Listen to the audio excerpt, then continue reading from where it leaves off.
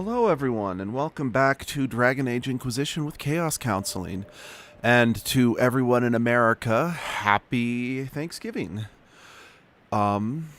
We are currently doing the Deep Roads DLC today, and my goal is to hopefully beat it completely. I genuinely don't remember how long this particular DLC takes, unfortunately. And that is partially due to the fact that because it's the Deep Roads, everything looks pretty samey, so I remember very little about it. But literally the only thing that we've done so far is we just dropped down into the Deep Roads, and an earthquake happened, and we met Shaperit. I forget her name. Just her. She's going to be kind of our travel buddy for this particular DLC. Now, well, I definitely remember this. Well, that's a lie. I do remember more about this. I remember more of the story beats of this DLC because this DLC does actually factor into the narrative of Veilguard. So that's the I was on the fence about whether or not I wanted to do one of you guys. I think this is actually the first time we've seen a troll in this game since Darkspawn really were not the focus in this game, unlike the last two. Don't quote me on that. I really don't remember. I really only seem to remember seeing Herlocks in the few Darkspawn encounters we've had.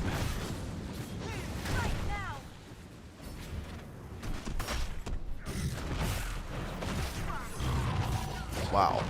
This thing's got a fuck ton of health. But yeah, unfortunately, while this DLC does directly tie into the story of the next one, it's, again, unfortunately, it is still set in the Deep Roads, and honestly, in both this game and Orzammar, the Deep Roads were always my least favorite place to explore. It's like, the Deep Roads weren't great in 2, but I don't know, outside of a handful of quests when you went back, you really only were in the Deep Roads for one story mission. And since the colors were so bright in 2, I remember them a little better.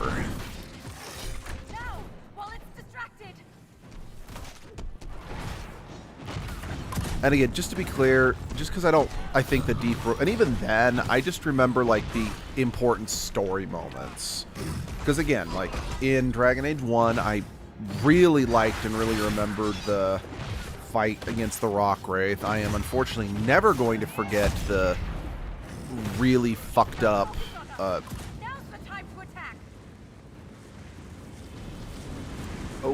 really fucked up, bit with the Brood Mother, but yeah, just because I remember those specific moments doesn't necessarily mean that I found the experience as a whole memorable, you know?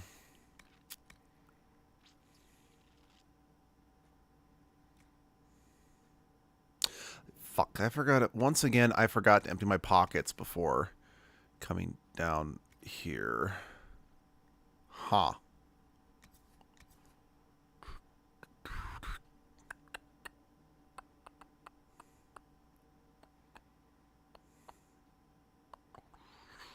So yeah, it's not better as a whole, but at the same time, that buff against I seriously forgot to put the Jada ham in my storage. I keep forgetting to do that. I went down there, like, specifically to drop that off in my chest, back at Skyhold, and then I think I did everything but that. Oh, jeez. I'm a dingleberries.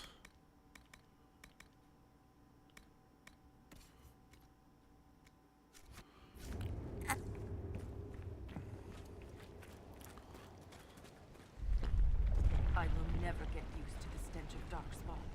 They corrupt everything, even the air. That's the broken seal ahead. It is worse than I thought. Camp time.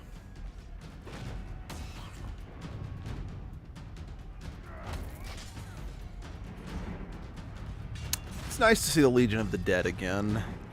Although I will say their armor is a little less distinct. And it's also nice to see Darkspawn in a cutscene, so we can actually get a better look at them, you know?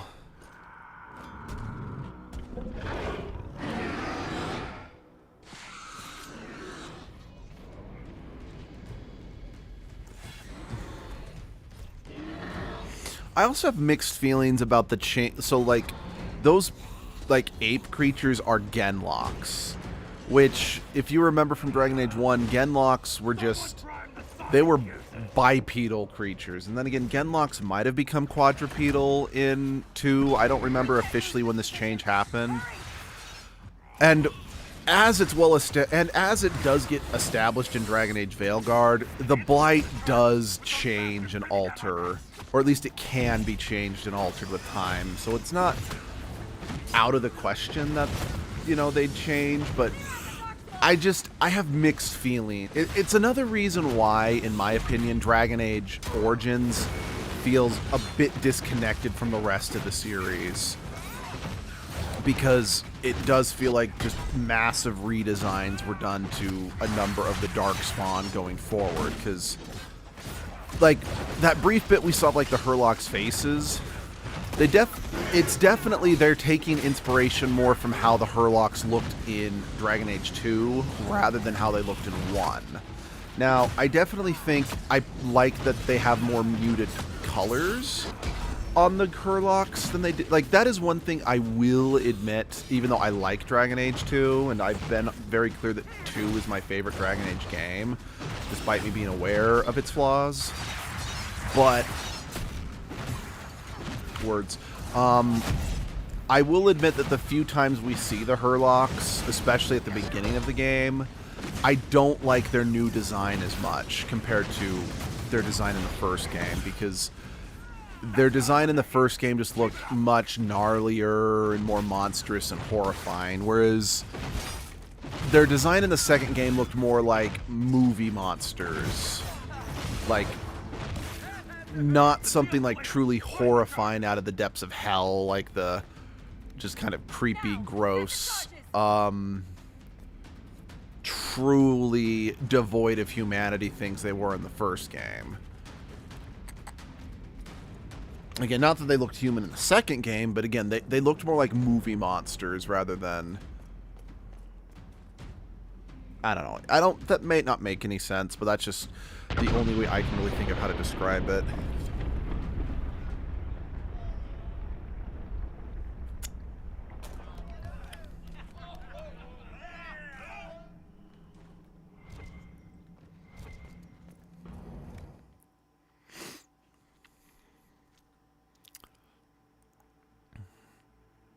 Also, ironically enough, despite Dragon Age Origins often being having a more muted color scheme or more simplistic designs, I do think the Legion of the Dead armor had a lot more personality in the first one than what these guys are wearing. Inquisitor, meet Lieutenant Wren, a veteran of the 5th Blight and one of the Legion's finest commanders. Yeah, is this the guy? I need to double check. Is this the guy in the first game?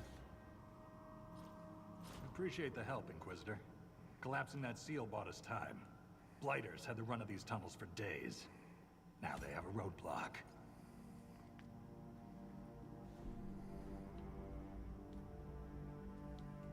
How many deep roads are there? How deep do they go? They'll take you from one side of Thetis to the other, if you have a death wish. The roads once Okay, no, he was not the... apart. He was not one of the Legionnaires we met in the first game. I have been exploring this region, reclaiming it, but the work is slow. Mark the map, fight an army. Mark the map, fall in a hole. And so on. I get the impression you two have known each other a while. Yeah. The Shaper had sent her to dig up some relics. Asked me to keep her out of trouble. That was 3 years ago.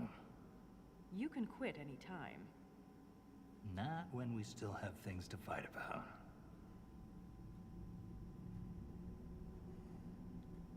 For such a small group, your people have held up well. The Quakes took a lot of us. Reinforcements will be slow to arrive.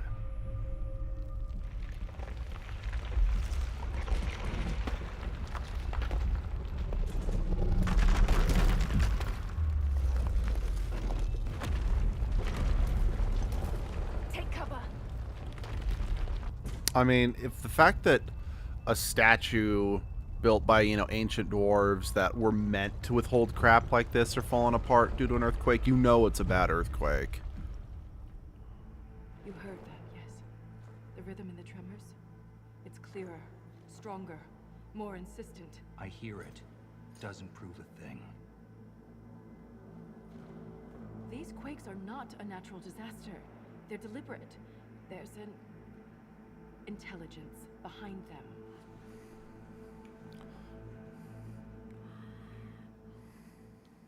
I don't think the Lieutenant agrees with you. Look, there is something strange causing the quakes. I'm just not sure what. I found an ancient text during an expedition with Ren last year. At the time, it was just a curiosity. But now... The text describes giant creatures, called Titans, living deep underground. They sing in the stone, shaping it. When these quakes began, I believe we heard that rhythm. I believe a Titan is causing all this destruction.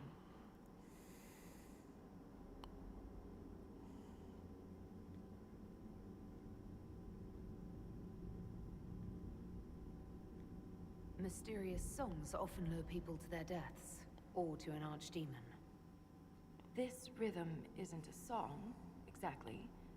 It sounds like air flowing through lungs. Air that can collapse a whole mine. A mystery worth investigating. All I heard was an earthquake. How is it you and Ren hear a rhythm? Our people have a strong connection to the stone. We feel it in a way topsiders cannot. Shapers have great stone sense. And Volta's better than most. She never gets lost. I've never heard of Titans before. What else can you tell me about them? The text I found predated the First Blight. Its pages had mostly rotted away. And there's no mention of the Titans in Orzamar's memories. Which tells you something.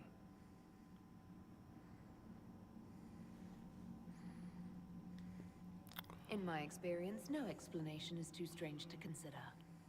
For all we know, that text you found was a bedtime story.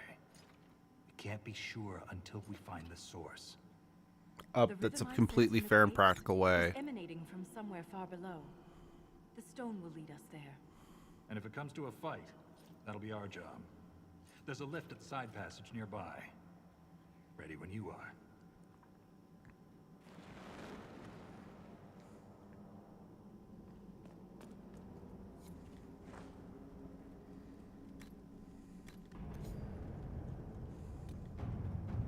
Yeah, there's kind of a war table here as well, which is kind of interesting, but also kind of annoying. Cool.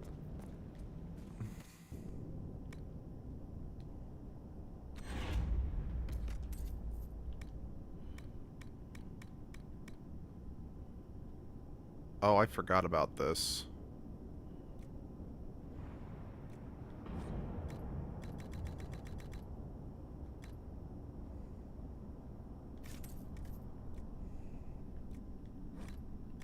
I totally forgot that this DLC added a shop where you can buy dragon goods. So that's good. That means I need to be a little less conservative and hoarding of my the dragon parts I have left.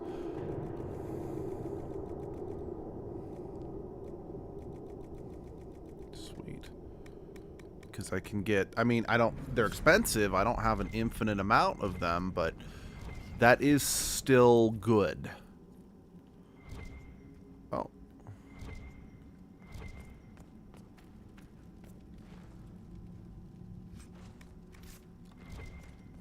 But I can actually modify them.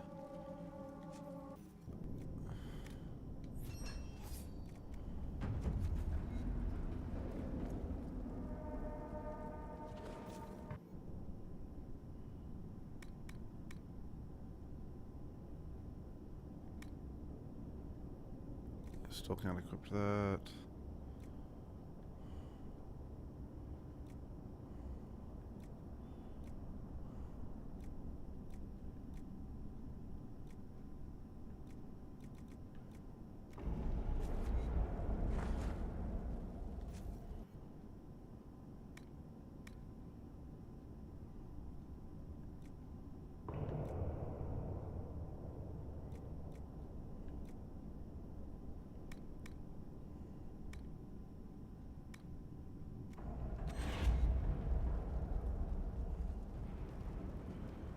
Potions.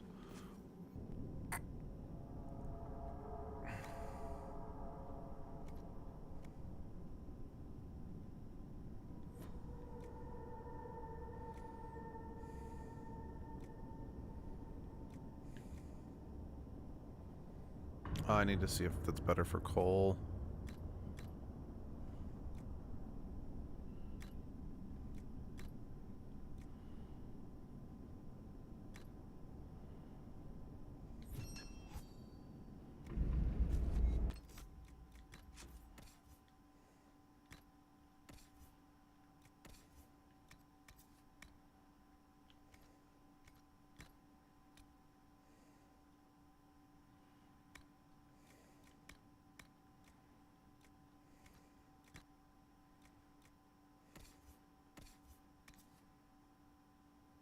Ah, so it's not even that good. So no one can equip that, basically.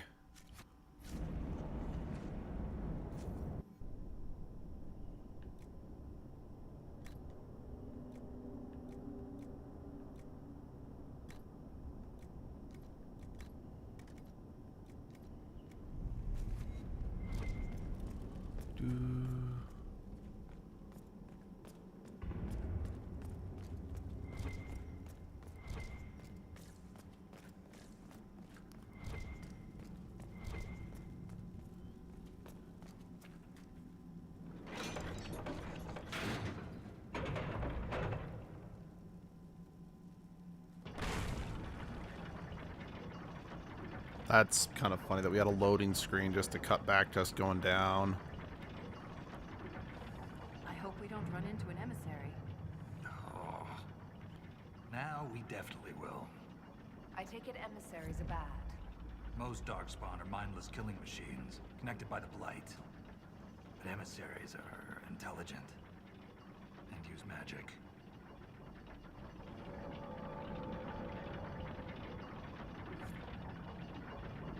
And I am genuinely sad that it seems like the developers completely forgot the Architect exists. Because especially in this game where Corypheus and the Architect are both, well, I don't know if it's ever like confirmed that the Architect was another member of the Tevinter Imperium who broke into the Golden City. But I believe that is the implication. If it's not, like, it might be outright confirmed. I don't remember if it is or not. But yeah, it would have been so perfect to bring the Architect back for this game. And hell, even the second game that, or not the second game, the fourth game that really does dive back into the Blight again in a way that it's like we learn what the Blight truly is, where, how it happened, why it happened, etc., etc., etc. Because yes, we do get confirmation. Well, I guess that's kind of a spoiler. I'm not gonna say that.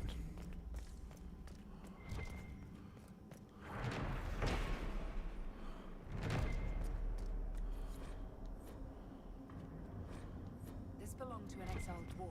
He was experimenting with raw lyrium.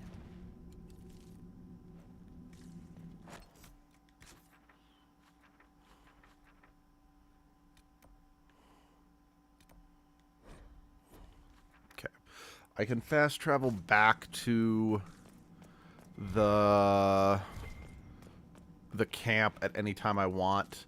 The problem is I can't always fast travel back to where I came from.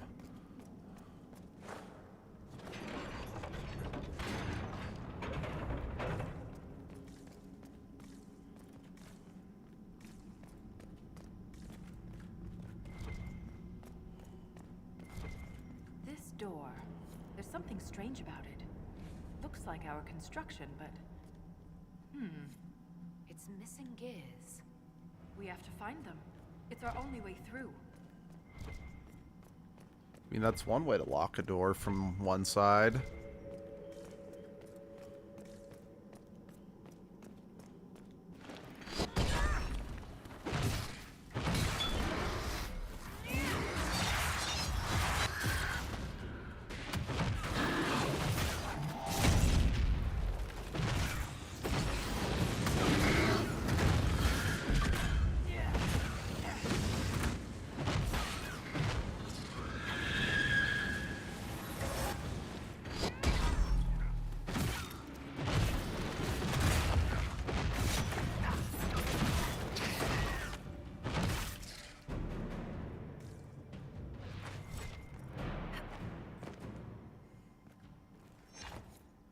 This gear is warm to the touch. Strange. I don't recognize that metal. But we should Okay, I only can need turn one it off.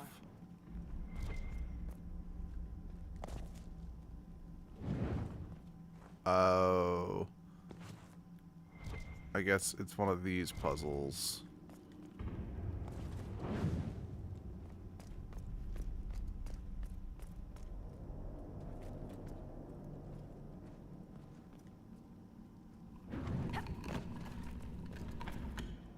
Oh. Huh.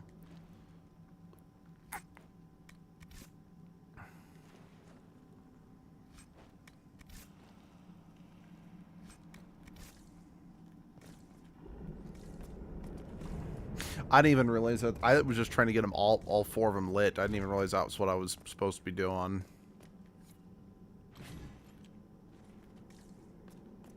We have enough of these odd gears.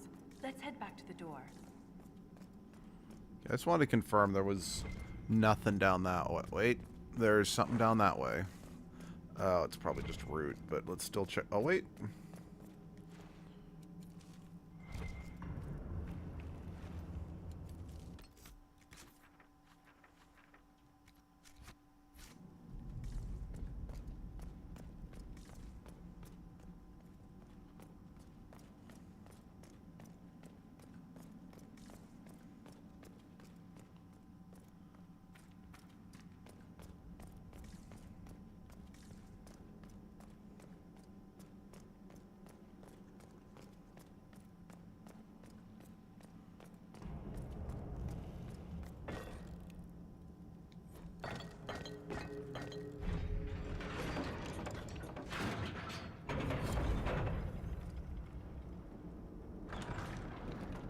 It's open. Keep any gears we find. We may need more. And if we...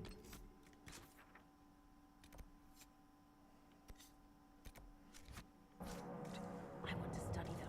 Whatever they're made of wasn't mine down here.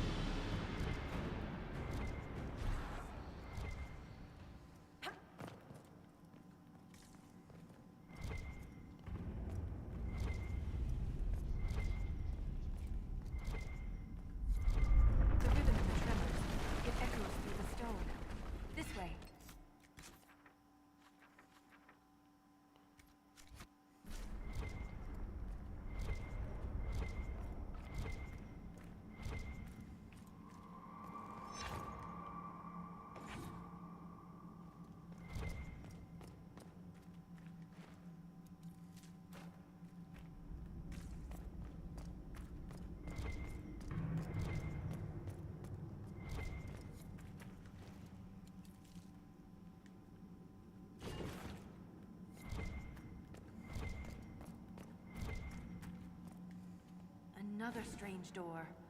Who put these here? And why? This one uses a different kind of gear from the others. We don't have to open it. My stone sense leads the other way. Though I am curious to see the other side. You always are. That scar on your nose is new. Yeah. Fell out of bed. You sleep on the ground. Surprised me too.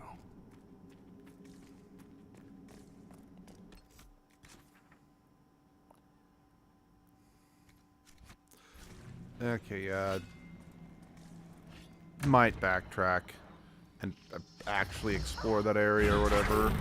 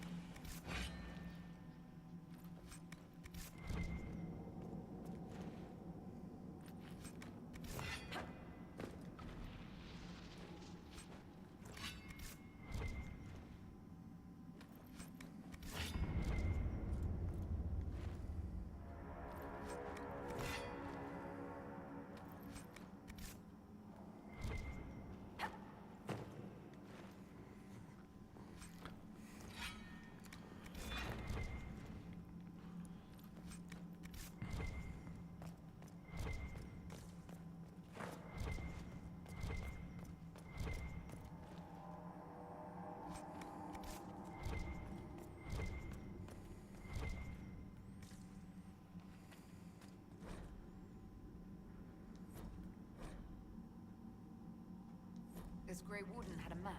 Could be important.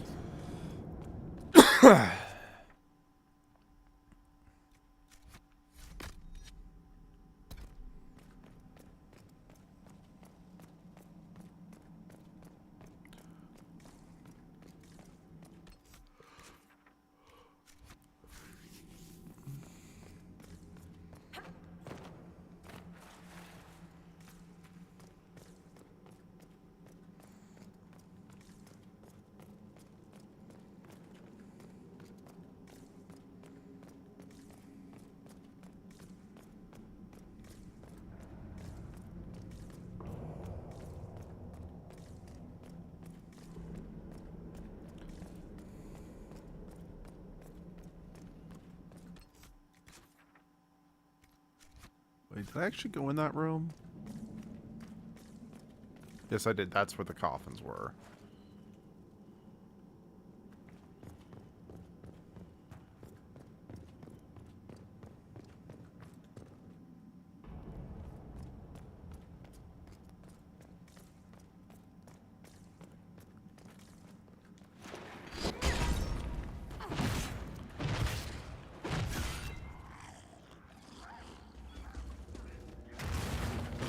Yeah, I should have just gone with my gut and just went forward. It's like a storage room. Think. Oh no, it does carry on. A little bit at least.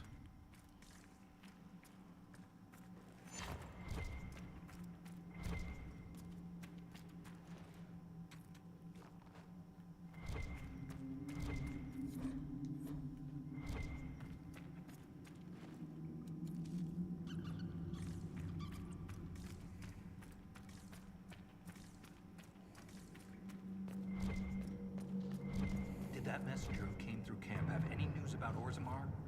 The food shortage. More riots. There's unrest from Dust Town to the Diamond Quarters. About the Deep Lords going hungry. I made sure your mother and brother are safe. That wasn't necessary. You're welcome.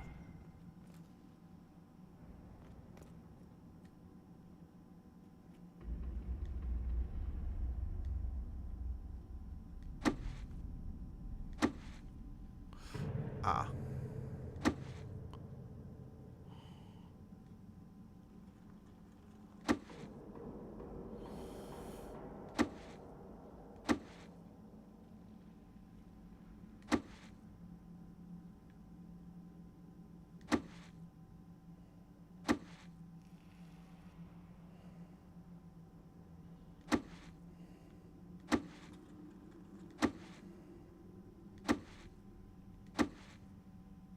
Ah.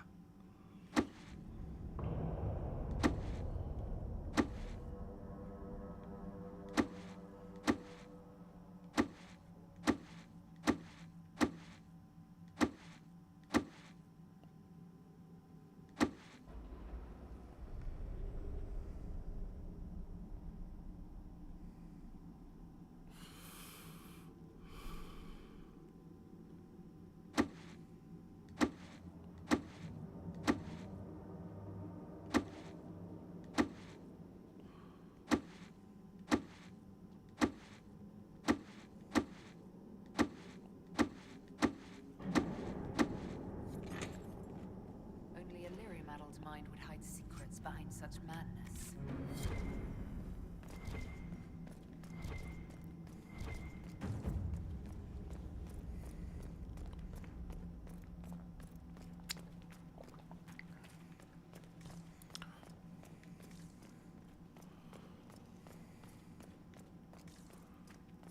Ugh. Alright, is it this way? Yeah, it's this way.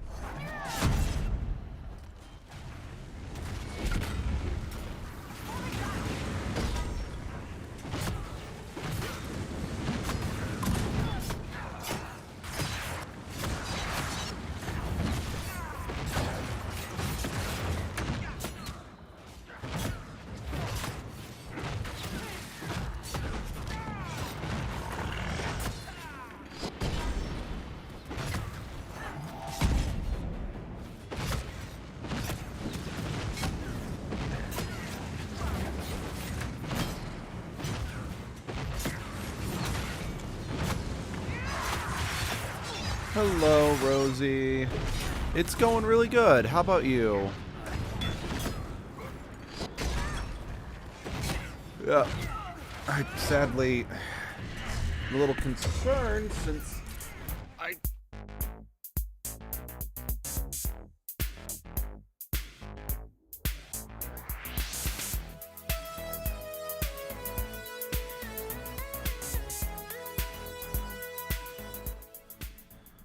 How long is it?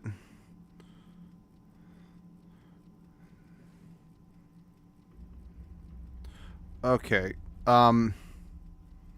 Okay, good. That didn't happen long. I must have accidentally hit the mouse. That accidentally switched it back to stream will begin shortly, but it doesn't look like it was more than just a really short period of time. I'm actually really glad you popped in, Rosie, when you did, because that's what caused me to realize that I had accidentally turned the stream back to starting shortly. So we didn't miss much. We didn't miss much. But yeah. Okay. Cool. Yeah, that was literally just an accident because I guess I'd left the mouse cursor over the change the feed button on the computer, and I must have just accidentally bumped the mouse without realizing it. But yeah, it's only a little bit. But yeah, anyway, we're doing... But yeah, what's the word I'm looking for? I'm doing okay. I'm a little concerned because I woke up early and I couldn't get back to sleep, which it's like, oh shit. Is my body getting accustomed to my sleeping medication? And am I going back to having the sleeping problems that I've been dealing with for the past couple months? I hope not. I hope not. I'm hoping it really was just more, I'm so close to beating Inquisition that part of me is like, I want to be able to get in as much time streaming as I can, if you know what I mean. But we'll see. Because, yeah, I'm so close to beating this game. And we've still got a fuck ton left to do for Persona 3 with Edgelord. But we're almost to the point where Abby and I agreed. It's like, okay, let's post the next Edgelord poll because, let's see, I woke up supremely early as well. Well, my sleep schedule's always all over the place because I work nights. Yeah, I used to work nights too. I know what that's like. And earlier this year, I had to work one single overnight shift, and that messed up my sleep schedule for a couple days, honestly.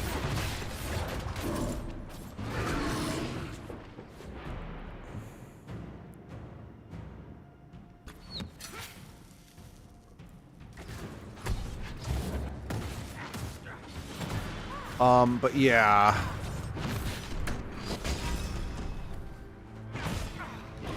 So yeah, I'm just very much like, I want to get as far through this game, and it's because, for the record, I adore this game.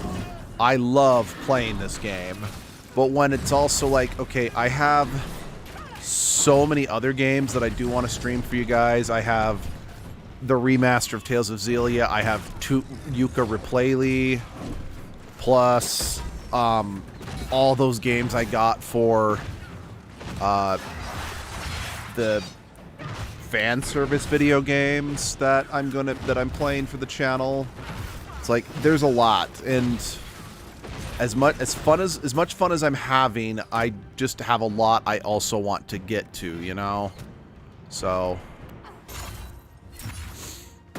I am happy that we are getting close to the end, you know. Well, I'm happy, I'm sad.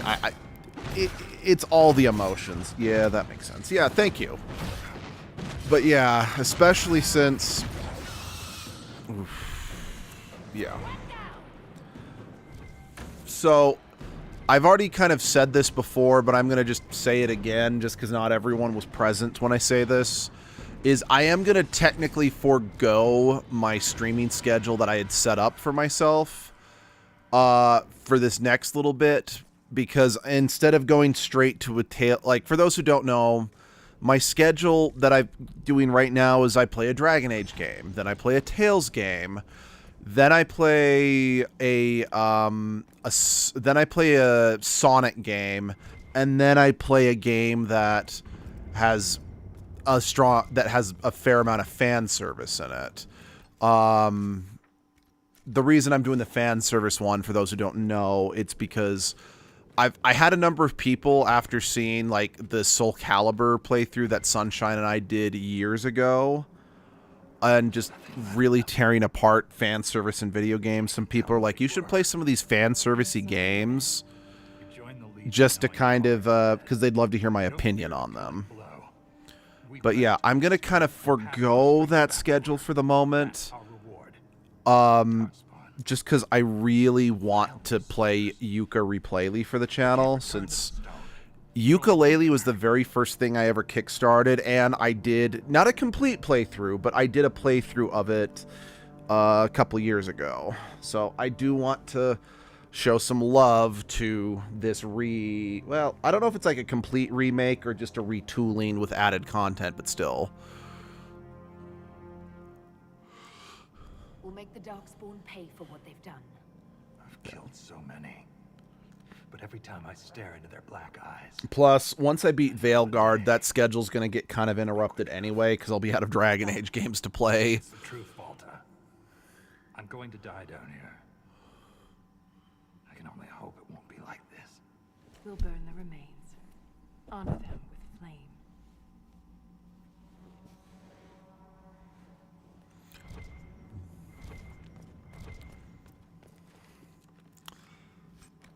So, something I'm really surprised about, speaking of the Tales games and the Tales of Xillia remaster, they just announced the next game that's getting remastered. And it's Tales of Berseria of all games. I don't get it. Because, like, don't get me wrong, Tales of Berseria is awesome. It is, in my opinion, the best Tales game. And it's a game that I want more people to experience because it's just that good.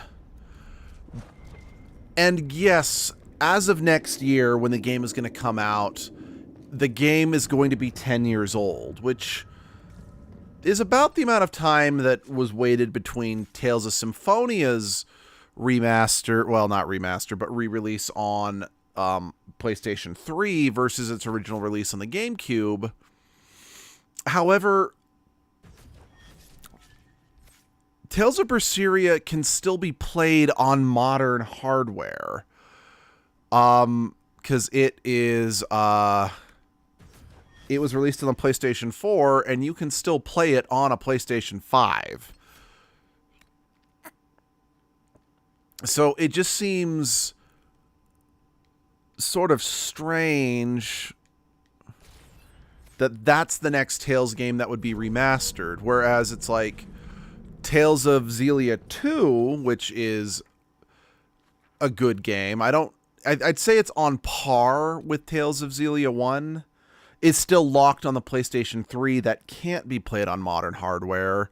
Or then there's Tales of Destiny, you know, a PlayStation 1 era game that I've always wanted to play, but have never been able to, simply due to the fact that it is locked on old hardware.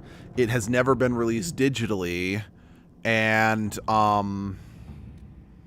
if I wanted to get a physical copy to play it that way, it runs for like hundreds of dollars. So it's like I appreciate that they are going out of their way to remaster games, especially good ones, but it's like I would have preferred a remaster of Tales of Destiny. Like I said, I would have preferred or Tales of the Abyss. Tales of the Abyss, admittedly, is one that I have a very hot take on, despite the fact that it's one of the most beloved Tales games. I don't like it very much. I don't think it's bad. I just don't like it very much. And I would love to be able to stream that one for you guys, just so I can kind of show what my beef is with the game, and or hell, maybe have a chance to reevaluate it. Because if any of you guys tuned in for my Tales of Vesperia playthrough, aka Luke streams his least favorite game of all time, I had to make some concessions that some of my initial complaints about the game weren't valid. We need to work on your stories, Grizzly. Like, I actually admitted, I'm like, okay, these parts of the game actually are good. I was oh, right, this was a dead end. It's like, I was being too harsh on the game in some aspects. And yeah, I ended up finding a stronger appreciation for Tales of Vesperia than I had initially. Now, that being said, I did ultimately still conclude at the end of that live stream series that I thought Tales of Vesperia still kind of sucked. And I do not agree with the people who lump all the praise that it gets. I still think the main character sucks. The story is completely misguided and misses the point. And yeah, but again, I appreciated the gameplay a lot more than I did before. I appreciated the world and the aesthetics a lot more.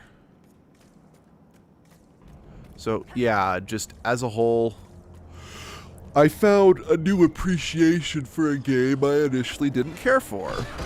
And again, that was partially because since I was live streaming it, as I found, I tend to be more critical of games when I live stream, or at least because I'm like, okay, I'm putting it on for an audience, and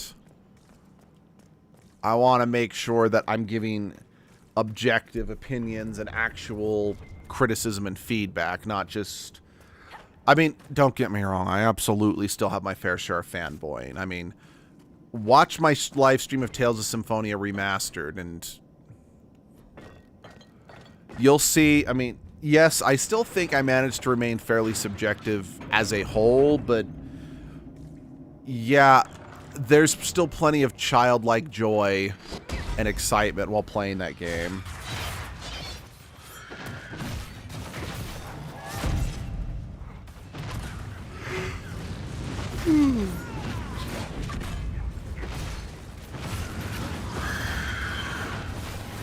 But yeah, because as of right now, Tales of the Abyss is locked on 3DS for its remake and PlayStation 2. And I absolutely have the 3DS remake. That's how I experienced it for the first time. Or maybe not remake, but re-release, whatever. But I don't have the ability to stream 3DS games, and I haven't had... And as a whole, I don't like using emulation for streaming, just due to, like, emulation for, like, personal, private playthroughs or whatever. I don't really have an issue with that, especially if, like, game preservation's not as good as it could be. Like, I'm just going to say it right now. If you can emulate Tales of the Abyss, and especially, like, Tales of Destiny, Tales of Eternia, and just all these other Tales games that just, they will not re-release, please do not drop hundreds of dollars to get a actual, like, old PlayStation 1 copy of the game. Just emulate it. Like, if you want to get it just for the sake of having it for a collection, I get that. I mean, I dropped the decent amount of scratch to get hands on a physical copy of Bug Fables, just because that's a game I like so much. I wanted to have a physical copy of it in my collection. So again, I ain't judging if you want a physical copy, but if you just want to play it and you don't have that much of a connection to the game, just emulate it. But because this is still for a YouTube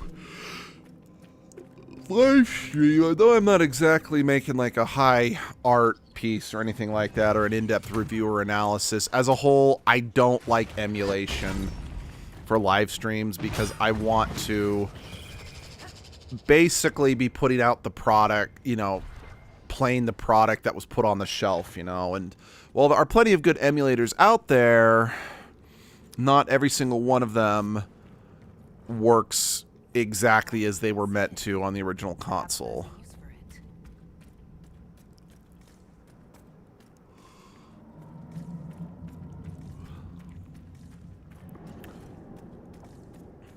Because, like, I feel our Phoenix right. So, for those who are... we, about, again, 10 years ago, geez, we did a Let's Play of the Phoenix Wright series because even though they came out in the early 2000s, they were set in 2015. At least the first one was. They're kind of go over the course of the next couple of years. And and simultaneously, Apollo Justice was set in like 2026, I think. So we thought it would be fun to actually play the Phoenix Wright games as they happened in real life. And at first, because they were originally Game Boy games, or Game Boy Advance games that were re-released on the DS, and we only got the DS version here in America. The Game Boy Advance versions, I think, were Japanese exclusive. How do I get down there?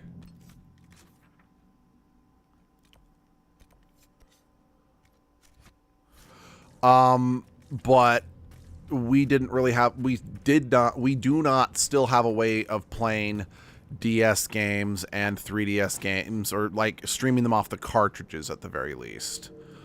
Well, oh shit.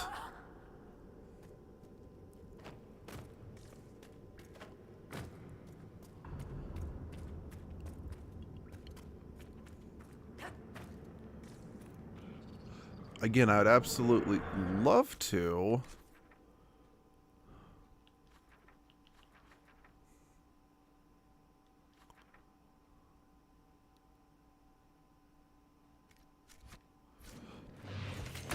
So we tried emulating the first game, and it worked fine, but it gave us actually a pretty substantial amount of problems. But we were thankfully able to find that they were available digitally, and we were able to purchase them off the Wii store back when that was still up and about, and we played them that way.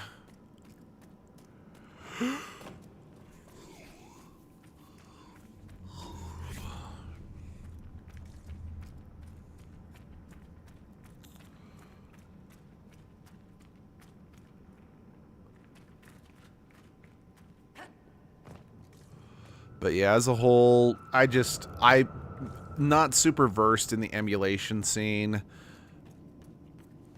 so don't really play them because of that. There was, let's see, the problematic channel member who shall not be named or whatever.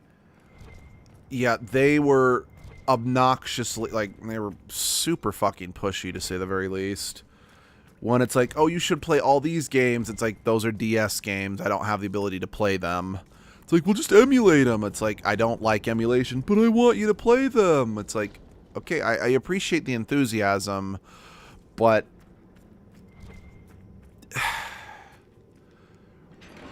like, if it was saying, it's like, oh, I don't have the ability to stream it, they said, oh, there's emulation, that's fine. That's not where the issue is. I want to be very clear.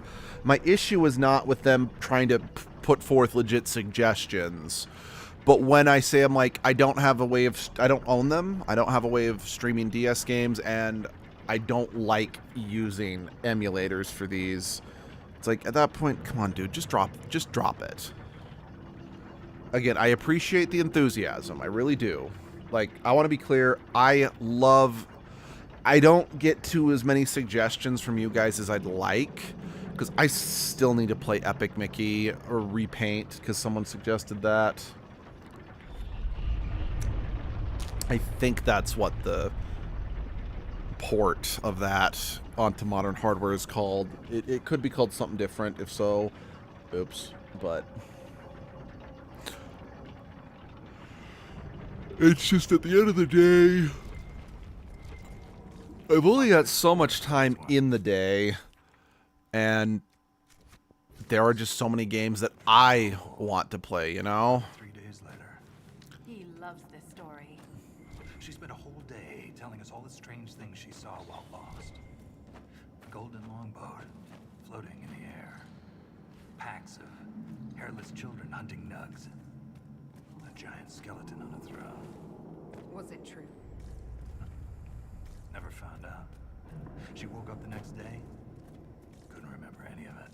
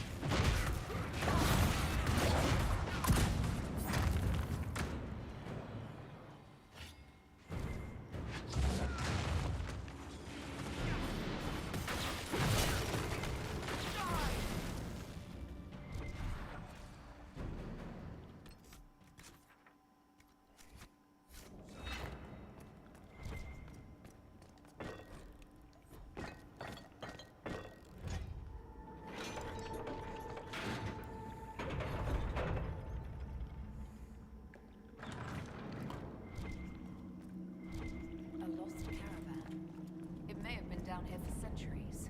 I wonder if anything's left. These goods are amazingly well preserved.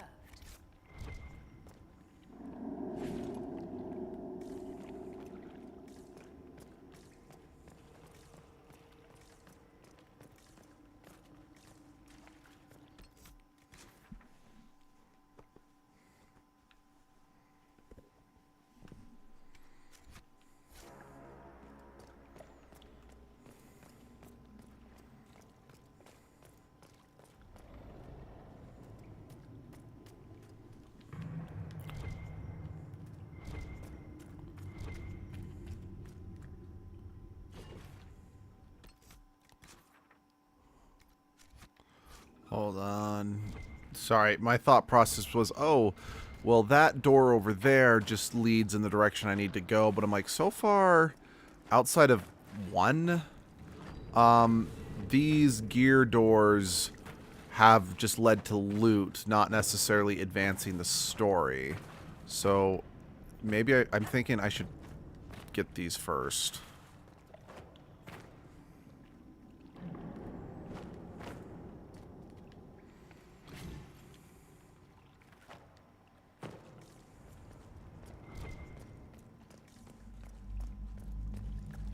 Have a look at this.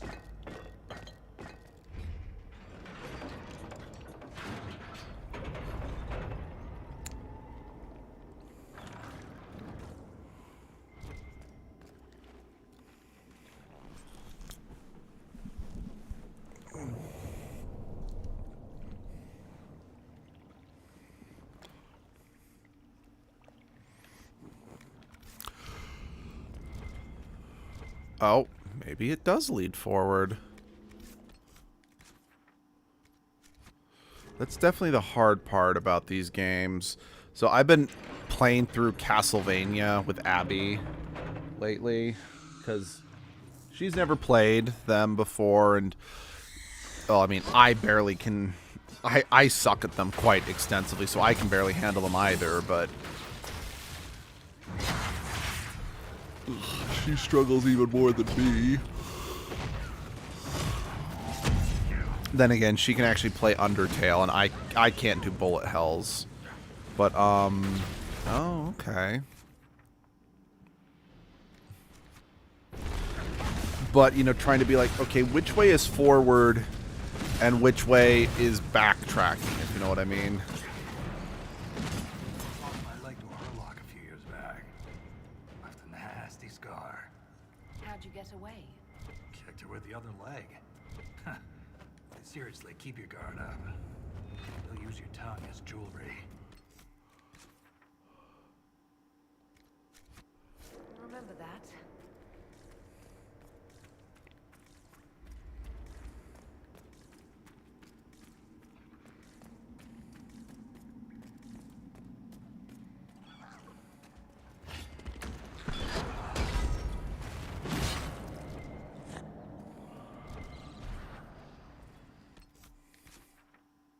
Oh, guess I didn't need to actually open that door. It was just like, I don't know, a shortcut?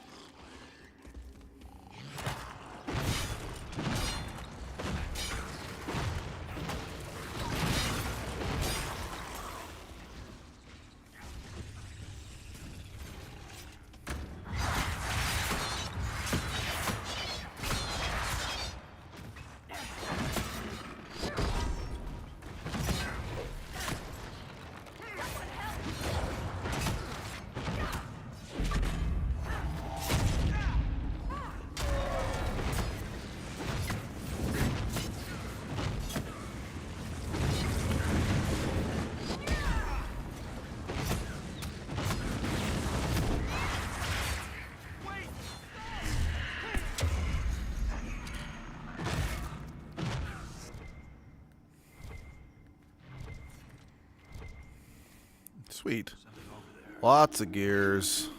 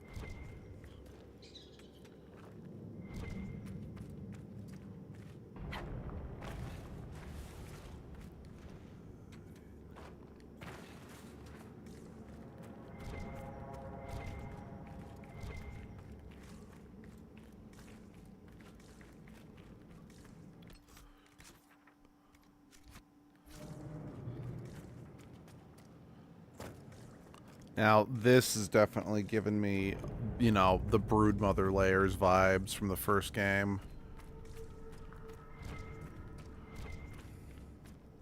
I heard the hero of Ferelden came down here during the Blight.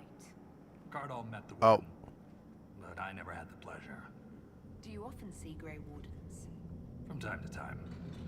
They're a good bunch. Tough in a fight. Oh. Fearless.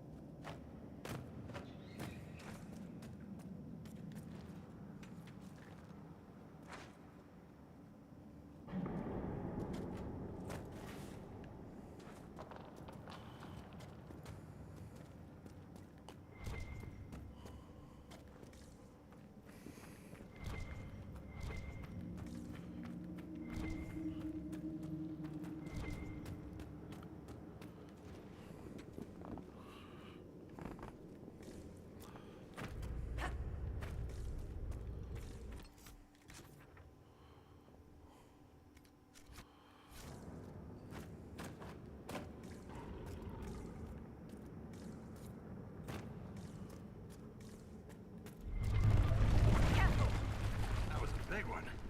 We need to go deeper. Only way down from here is falling. Not keen on that. I'd also like to avoid falling if we're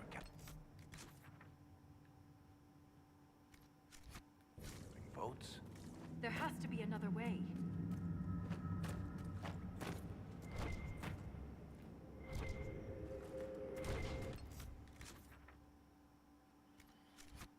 Hold on.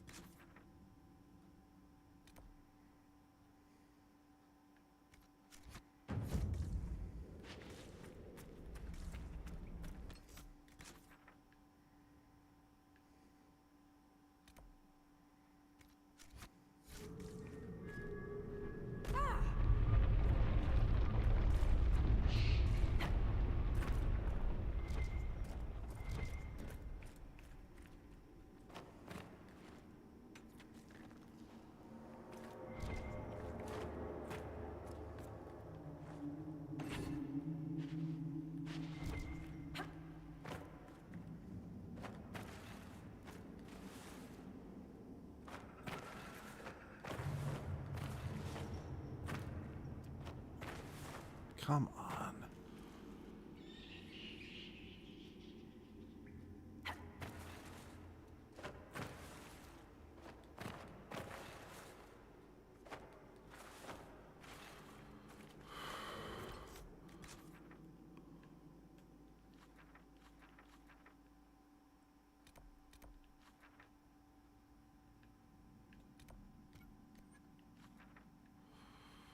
Yep.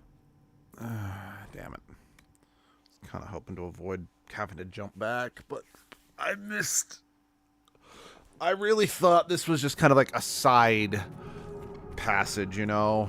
And but yeah, it's like I missed stuff, and I don't want to miss stuff.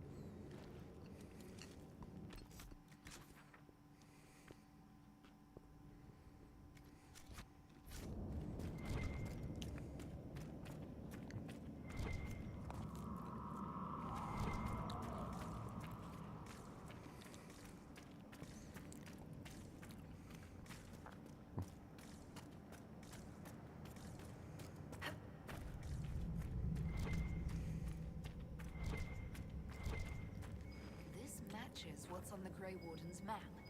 Time to look around.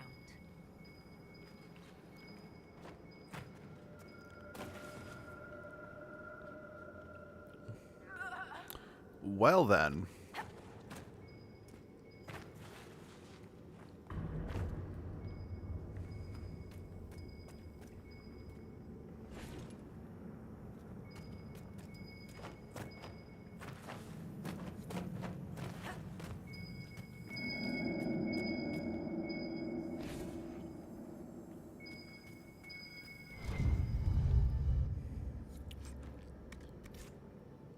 Well, of course it is.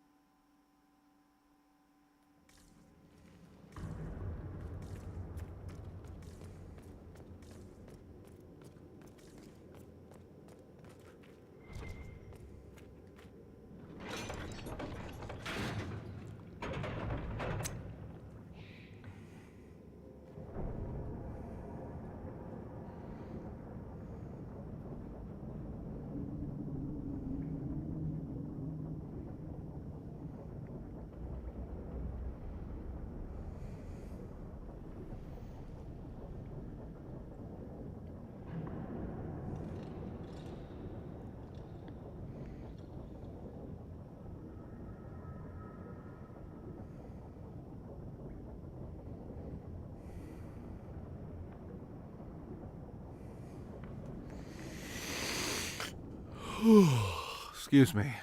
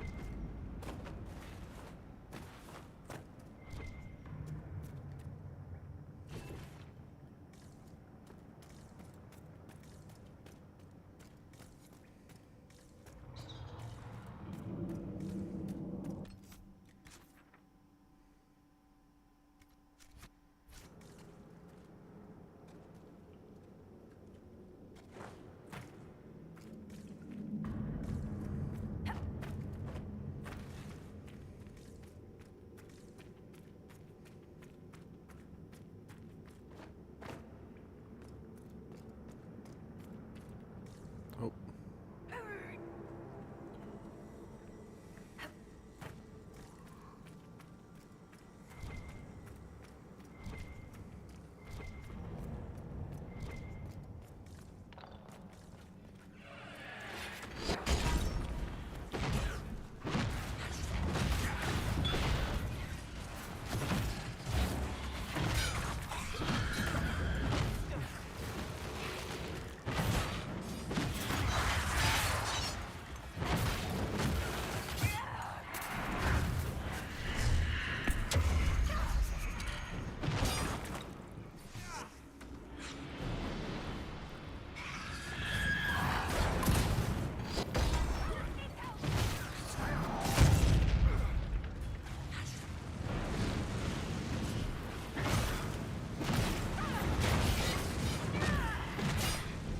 You know, I swear the AI in this playthrough are smarter than they once were, because I feel like they've been going for the mages a lot more in this playthrough. That, or maybe Solus, the mage's AI, is just dumber than in previous playthroughs, because, like, Solus in particular, Well, no, it was Solus and Dorian when I used them both in a fight against a dragon, but point is that the mages have been dropping a lot easier in this playthrough than they have in some of my past playthroughs. Like I said, I don't know if it's just that the enemy AI is getting dumber or is getting better, the companion's AI is getting dumber, or if maybe there's just I just have a bad build for Solus and I just don't realize it.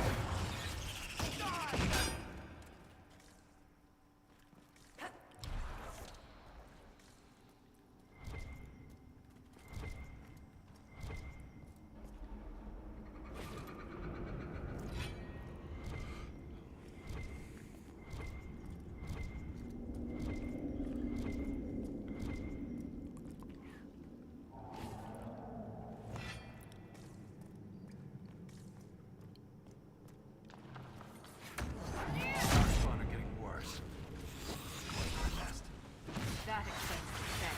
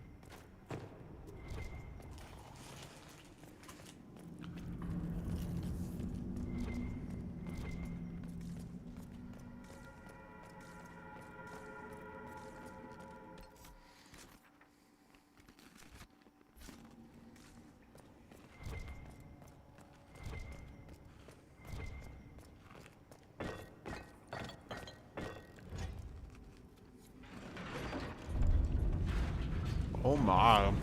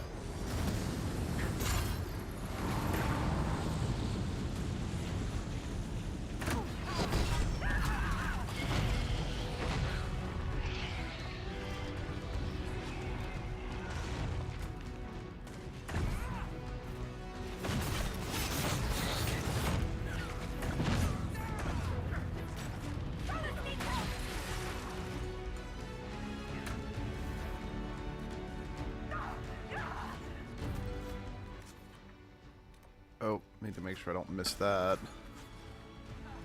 But I won't be able to interact with it until after I kill the enemies.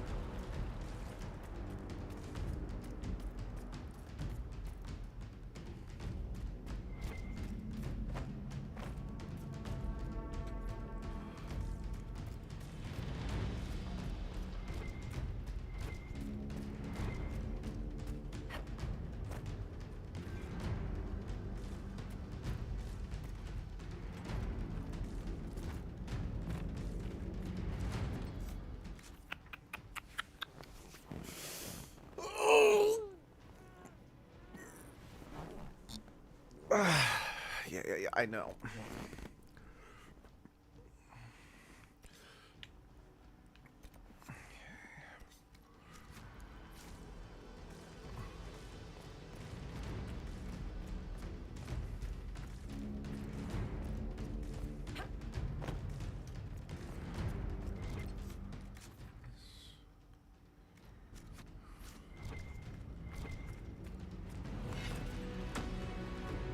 Wait a second.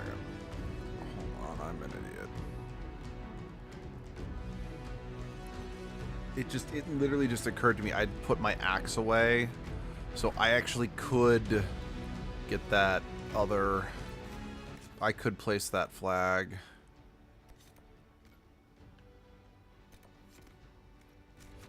Also, Genlock Alphas are over this way, so...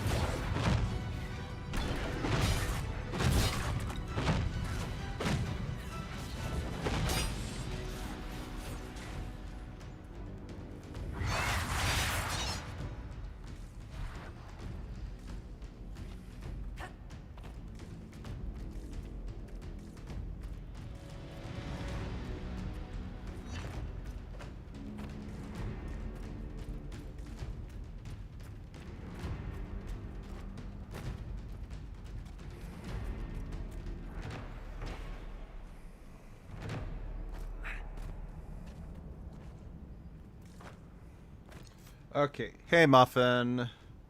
Pup. Hey, how's it going? Yeah, hold on. Give me 1 second. I was going to try to not drink any caffeine with today's stream and just drink water, but my brain is getting cloudy. I need some caffeine.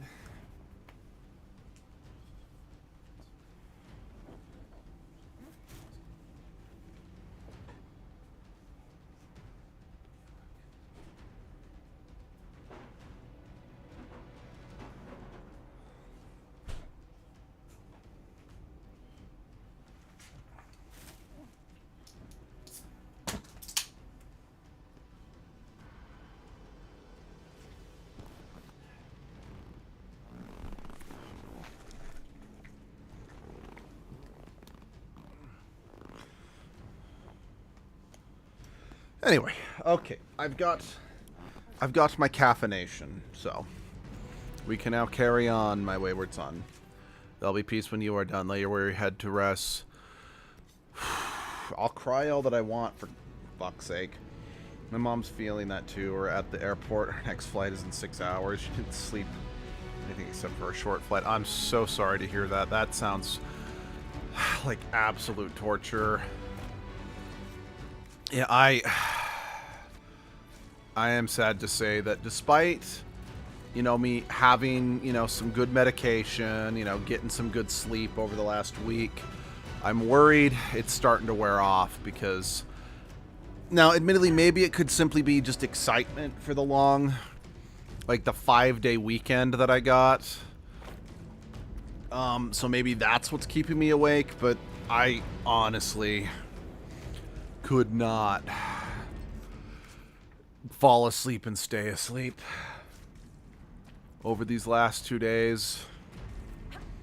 And it was extra worse today because I'm like, it's 3 a.m. and I can't get back to sleep, so might as well go because I want to try and I want to completely beat the Deep Roads DLC today if possible. I don't know if it's going to be possible, but I want to try. And I don't think I'll have time to, beat the game, but maybe at the very least do the quest to get the power we need to take on Corypheus's dragon. That'd be nice.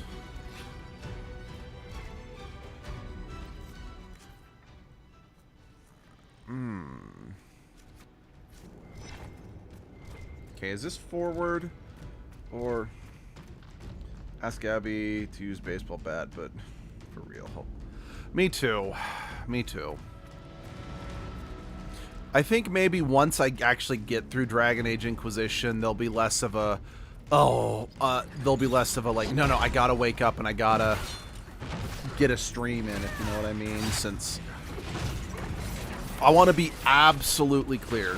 I adore this game, but it is a long one, and it is one that I'm pretty familiar with, so there is kind of that sense of I'm enjoying this, but I also want to get through it so I can get on to other stuff that I have on the back burner. And I think, unfortunately, for better or for worse, since I actually do kind of have a dedicated schedule now, I think that is a downside about me setting up this schedule for streaming, is that because I have a dedicated schedule, I'm like, okay, I need to make sure that I get through all of these in a timely manner because I want to, because I want to stream more stuff, you know?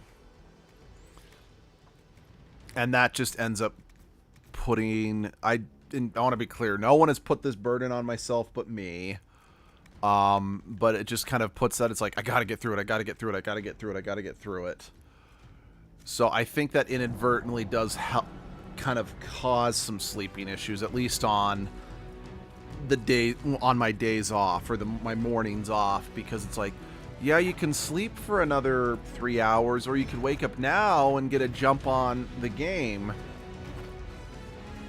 I know, it's very unhealthy, but honestly, I doubt it, Muffin, but I know you were watching the channel at this point, but you didn't by chance see the Sonic Forces live stream that I did, where I literally was sleepwalking. Like, it was only about 30 to 40 minutes long, but I am not joking when I say, and for those who aren't aware, it's the second Sonic Forces Edgelord stream. I was literally sleepwalking that stream because this was when I was still working at my absolutely fuck-awful hospital job. At least I'm pretty sure that was still the case. I'm 99.9% sure that was the case. But I was, like, I actually had a Sunday off. Let's see, hold on. I feel the same. I love Ninjago, but watching all 18 seasons is a chore. I also now made 100% of my own interpretation of the canon. Yep. Yeah. No, I get you. Because, again, I don't find this game to be a chore as a whole, unless, like, that's a lie. I love this game, but when I tried playing it back-to-back, I did find the game a chore in the second playthrough. And that's just because the game is so long. It's like, I need a break in between playing it. But, I don't find this game a chore, again, provided I give myself enough time in between playthroughs. When I'm streaming it for you guys and I want to show you guys a lot of stuff I'm passionate about, you do start to notice the length pile up a bit, you know? That's why I'm still not going to take it off the list, but I am also a little scared of if Xenoblade Chronicles X ever wins for Edgelord. Because I think just like, and I didn't even do like any of the post-game stuff because I was kind of burnt out by the time I beat the game. But by the time I beat Xenoblade Chronicles X Definitive Edition, it took me like 120 hours to beat. And yes, I know you can just say, well, just do the main stuff, don't do the side content. The problem is the way the game's kind of designed and the way the difficulty's balanced, you kind of don't outright have that choice. Because, like, let's take Dragon Age here. You could technically ignore every quote-unquote side quest and just do the main quests. And you could feasibly beat the game. It just, you would miss out on a lot of the best loot, a lot of the best character moments. You wouldn't get the full experience that you were meant to from playing Dragon Age. But in Xenoblade Chronicles X Definitive Edition, it's like, you can't just stick to the main story because you will be so underleveled, you will not be able to beat any of the boss fights.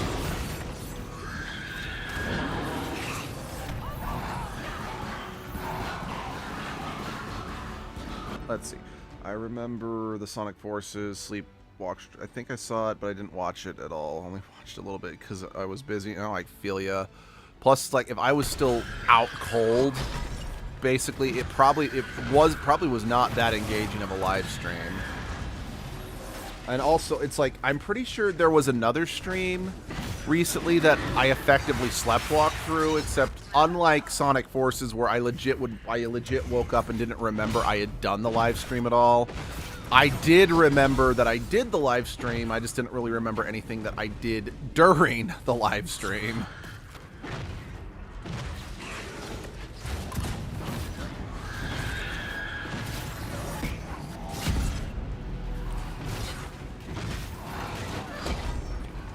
Because, I mean, you know, on top of still wanting to, you know, get to other Sonic games, you know, just get to the other games I have scheduled, it's like, there's still plenty of Mega Man games I want to do for the channel. Well, at least the Zero games and maybe X Command Mission. There are,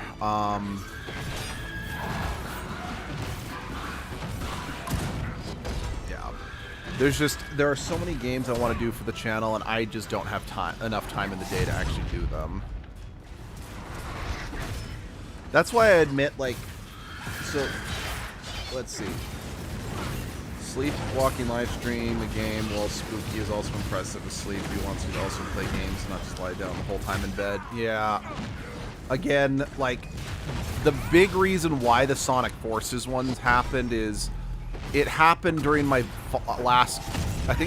it happened during my final year working at my awful hospital job. that did not respect me, did not value me, did not treat me well, and they're like, yeah, but we gave you gift cards. I'm like, yeah, but that doesn't mean you treated me well. You threw like a $20 gift card at me occasionally to try to shut me up and to trick me into thinking that you weren't taking advantage of me. Mage. So because I had just had no time for anything, I was like, okay, I've got to wake up as soon as I can the next day to do this live stream, which basically resulted in me, fixating it, when I was actually trying to sleep, I was fixated on just trying to remember, wake up, do the live stream immediately, and try to get as much done as possible. That literally, while I was trying to fall asleep, or, I woke up, like, while I was sleeping, my brain was still fixated on that, so at, like, 2 in the morning, because I couldn't fall into deep sleep, I got up, set up the whole damn thing, and did about a 45-minute live stream until I was tired enough to fall asleep. Yeah, it was nuts. I remember the hospital job you were quite unhappy about it, but yeah, no, that sums it up perfectly. Like, I don't know what it's like in other countries, but if you live in the U.S., do yourself a favor and don't work in a hospital. This, Ren. It's ancient. Maybe 1,000 years old. Any idea who built it or why? Especially since things actually got worse after COVID. According to the memories, the mine was destroyed by some unexplained disaster. Like, you think, The miners must have used this lift after a major pandemic, But where? hospitals would learn and If there is a titan causing find new ways to be more efficient in the event of a crisis, but at least here in America, pages are mostly ruined. the fact that there was now a limited number of people that could be in the hospital at any given time Our kingdom because of social distancing, the hospital's like, hey, we saved a lot of money during this time period because we can only have so many patients, which meant we didn't have to pay so much money to keep the hospital fully staffed.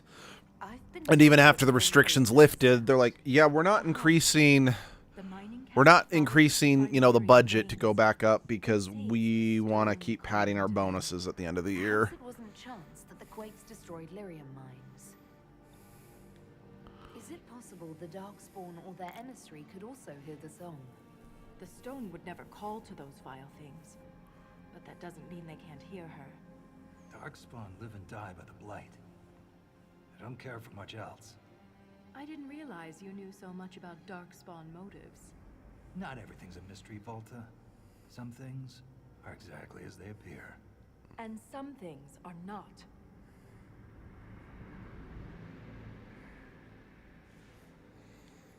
If similar quakes happened then, the people who lived here may have found a way to stop them.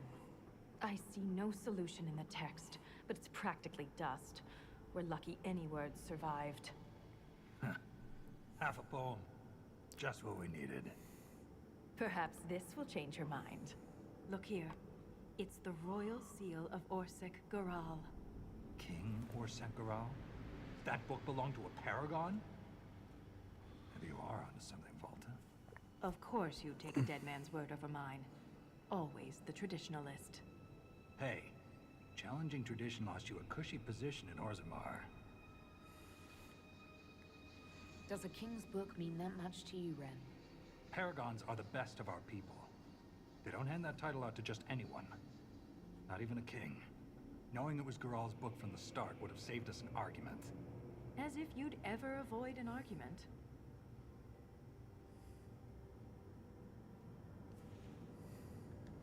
What does he mean you lost your position?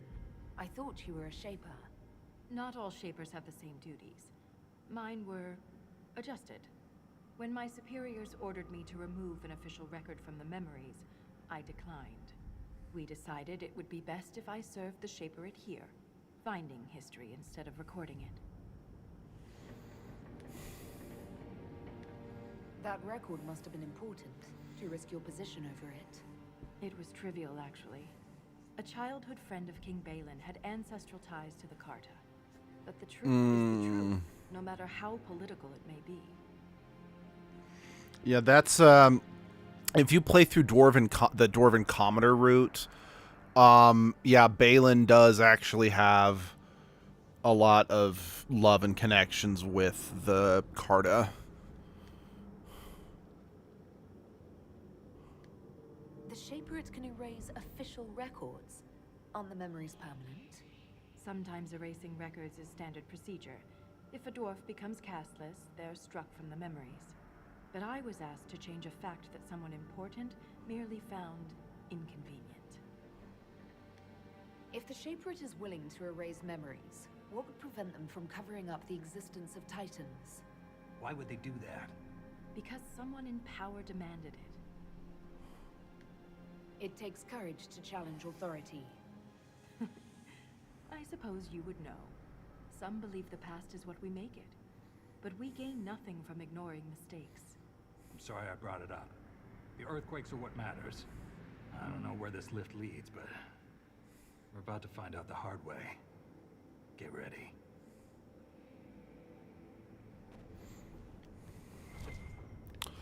Let's see. There's no war table here, is there? The way you brought down that emissary, Inquisitor? A thing of beauty. No, but I've now got a place I can... Oh. I've now got a place I can fast travel back to, so... Nope, not what I meant. We can go back and do that operation now.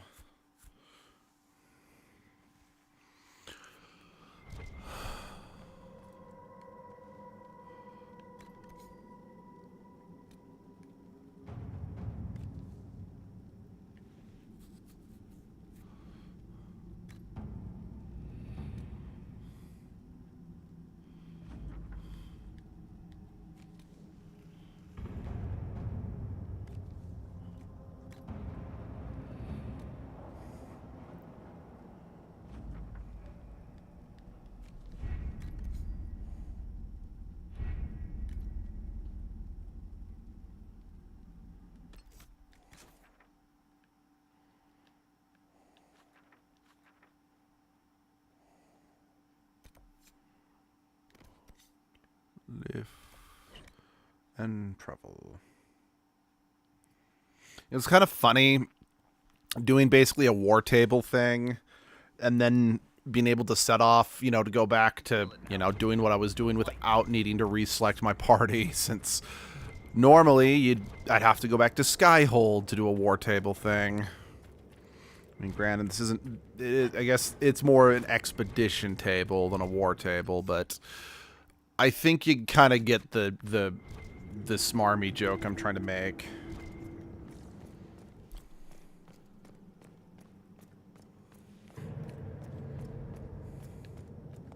Did I actually stick my head in here? Oh, no, because I can't stick my head in there.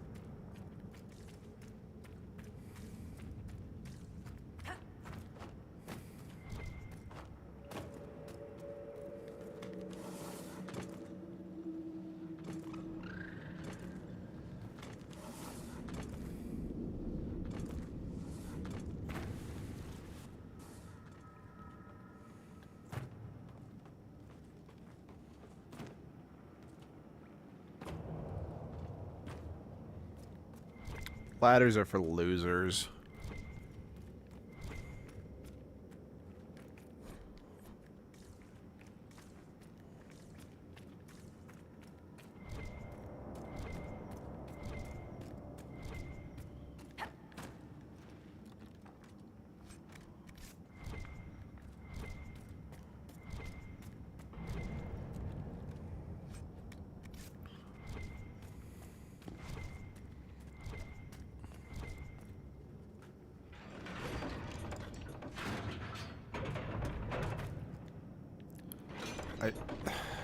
fine.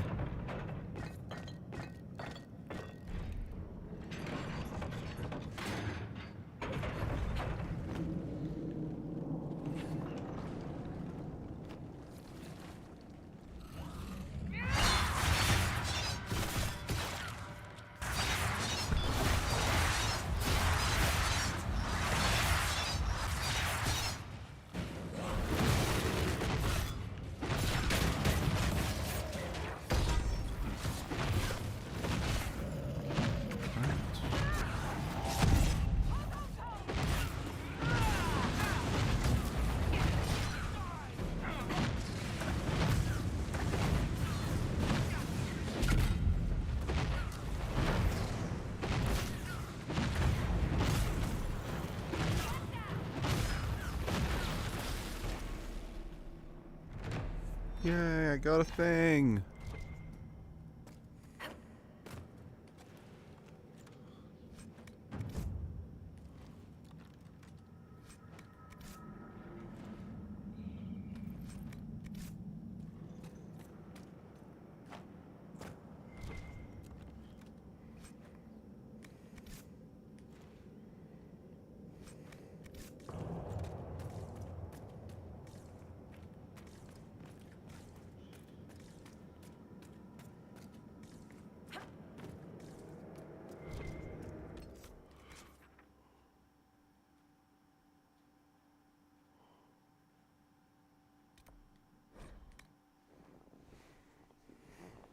I can feel it now. The blight. Spreading. Yes. It's gonna hurt. I mean, yeah. That's like not even up for debate. Like, it's known that the blight hurts if you catch it.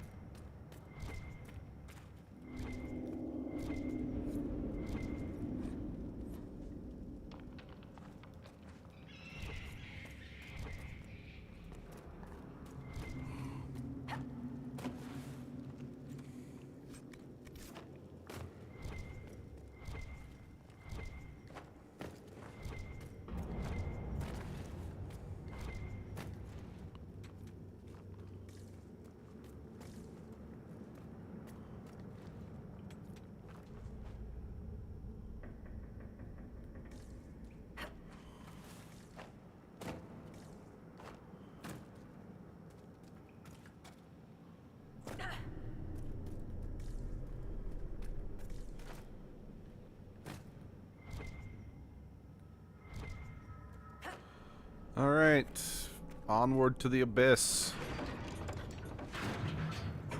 Shot of caffeine.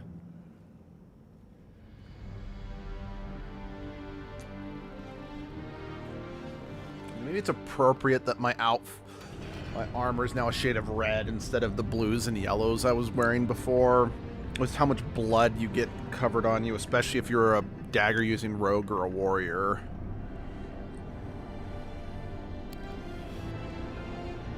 Never mind the fact that we seemingly are able to see, despite the fact that we're underground, descending into the darkness. Darkness. Hey Muffin, guess what? It's darkness.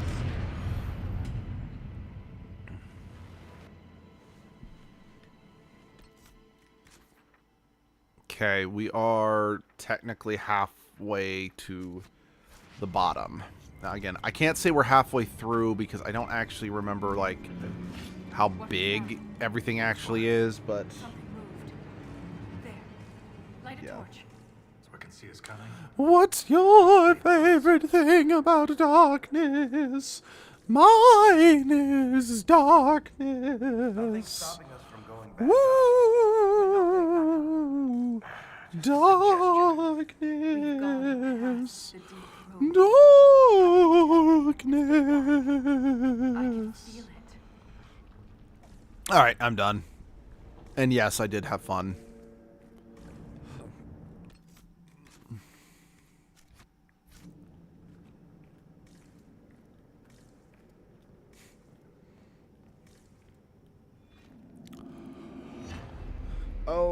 this scene.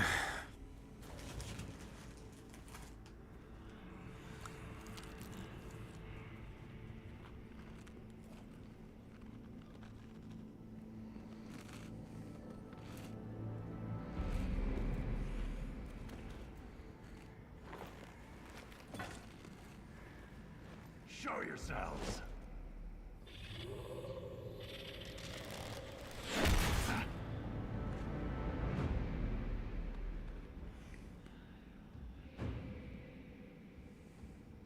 Ren! Rip, bro.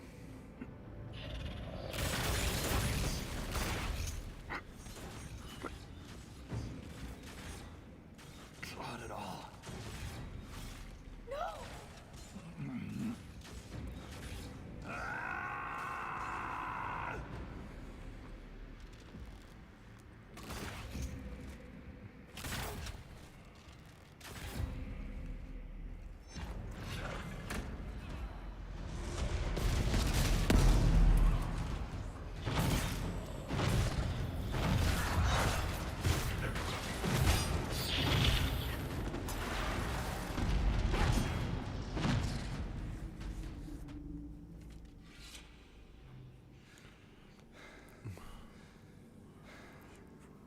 Jeez, he kept going with a hole through his entire body? That is damned impressive.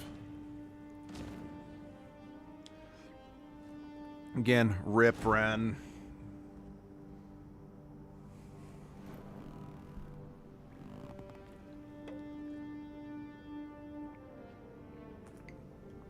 You deserved better.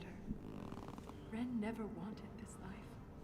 He was a cobbler, a good one. He joined the Legion to pay his father's debts. It kept his mother and brother from losing their caste. The poor and desperate here often sacrifice themselves for their family's future. It's part of the reason why Orzammar's culture is so fucked. And why, well, it's why caste system in generals are fucked. Ren was a good man. We'll honor his sacrifice. He always seemed indestructible. The armor on these warriors. There's lyrium woven directly into the metal, and it's bonded to their skin. Impossible to remove, but I know what we'd find underneath.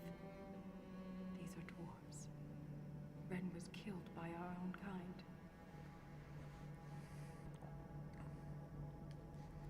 If they're fellow dwarves, why did they fight us? They never spoke a word. No warning, no demands, just violence.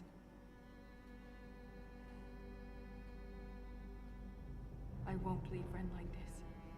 We must return him to the stone.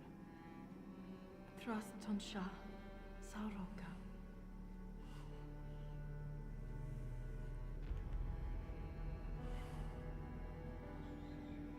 I'll see this through, Ren. I promise.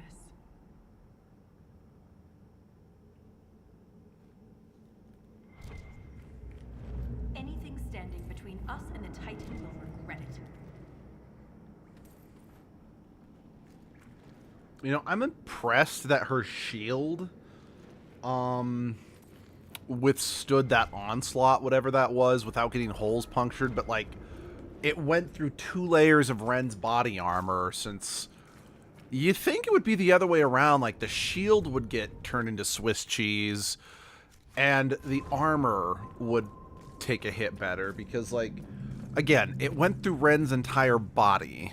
That's that's front to back, like however many layers of metal it is, like if it's like, I don't know if it's like folded metal or if it's like layered plates or whatever. So whatever it is, it's, you got a front and back side that it has to puncture through.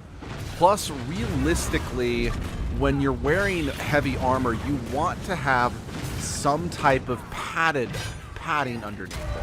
That's not universally true. In fact, dare I say, that's one of the reasons why like Spartan armor ended up killing more people. Like, okay, I know there's like no way to like prove this, but there is a very good chance that the way that like Spartan armor had to be worn, combined with just the metal that they had available at the time, it's very likely that the Spartan armor potentially caused cuts, like would cut open the Spartan's armpits while wearing it too long, which, given how sweaty and, you know, dirty Spartans got, it's very likely that many Spartans died due to infection from these cuts. Now again, I believe that's just speculation, but still. So, but again, point is that good armor, there'd be, you know, the metal, then there'd be, you know, the padding underneath, which, you know, there'd be a layer front to back on that. And then, of course, there's his body and all of his organs. So, it punched through all of that, easy peasy, but her shield? Which, given that it's made, yeah, it's made of metal, and shields are definitely good at blocking, you know, swings and whatnot. But shields often can be vulnerable, depending on how they're made, to pierce attacks, if it's, you know, hit at just the right spot. And given that those were automatic crossbows, assumingly with bolts infused with lyrium. Okay, the game's getting a little jittery, so I'm going to save just in case we're going to have another crash. Again, you think the shield would not have held up as well as... I guess I'm just saying, you really would think that the armor would hold up better than the shield. This is like the Wall of Memories in Orzammar, but ancient. Very ancient. The words seem based in Dwarven, but I barely recognize this dialect. Can you translate any of it? Only fragments. The language is very different from what we speak today. This word keeps appearing. Shah Brital. I believe it means revered defenders.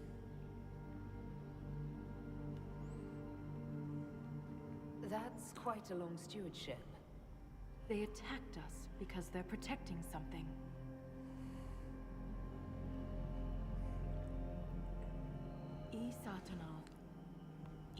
Satanal.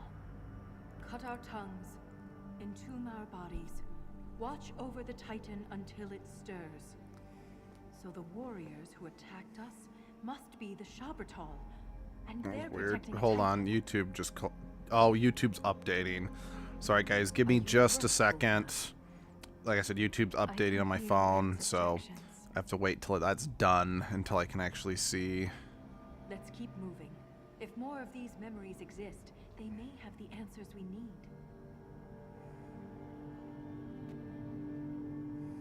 Okay.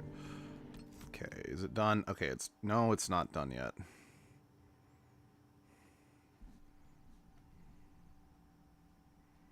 Okay, let's get back into it.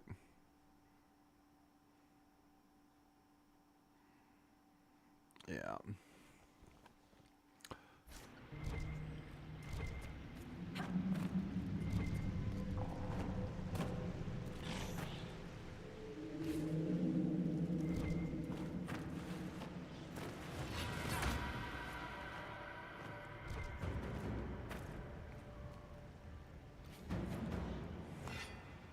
You know, just anytime I see anything with like a numbered gate, I seriously can't help but think of like the really crappy, what's it called? The really crappy Johnny Depp movie called The Ninth Gate. Like, I still don't fully get what the fuck that movie was actually about. Okay, that's a lie. I know what it's about, I just don't really know what the fucking point of the movie was.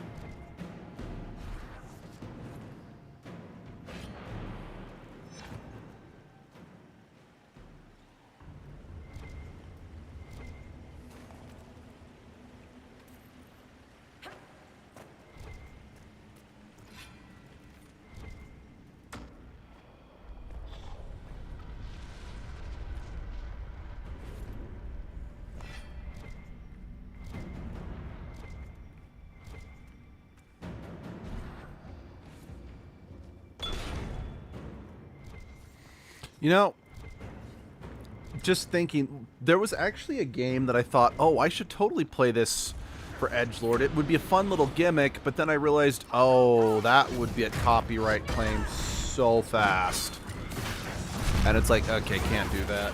And for those who are wondering, back when... Sorry, this just crossed my mind, but in the early days of edgelord, when like just a game where you can have a customizable avatar, and then it's like, oh, edgelord loves to sing, and you can make a customizable avatar in Rock Band or Guitar Hero or World Tour or whatever. I thought that would be kind of a fun little gimmick for edgelord. But then I realized, I'm like, that's going to be nothing but copyrighted music. And there'll be, like, absolutely none of this video that could ever actually be shown. Plus, I think the sad thing is my Guitar Hero controllers might actually be broken.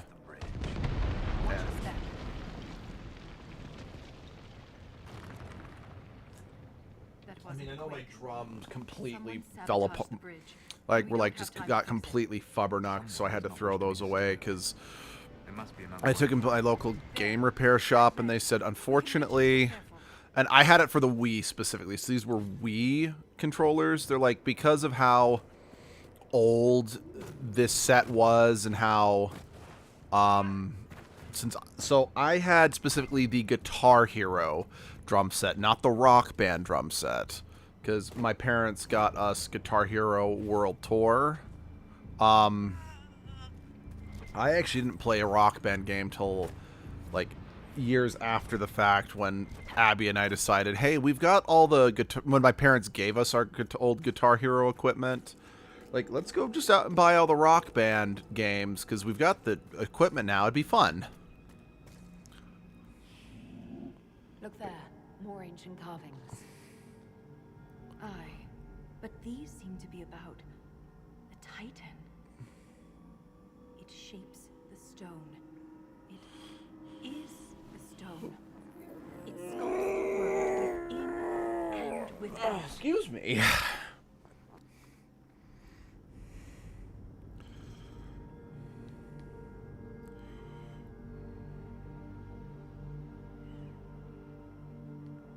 If Titans shaped the stone, could they have actually created it? The stone must have existed first. Then the Titans would be the very first children of the stone. That would have huge implications for my people.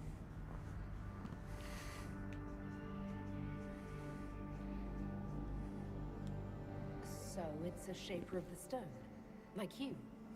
This implies that the Titans are actually sculptors, and our world is their clay.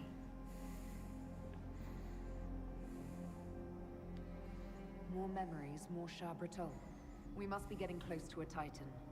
Your theory about the source of the quakes is looking more like fact.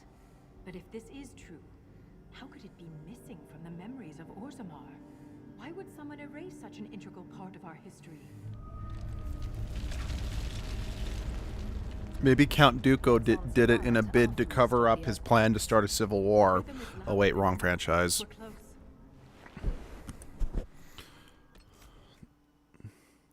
Mip. Okay, I figured we were still on the same floor, but I just wanted to confirm. Now, again... Oh, okay, thank God it's opening up. Because, again... I just became the most popular dwarf in the Merchants Guild. All these lyrium veins, and they're completely untapped. The Shabratol must mine lyrium somewhere. Their weapons and armor are laced with it. Unless they found another way to harness it.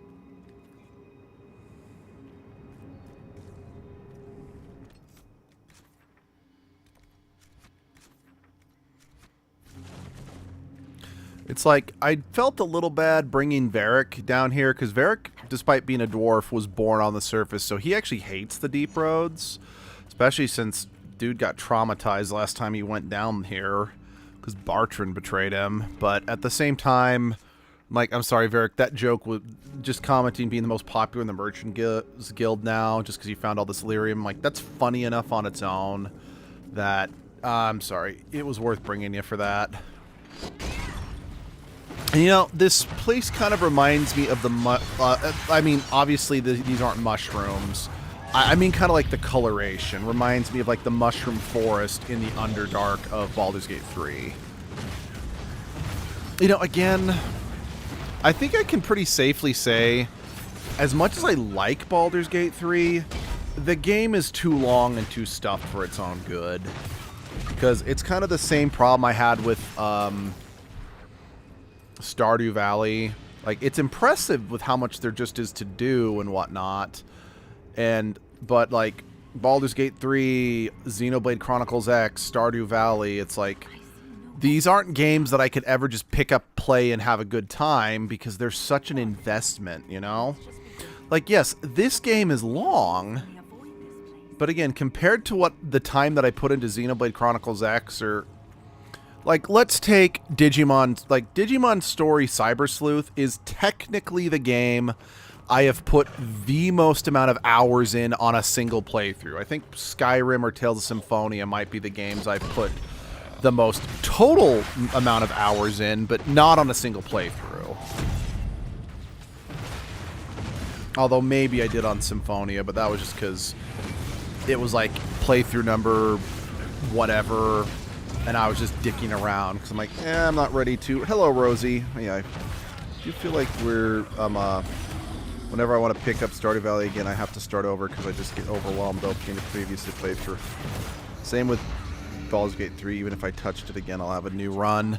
Yeah, no, for real. Because like I think I've been debating on whether or not I want to go back and actually finish, like, so I had to cancel my Baldur's Gate 3 stream as edgelord because of really bad character bleed. Like, if anyone has been wondering why edgelord has been breaking character a lot more as of late, it's partially so I can more easily engage with the audience. Because, like, an issue that I was running into with edgelord streams is that people would come into them not knowing what edgelord or who edgelord was, and then be confused when I stayed in character 100% of the time when they were just trying to ask simple questions like, what's your stream schedule? What's your favorite game? And I'd be like, what's a video game? Because, again, edgelord wouldn't know what a video game is. Well, okay, actually, they might now. Actually, now that they've been to Persona 3... that takes place in 2010. They would know what video games are, but it was a little too confusing. So, like, I'm gonna allow edgelord to kind of break the fourth wall in live streams just to keep people not confused. But another reason why is because, again, I had some bad character bleed while streaming Baldur's Gate 3 as edgelord because of how in character I got. But I have been thinking, like, maybe I should still go back and at least beat the game with edgelord. But at the same time, part of me is like, okay, I could do that. But then again, there were some few decisions that I made in that stream that I don't... So it's like, maybe I just want to start fresh. Because I do remember when I was doing the edgelord stream, I had... I was playing Baldur's Gate 3 on my own time. Specifically because I was actually kind of expecting... for those who didn't watch the edgelord Baldur's Gate 3 stream, I was a green Dragonborn Ranger. Well, I was genuinely expecting that I would end up being a Tiefling Sorcerer, partially due to the fact that when I did the poll, Tiefling and Sorcerer were both winning for actually a good chunk of the time, and then Ranger and Dragonborn kind of swung from behind and won and took the win. So I thought, you know what? I think I might, just for fun, just do a personal playthrough as a Tiefling Sorcerer. And I was playing that at the same time I was doing my edgelord stream. But at basically the exact same time I had to stop the edgelord, I stopped playing that as well. So it's like, yeah, I could go back and finish both, but at the same time, it's like, I actually wasn't enjoying being a sorcerer very much. Like, again, I didn't love Ranger. Like, it was good, but it was good at the start, but it did peter out. Because, like, I liked the fact that the Ranger could speak with animals as just, like, super early on, because being able to talk to the eagles, being able to talk to the owl, but just being able to talk to animals in general really opened up a lot of avenues. And I know Ranger and Druid, I think, are the only ones who get it normally without items or scrolls or whatever. It's just, I mean, then again, I guess I could start as a Ranger and reclass to something later. But I wasn't loving it anymore. And then being a sorcerer was like, yeah, just the damage output is not what I was expecting it to be. Especially since I started D&D in the 3.5 era that had serious issues with magic supremacy. So, to say the very least, I was very surprised at arguably how little damage, or just lack of sustainability, I was having as a sorcerer. And that's probably partially due to the fact that in Dragon Age, or in Baldur's Gate 3, so, when I played through it as edgelord, played a ranger, so of course it was a class that had spells, of slots, but didn't rely on them as much. First playthrough, just my solo playthrough, I played as a paladin, which absolutely used spell slots, but neither class was completely useless without spells. So I could get away without taking as many long rests, but I felt that as a sorcerer, I just kept burning through my spell slots so fast that I was having to, whereas like as the paladin or the ranger, I could get away with only taking occasional long rests. I was doing nothing but taking long rests with that. I mean, granted, I definitely would love to actually finish a playthrough as a tiefling, because sure, so I think out of all the races available in Baldur's Gate 3, Gith are my favorite, but that's just because Gith have always been one of my favorite D&D races. And I was able to finish, like, the only playthrough I finished, didn't complete because I accidentally started the end game. So I'm like, with my Gith playthrough, even though it's like, I still hadn't finished Astarion's quest. I hadn't even met Gil's god. And so, like, I missed, like, over half the third act stuff. But it's like, I still kind of wanted to see how things change as tiefling, how like the world interacts with you if you're a tiefling or a dragonborn. I mean, I've seen the dragonborn plenty at this point, but I think what I definitely want to do, if and when I do get back to it, I want to be a drow. Like I think that's what I want to do. I don't know what class I'd want to be, but I'd want to play through it again as a drow, just to kind of see how, again, things and characters react to you, you know? Because that'd be fun. That'd be fun. They built this to stop us. There must be some way to get through.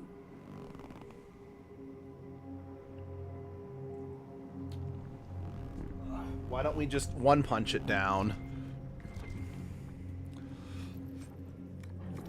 Because, you know, if you're trying to keep us out, having the guy who basically has the key to blowing it up stand right next to it is not going to keep anyone out, guys. Let's keep gathering their weapon.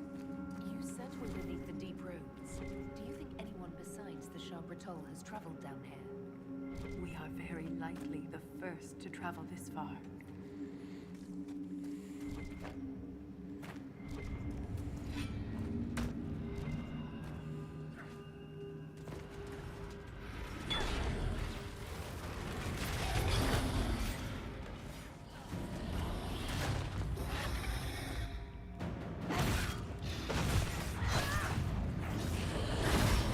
You know, it's kind of funny. A game that I absolutely wanted to play for actually, just a game I wanted to play in general.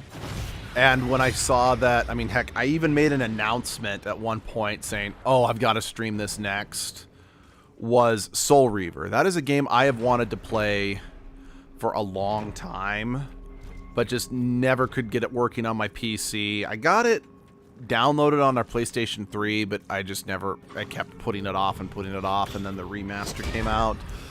And then when I actually started playing through the remaster, I'm like, oh, this is I'm like, while this game is good and I had like so good and admire it in a lot of ways, it just, like a lot of old games that I didn't grow up with, my patience for it was just super limited, you know?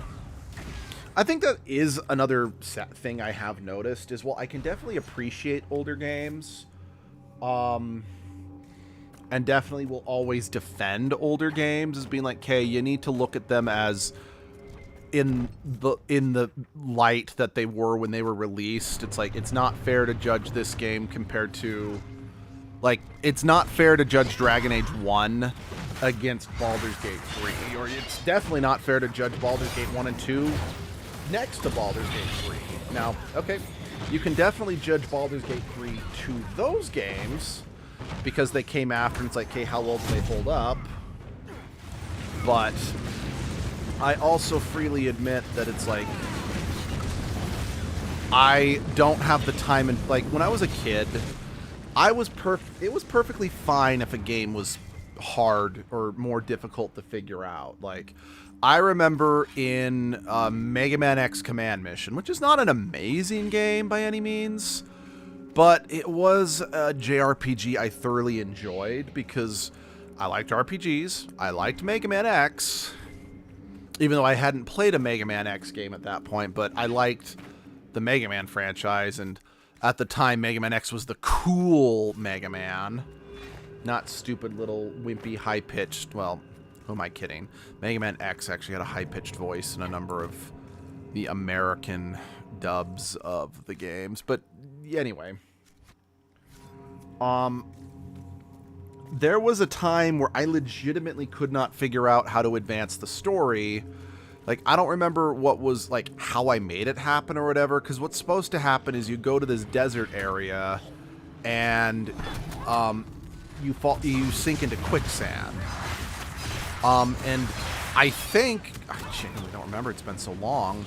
What's supposed to happen is you sink into quicksand, but you end up falling into a subterranean base or whatnot. I couldn't get that cutscene to trigger, so I literally just ended up aimlessly walking around the desert for a while, just trying to figure out how to progress the game, and eventually it's like, oh, I actually did manage to do it. I didn't remember how I triggered it, just that it did. And yeah, that was... I had the time as a kid to invest into figuring that out, and I had the time to invest to grind, to get all the best equipment.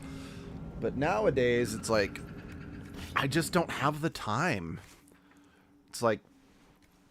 So it's like, I need games to be a little more straightforward with me. And unfortunately, just due to the age, it's nothing. Again, this is nothing against Legacy of Kain, Soul Reaver Legacy of Kain.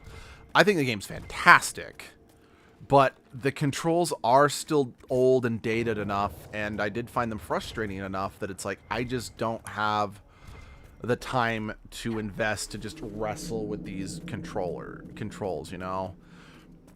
It's kind of a thing that, so, like I said, me and I've been playing through the Castlevania games with Abby, but it is also important to note that my introduction to Castlevania was post-Symphony of the Night, not pre-Symphony of the Night, so the more arcade, level-by-level style Castlevania games are not what I am actually a fan of. I am definitely more of a fan of the post-Symphony of the Night RPG-style games. But, so, we've been playing through the games in chronological order. So, we started with Lament of Innocence, which I don't hate, but I don't think it's very good. I was able to get all the way to the final boss, and then I just kept dying. So, we're like, let's just watch the ending cutscene on YouTube. Then, after that, and then we went through the games in chronological order, but, so after Castlevania Lament of Innocence would be Castlevania 3, and I did actually put forth an effort to play that one, but I didn't get very far, and we're like, damn it. We're like, okay, let's just watch what few cutscenes there are, and then move on. So then we tried to play my copy of Curse of Darkness, but because Curse of Darkness has never been ported to any digital storefront, the only way to play it is on an original Xbox or a PlayStation 2. And I do have it on the PlayStation 2. The problem is our PlayStation 2 is broken. So we couldn't get the PlayStation 2 working long enough to actually legit play the game, which bums me out because I like Curse of Darkness. Anyway, so tried playing that. Then we watched the anime, because the anime is very loosely based on Curse of Darkness. Well, it really isn't based on Curse of... It uses the characters and the vaguest of vague setups of Curse of Darkness and Castlevania 3. But to say that the anime is based on Curse of Darkness would really just be a bold-faced lie. Like, honestly, one of the reasons why I actually gave up watching the anime for a while is because I hated what the anime did to Hector. Because Hector is the protagonist of Curse of Darkness. And while he was not a well-written character by any means, he's just kind of a bland 2000s edgelord. Oh, I'll get revenge, blah, blah, blah. He was still the main character of an entire game. And he's someone who was powerful enough to defeat Dracula on his own. So I didn't like that he was turned into just kind of a prissy boy who didn't even get a single fight scene in the anime. But I digress. It wasn't the end of the world. It was just something I didn't care for. So then once we were done with the anime, we then went on to, well, the next ones were supposed to be, the next games after Trevor's were Christopher's games for the classic Game Boy, which I flat out stated I'm not even going to attempt those. I know for a fact that they're going to be a bitch just because they're on the Game Boy. And I mean classic Game Boy. So we skipped those. And then I attempted Castlevania 1 and 2, since after Christopher's games, in the timeline next is Simon's games, and ooh, I did not get very far in those ones.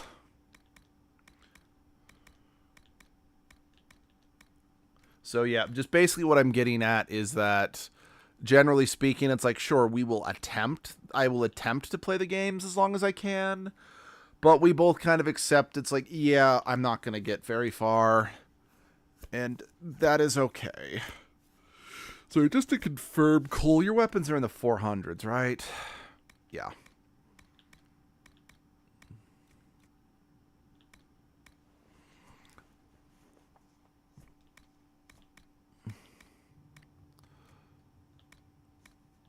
But it's like, I at least can say I put forth an effort.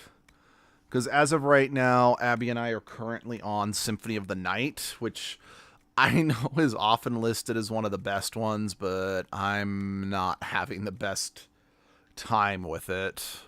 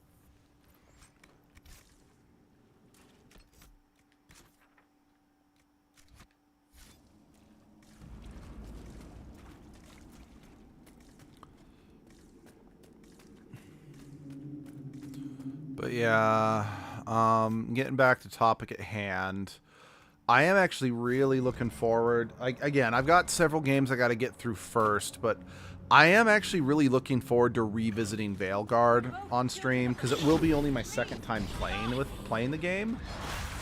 And yeah, I'm probably going to be a lot harsher on the game, since again, I've noticed when I'm streaming, so when I've actually got an audience, I've noticed I have been a lot more hypercritical of things that go wrong, just because again, I'm not the only one who has eyes on the game, but still, I am looking forward to it. So, like I said, Veilguard it'll be my second time through Veilguard, because I've only played it once when it was new, and I played an Elven Mage and I played an Elven Mage in that particular playthrough. So I think I'm going to be a Dwarven Rogue in this playthrough, so it's actually going to be the first time I'm going to be a Dwarf on stream. Or for this series, because I was an elf. Well, Edgelord was an elf in Origins. Then, of course, Hawk is human. And then part of me is like, should I be a Kunari for this one? Because that way I can be one of each type of race in each Dragon Age game. But I was like, no, there's too much story stuff that you could. There's too much unique and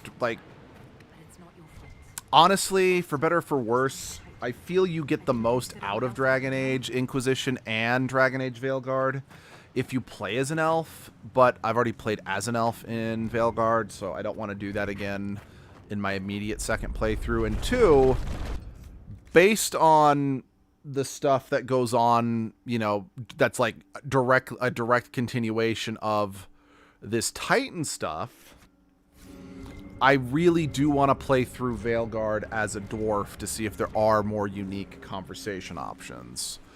Because, well, playing as the Kunari is a fun novelty for sure. I feel the new Kunari get gypped, at least in terms of unique roleplay opportunities. Because, again, when Abby first played through Veilguard, so when I first played through Inquisition, I played as a Kunari. It was fun. It was fine. I liked it. It was fun. Like, I can't say anything more than that. Then, played as an elf in my second playthrough of Inquisition, and I'm like, oh, this is what being an elf gets you. So, well, I've definitely tried to play a dwarf in some playthroughs. I just usually never got all the way through the game. Like, so this is actually going to be the first time I've ever beaten Inquisition as a warrior, because I do really prefer being mages and rogues in this game. Well, actually, I just prefer being mages and rogues in Dragon Age, period. And then when Veilguard first came out, I chose to play an elf because, again, I knew how important the elven stuff was in the fourth game, so I wanted to see how being an elf affects that, or affects, like, roleplay and whatnot. And Abby played as a Kunari, but unfortunately, even Abby discovered there really isn't that much there in terms of, like, unique dialogue for the Kunari. And it does make me kind of sad that it's very likely Dragon Age might now be canceled because Veilguard underperformed EA's expectations, combined with EA just being a crap company, combined with the fact that it's very possible that EA might be selling off the rights to Dragon Age to pay off their debts or whatnot. Again, I hope we do get another Dragon Age game. I also do hope we get more for the... I knew, again, the image was stuttering. I knew that was probably coming at some point. Thankfully, I've been pretty good about saving. Well, at least I hope I've been pretty good about saving. Yeah.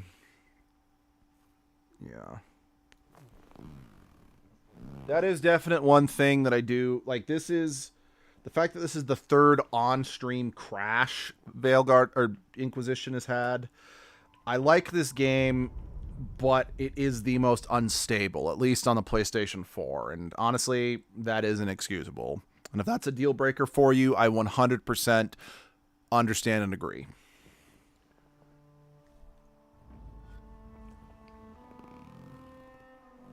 Love this game to pieces, but I am fully aware of the faults it has.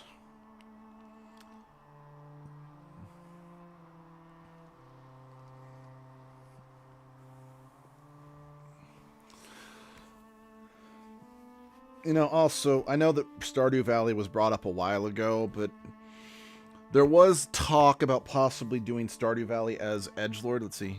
Nah, yeah, the bitbug sucks. Nothing you can do about it. Of course. No, of course not. And again, this game, for the most part, unless you're out in the open... Well, no. This game does a decent job of frequently quick saving for you. It's not perfect. Like, you can still lose a good amount if you're not save scumming, but it isn't deal breaking. Like, it's not as bad. So I initially played Skyrim on my laptop, but then the laptop died, so I then bought it for my 360. And while the 360 was definitely one of the more stable, was probably the most stable games that I've played Skyrim on, at least in terms of game-breaking bugs. Like, unfortunately, a bug I have frequently run into in both the PlayStation 4 version of Skyrim as well as the PC version is that Ulfric Stormcloak just disappears from the game when you're partway through the Stormcloak, partway through the Civil War storyline. And then the glitch that just ended up killing my last run-through of Skyrim was I was, once again, doing the Civil War, and a bug happened where I could not talk to Legate Rika, meaning that, you know, the quest I needed to advance the story, I could never get it. I love Skyrim, but you do have to be very gentle with your player in it, or else you can just run into a bunch of bugs that F up your run, for real. Whereas in the Xbox, it is a bit crappy. Yeah, like, don't get me wrong, I love Skyrim, but we can't pretend like it was actually a masterpiece of programming. Like, we should not have been surprised when they did a lot of what the fuckery happened in Fallout 4 and Fallout 78, or whichever one was the one that had, like, nothing in it. But my Xbox 360 version was the most stable in regard that I've ever played, at least in regards of game-breaking glitches like that. However, much like, you know, this game, if you played it for too long, my 360 version would frequently crash the entire console if you played it for more than 3 hours straight without stopping. And what was even more frustrating is that it froze it in a way that you couldn't just press the power button on the Xbox to reset it. You had to unplug it from the back. Otherwise, it would just stay frozen and just keep screaming at you for forever. So, yes, I know that there are mods out there that you can install into the game to fix some of the coding issues, but you shouldn't. Yeah, it was pretty awful, yeah. But I'm like, yes, it's nice that and it's nice that, you know, fans have put those out there, but I'm like, you shouldn't need to mod a game. Like, I am fervently of the opinion that if modding a game is required, then the game is not good. Like, don't get me wrong, I know that the Elder Scrolls games are known for their modding communities, and that is okay. Like, I've played with mods that I've really liked, you know, and heck, Skyrim in particular had so many good mods that some of them were actually made official. So, no, like, I am not saying there is anything wrong with modding a game or wanting to mod a game. But I am just saying that if a game requires modding to be fun, there is unfortunately something fundamentally wrong with the game itself, you know? Because I've seen plenty of people who've modded, like, the PC version of, like, Final Fantasy VII, okay, admittedly. That's mostly just to get Tifa in, you know, stupid, you know, and, like, super revealing outfits or whatever. Or modding Baldur's Gate 3. But a lot of these things are like, oh, these are just fun, possible, like, rebalancing issues that don't matter too much. It's just, or, oh, likewise, let's add some new armors, costumes, aesthetics, or whatever. But none of them are needed to enjoy the game. It just enriches it, you know? And I do feel, for the most part, Skyrim, most of Skyrim's mods are just to enrich, but it also doesn't still excuse the fact that there are so many issues with Skyrim, that so many of these balancing and patches are needed to make the game fun. Because, like, take this game. Yeah, it crashes a lot. Yeah, it has issues with textures not loading in when they really should, so it breaks immersion and whatnot.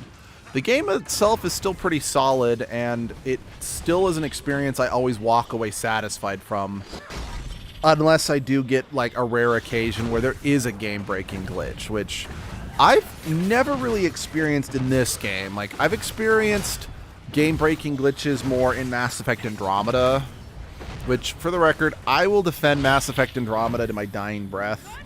Not that it's a great game. Like, a lot of the criticism levied at Mass Effect Andromeda are 100% justified and should be levied. But I will defend Andromeda to my dying breath on a narrative standpoint, and I will, to my dying breath, say that it's like, this was a perfect direction for the franchise to go, and it's been ruined by toxic fanboys. And I'm just kind of heartbroken. So much so that, honestly, I kind of want Mass Effect 5 to get canceled. Because I do not think Mass Effect 5 is going to be a good continuation of the series, because people, the toxic fans, threw hissy fits and made the developers hard pivot back to, you know, oh no, we have to go back to the Milky Way. No, we have to have Liara, because we have to have our Asari girl in order to, you know, look at her boobs or whatever. Look, I don't hate Liara, but I don't like her very much either. I know she's like the fan favorite romance in Mass Effect, but honestly, Liara is not my least favorite romance by a long shot, but she's just the most, because the game said so, you know? There is so much more actual chemistry between Shepard and Miranda and Garrus, Tali, Thane, like all four of, and Jack. Like, all five of those, like, the chemistry between Shepard and any one of them is so much more natural that I'm like, I would do any one of them over Liara. You spent long enough this far down, reason might not be your strong suit. They do wear sealed armor. And I mean, yes, in my first playthrough, I romanced Ashley, not Liara. I think I can't. It could be disastrous. I think I can safely say that now I would choose Liara over Ashley, albeit I am not an Ashley hater. Like, I know a lot of the fan base despises Ashley. I am not one of them. I like Ashley.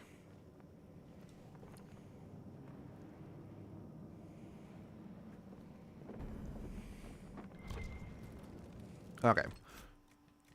First, let's go through that inventory I picked up, see if there's anything worth my while. No weapons. That, I don't think that's better than Dread, but it might be better than Dread, so...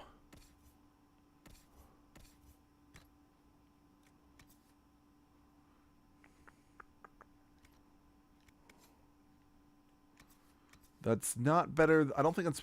Oh, it is better than what Varric's got, sort of. Oh, wait, no, here we go. Wait, no, where is it? There we go. Yeah, that one is actually better than what Varric's got.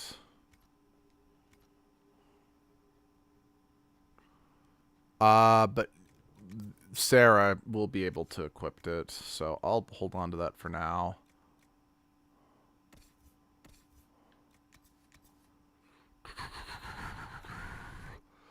I'll give this to Dorian, just since only Solus can use that robe since it's elf only.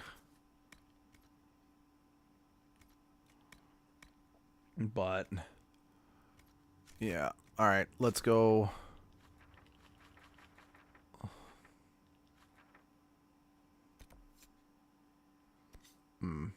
Right.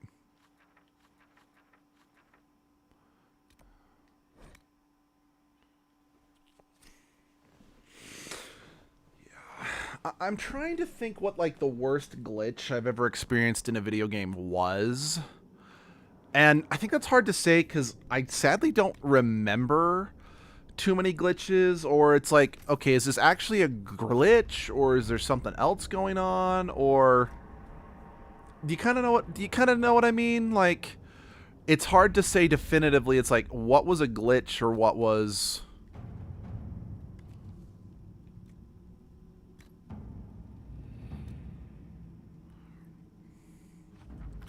And again, I think I do have to say that it probably was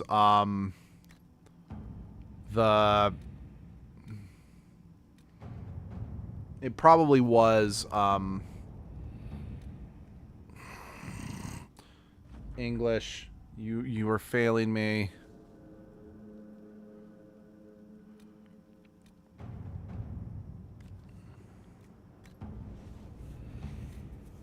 Yeah, it probably was just the game crashing glitches, or just the NPCs would disappear from the game glitches that I experienced in Skyrim.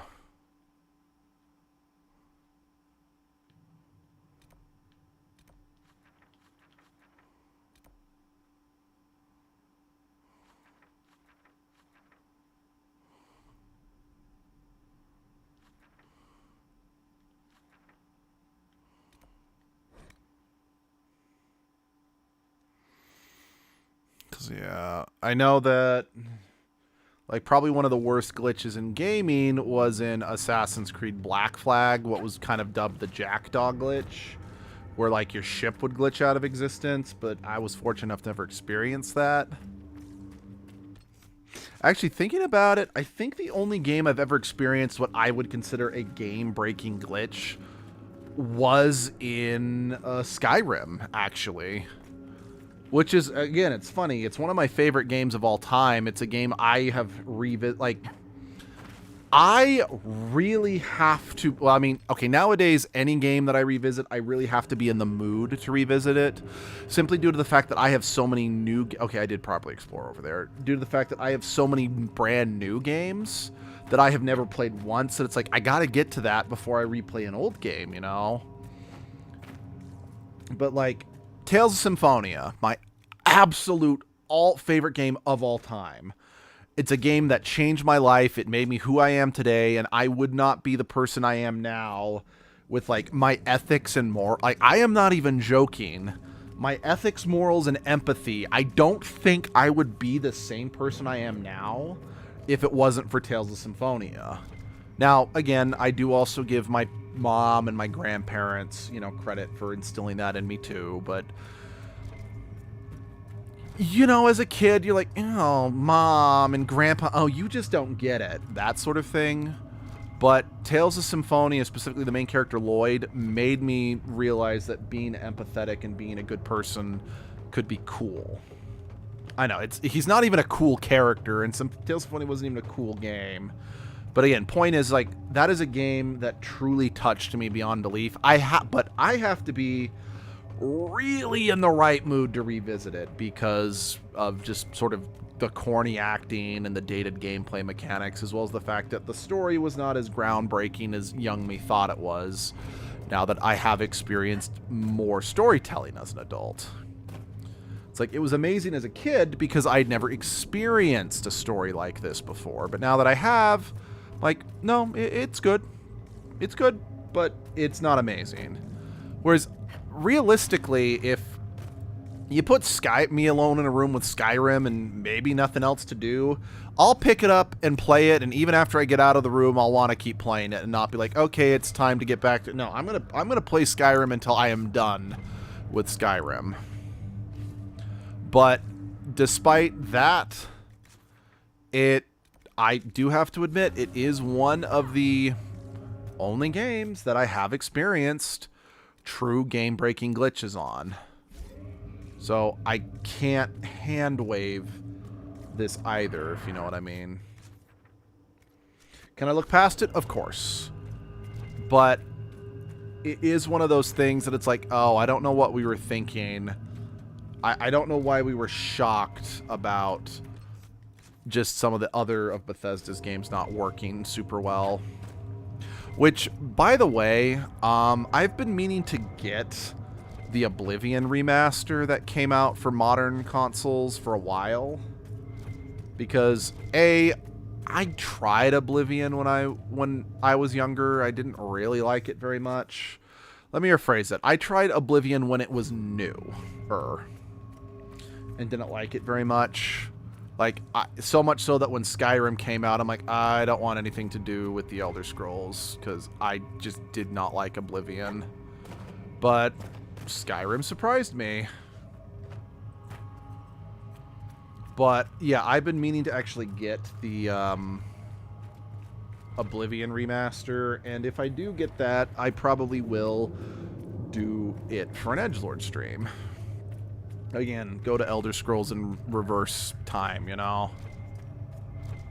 And it's like, I also have Morrowind on the PC, but A, we sometimes have issues streaming off the PC, so I don't really know if that would work, and B, I didn't really get that into Morrowind when, yes, I bought the game, but it just didn't wow me. Or let me phrase it. Yes, I bought the game, yes, I played the game, but it didn't wow me.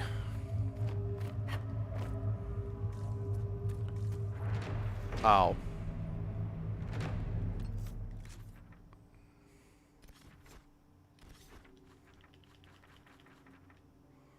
Sorry, I know I technically don't need to do all of these, and if anything, if I want to beat the game today, I really should stop, but I don't know. I think anyone who's played the game knows the unburning desire of being like, no, I gotta do everything I can.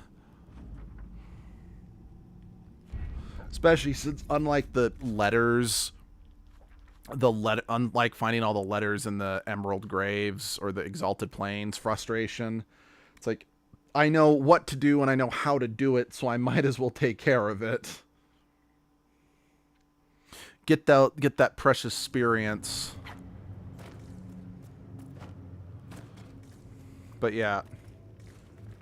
Rosie, you still here? Because I have a question for you if you are, since you are also a fan of Veilguard.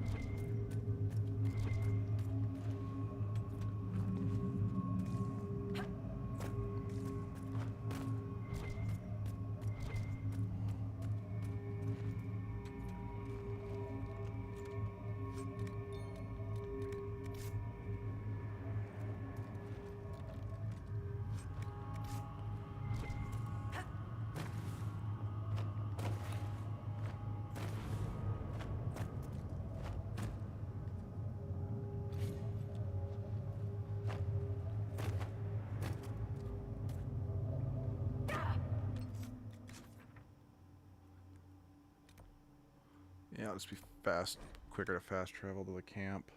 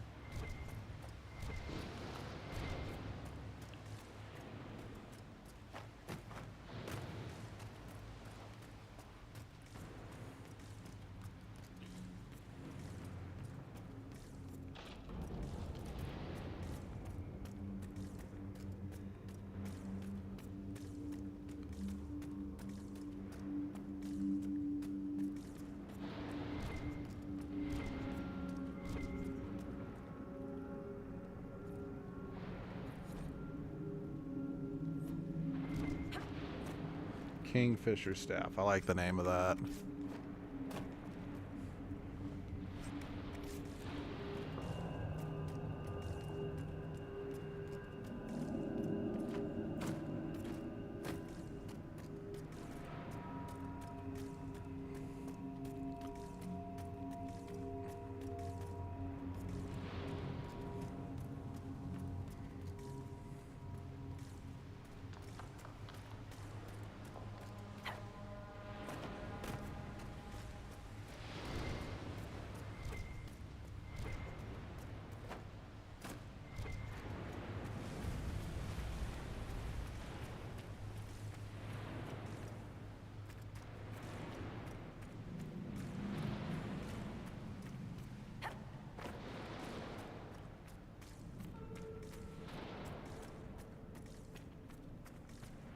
I could have just fast traveled back to the tent or the bedrolls or whatever. I didn't actually need to walk all the way. Oh well. Let's do some solving.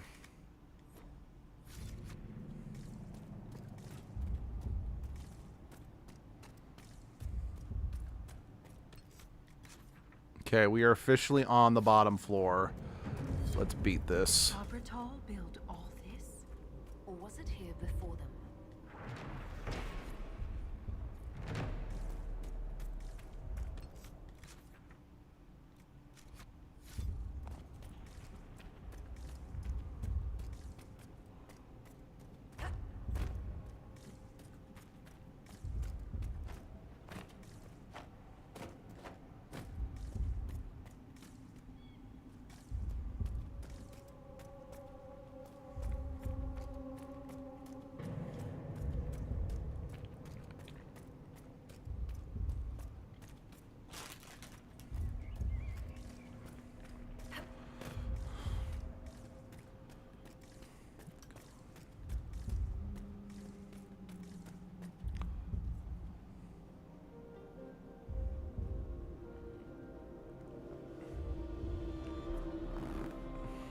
Nothing should surprise me anymore.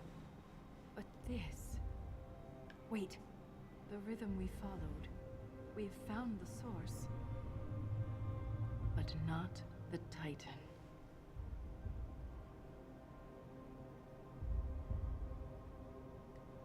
How would we even recognize the Titan? All we know is that they're enormous.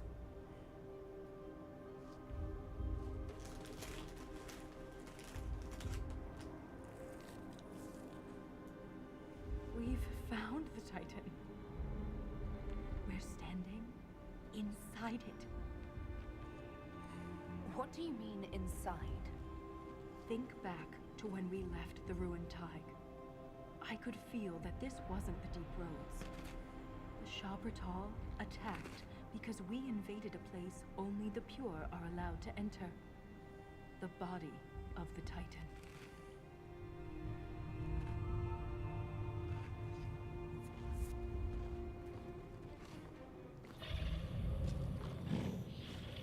If I don't survive, Orzammar must know the truth.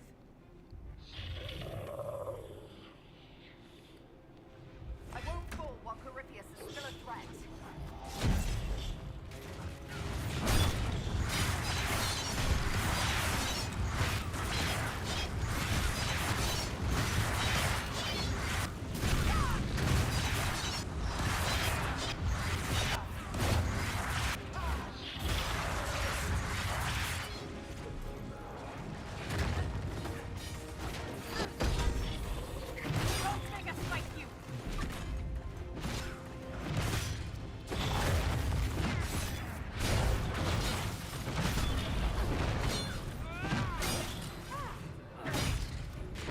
You know, I also just realized, what's her name said King Balin, not King Haramount, which I think is even further proof that my tapestry did not properly upload. Because again, I uploaded Edgelord's playthrough, and in Edgelord's playthrough, he made Haramount king.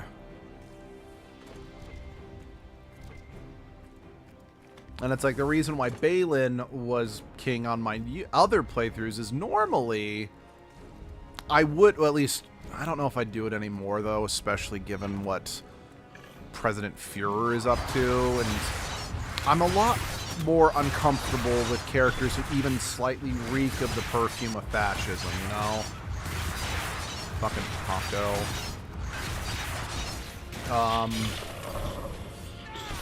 But at least in a bubble, Balin, if you just, to my understanding, based on like expanded media or like codex entries you can get, if Balin is king, Balin does end up being the worst option in the long run, which I honestly didn't know that at the time until pretty recently. But I always made Balin king, or at least again did, because purely in a bubble, Balin actually seemed like the better option for Orzammar being prosperous, because in the end game blurb that kind of tells you here's what happened to everyone and everything in the end, because again, Dragon Age was originally conceived to be a one and done, so they wanted to give epilogues. Balin, while he does end up dismantling the Senate, so he's able to rule alone unopposed, making himself a dictator, because only he has complete control, which is not good, and especially nowadays I'm much less uncomfortable with that. He does eliminate the caste system and actively pushes Orzammar to have more contact with the surface world. Thus, his radical decision does end up uniting the world as a whole and does make things better for casteless dwarfs. The problem is, again, nowadays, I'm not too keen on the idea of pushing the idea of removing checks and balances in a government and giving yourself complete power. I'm less okay with the idea of someone like that being viewed as a good guy. Yeah, thanks, President Fuhrer. Fucking taco. Yeah, I know I just said that. I'm gonna keep saying it. But, and because if Harrowmount's king, he keeps the caste system, reinforces it, and then ends up cutting Orzammar off from the surface world altogether. So it's just, again, if you just go off the end game epilogue blurbs in Origins itself, Balin, despite the pungent aroma of fascism, does seem like the better option. Like I said, it's probably not something I'm comfortable doing ever again, but when I was younger, before all of this started going down, that is the vibe I got. But yeah, I don't know.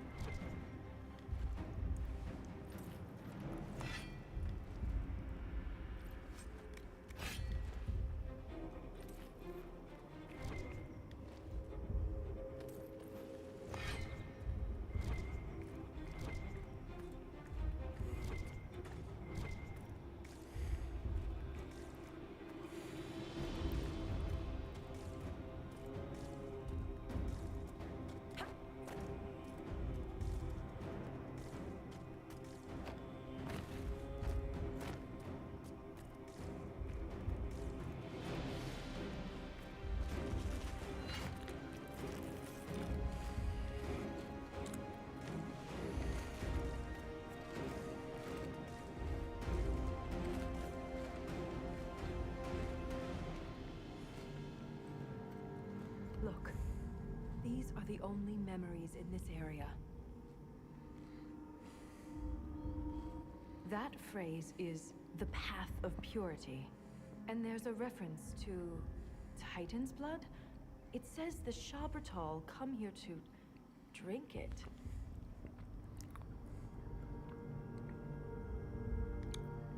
I only see one substance here that's found in veins.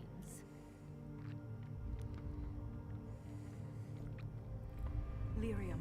The Titan's blood is lyrium. Yeah, this was a major reveal for this world, because it's like lyrium has always been a major part of the world, but now actually find out what it is. Every nation on the surface buys lyrium. Orzamar's entire economy is based on the trade. This is bigger than any one nation. I agree. We have to stop this!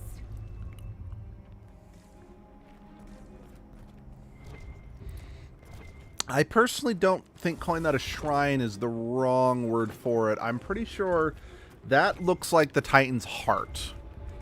Just saying. I mean, because the lyrium is connected to it through veins.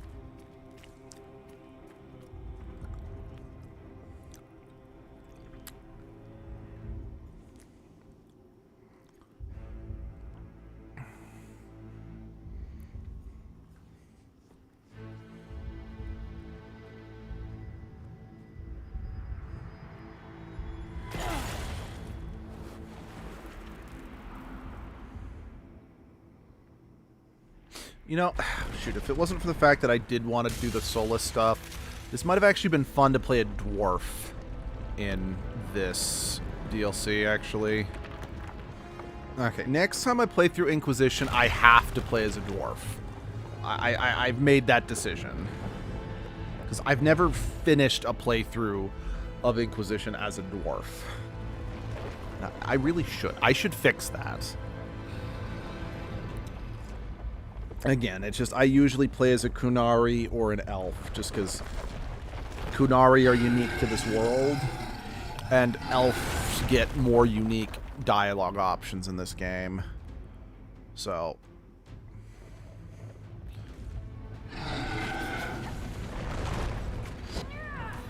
you know, it would have been nice if this would have been, like, I get that the Guardian is an appropriate name for what's going on, but I admit part of me kind of wishes this was called the Lyrium Wraith or something like that, as a callback to the Rock Wraith that we fought in Dragon Age 2, you know?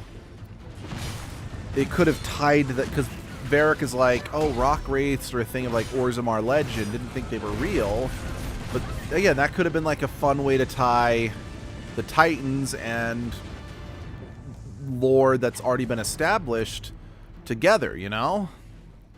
It's not something I'm that upset about. It's just, it could have been it's just like a cool, oh, what if we had gotten this, you know?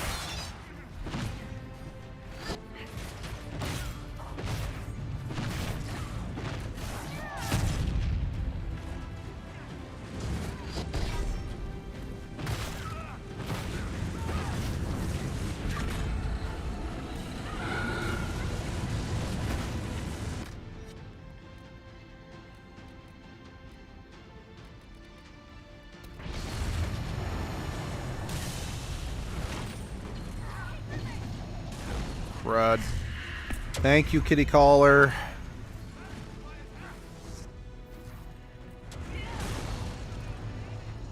What's up? Varric, where are you?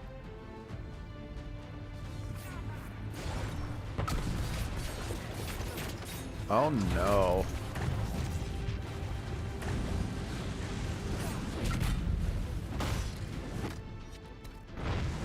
Ooh.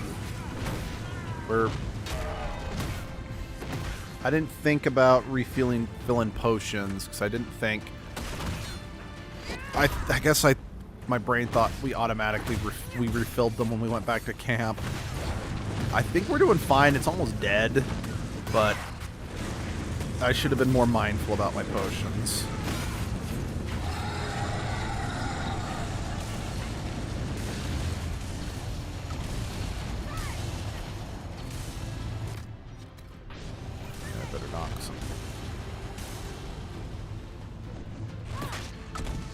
Get up, get up, get up, get up, get up, get up, get up. Kitty collar, kitty collar, kitty collar. Thank you, kitty collar.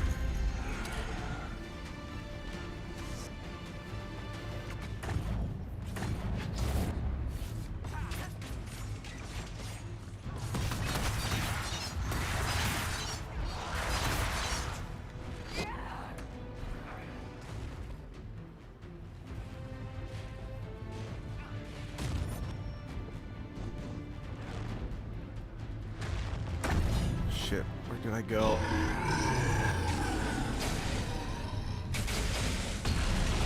Wait, did we get it?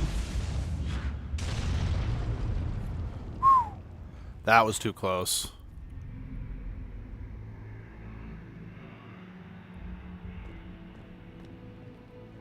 Volta, are you hurt? Too loud. The song. Stop!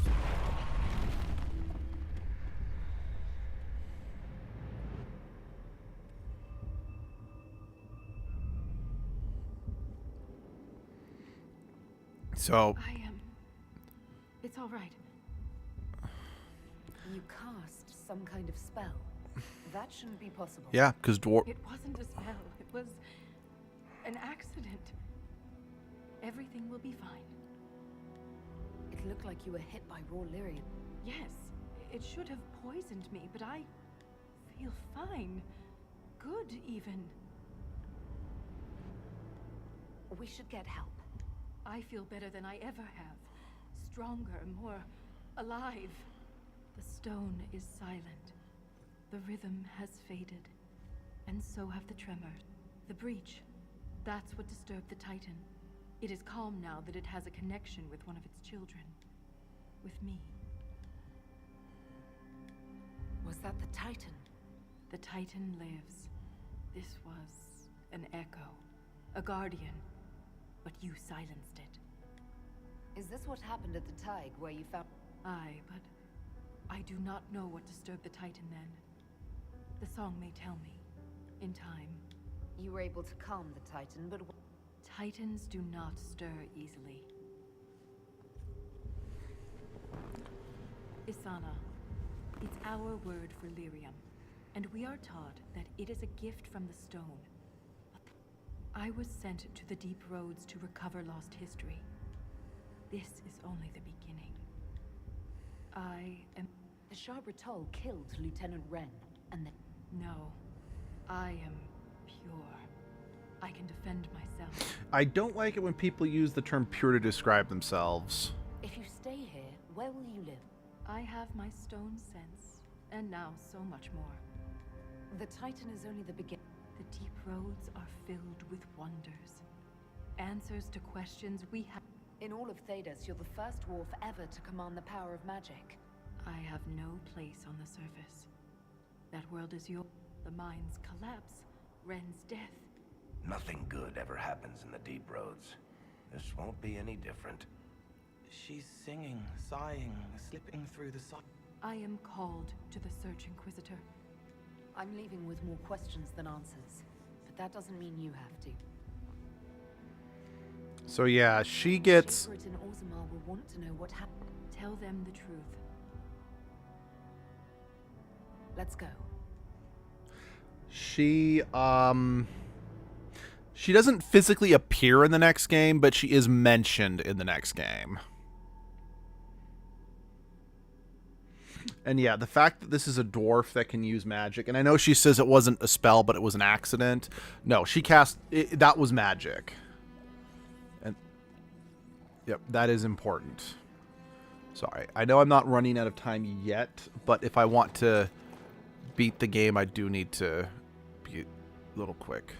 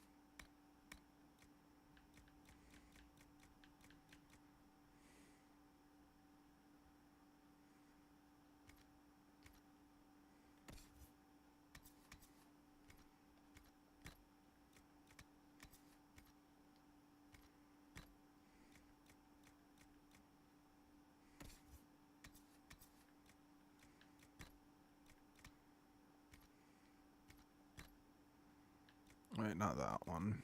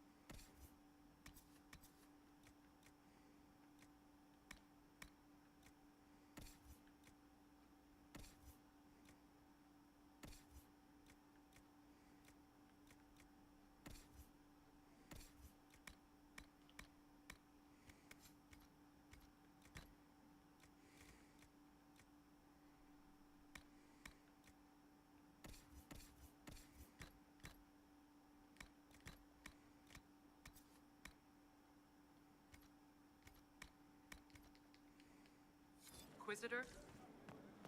Sup, bitches? Alright, let's go sell some shit. And I also want to look at what new because we picked up like a number of different things we can craft. I want to see if it's any better than what I've currently got. Oh, the meat. The meat thing.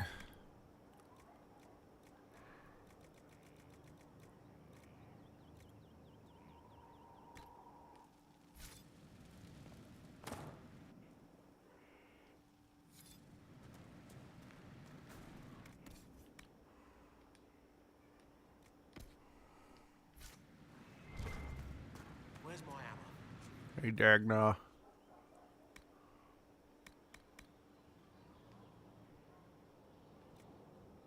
Nope.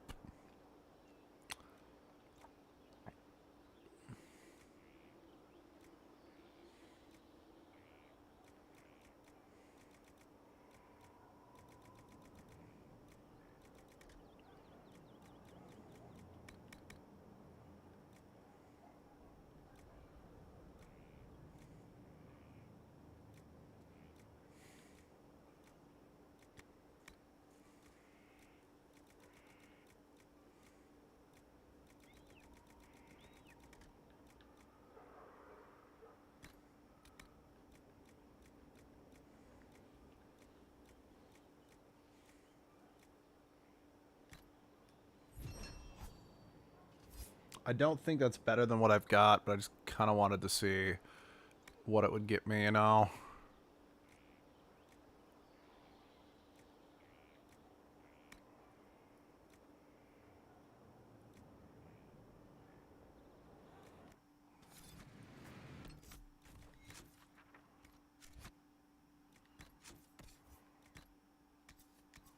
Yeah. It's not even better than a number of the stuff that I've just picked up. I'm giving that. I think I'm giving this one to Blackwall. Unless he got something better that, yeah. Yep. All yours, buddy.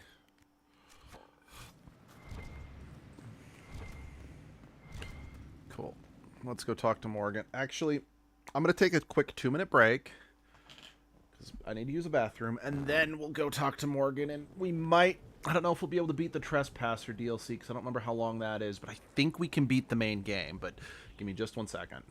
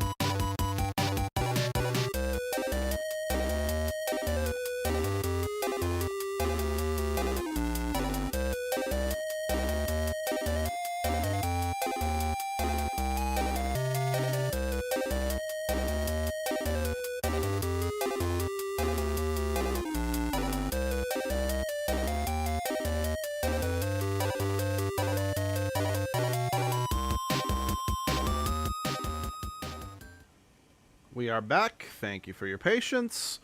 Let's do this.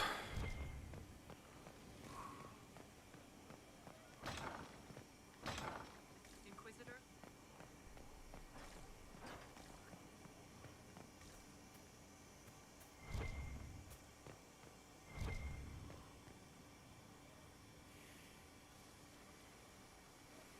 Magnificent. Oh, suddenly it all makes sense. I now understand the nuance behind elven words. The ancient lore reveals patterns I would never have suspected. Tis exhilarating, the rush of images. Truth dangling just out of reach. Tell me more. Take the Illuvians. It was always assumed their use was lost after the Tevinter conquest of Arlathan. But the ancient elves had closed all paths to the crossroads long before. They warred with themselves, and the Illuvians were sealed to prevent an enemy from using them to attack. So much is misunderstood. It will take years to absorb, if I get the chance. I'm pleased I could give you that, at least. And pleased I am to have the chance, believe me. None of which has anything to do with why I asked you here, of course. I don't blame you for being Earlier, excited. I said there was a way to match the power of Corypheus, Inquisitor, and there is. We must summon Mathal. I'm sorry, did you say... Summon Mathal, the elven goddess of justice. Yes.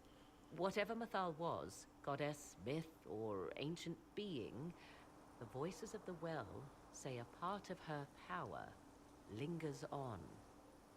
How, or in what form, I cannot say, but that power is exactly what we need.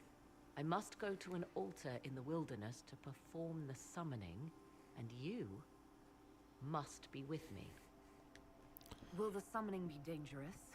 The altar could have a guardian or other surprises, thus your company would be best. Just think, Inquisitor.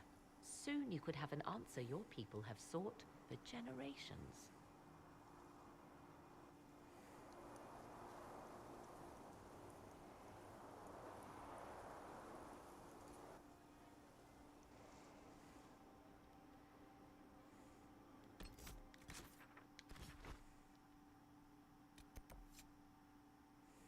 I like that drawing of Morgan there. It's very good. I still don't know how Cassandra's art's supposed to change, because she does have alternate artwork. I just don't know how to get it.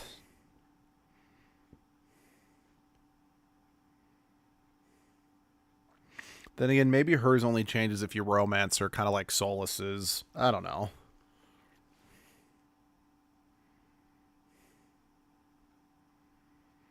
Maybe actually, if whenever I do decide to play through as a dwarf, maybe I should actually go through and romance her despite my hang-ups. Which, for the record, for those who don't know, or maybe I should romance a dwarf. Fuck. Just whenever I go through as a dwarf, play as a dude, and romance either Dorian or Cassandra. Because, like, I love both of them, and I don't really have any hang-ups with Dorian. It's just... I tend to prefer the female Inquisitor's performance, so that's why I tend to play as a woman in Inquisition. 'Tis all that remains of the great altar.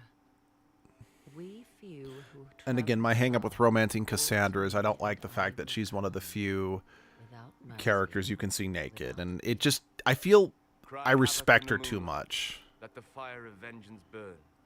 The cause is clear. A very old invocation. Perfectly translated. Why, thank you. Strange that there wasn't an altar like this at Mathal's temple. The temple was a place of justice, but this is different.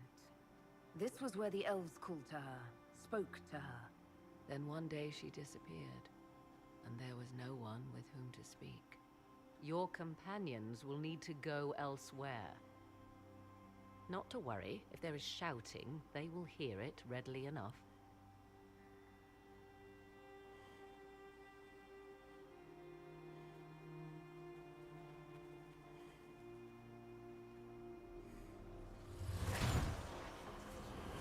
You know who I am. From High Priest to High Priest, I am the last to drink of sorrows. Come to us, Mythal. Whatever you are, whatever remains, I invoke your name and your power. This scene's great.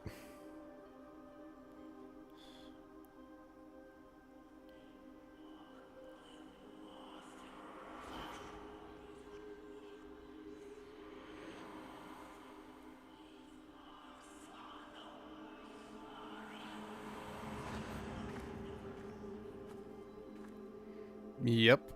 Mother. Mother? Now, isn't this a surprise? So this is Mythal. She is a deceiving witch! Now, that's quite enough of that. What have you done to me? I have done nothing. You drank from the well of your own volition. Then you are Mythal?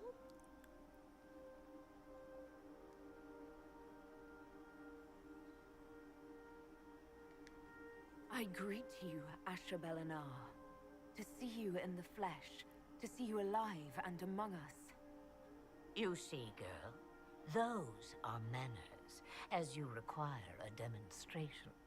I do not understand. How can you be Mythal? Once I was but a woman, crying out in the lonely darkness for justice. And she came to me, a wisp of an ancient being, and she granted me all I wanted and more. I have carried Mythal through the ages ever since, seeking the justice denied to her. Then you carry Mythal inside you. She is a part of me, no more separate than your heart from your chest. You hear the voices of the well, girl. What do they say?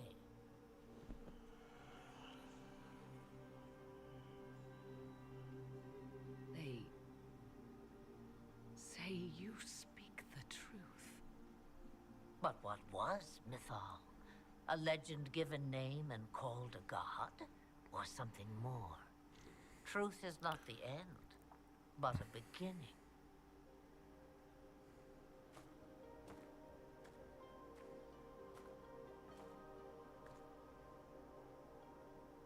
So young and vibrant, you do the people proud and have come far. As for me, I have had many names, but you may call me Flemeth.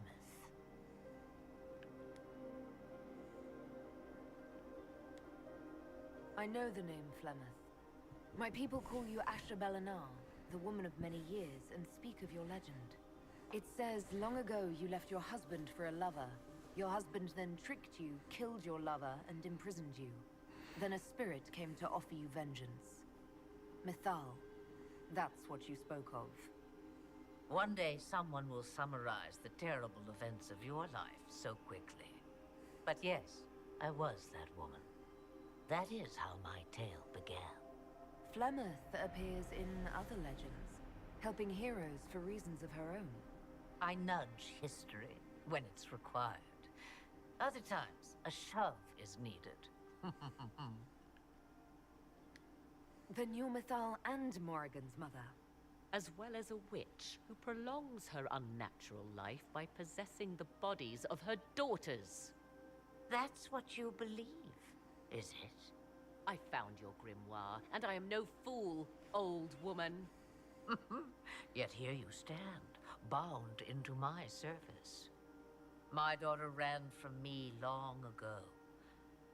I've let her be, until now, it seems.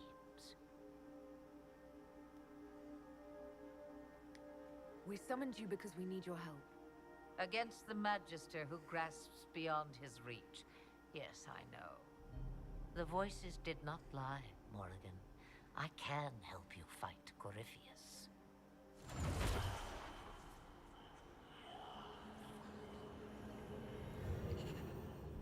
Do you understand, child? Yes. I think I do.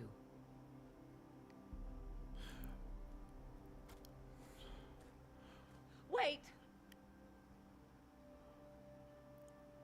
I wish to see who drank from the Well of Sorrows. It has been a very long time.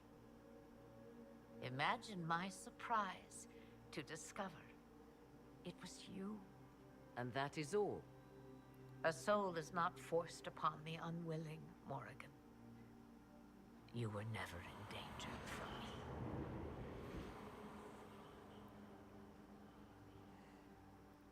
All things considered, Inquisitor, I now wish you had drunk from the well. Will you be all right? I am uncertain. What she said is true, at least. I have the answer to your problem. So, I can match the Archdemon's power when the time comes. All that remains is for you to find Corypheus. So, if the Inquisitor had drunk from the well, what would have happened here would have played out slightly differently. Because the only reason why Morgan now has the power to match Corypheus's dragon is specifically because she drank from the well and Flemeth instilled some power upon her. But because the Inquisitor doesn't have the knowledge and experience Morgan does, they don't get the same blessing from Flemeth. Instead, they get something else. Instead, what Flemeth does is that Flemeth summons a dragon that you have to fight to prove your worth. And once you beat it, you effectively tame it, and the dragon will join you. Well, basically, you'll get your own dragon. So, yeah, if you've often wondered, it's like, what would happen if you did drink from the well, but have never done that for whatever reason, that's what would happen.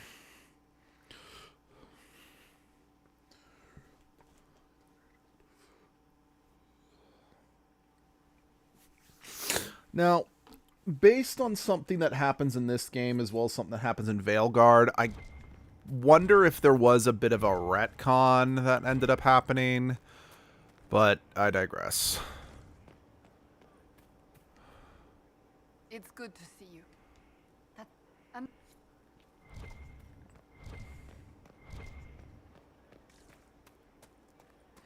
And I won't specify what the retcon is because it's partially a spoiler for Veilguard. I say partially because I can talk about it. Well, okay. Given that the last piece of Mythal is supposed to live within Flemeth, How may I help you prepare for our final? I'd like to I'm afraid that wouldn't be appropriate at this time. Harden your heart to a cutting edge, and put that pain to good use against Corypheus. Will you talk to me when... If we are both still alive afterward, let me know if I can be of any... Crap, how do I talk about it without... The point is, the whole thing of that there's still a piece of Mythal alive inside Flemeth. It kind of feels like maybe the developers of Veilguard forgot about that, because piece of... it's hard to explain. Anyway. Again, it's hard to explain without going into full-on spoiler territory is what I should say.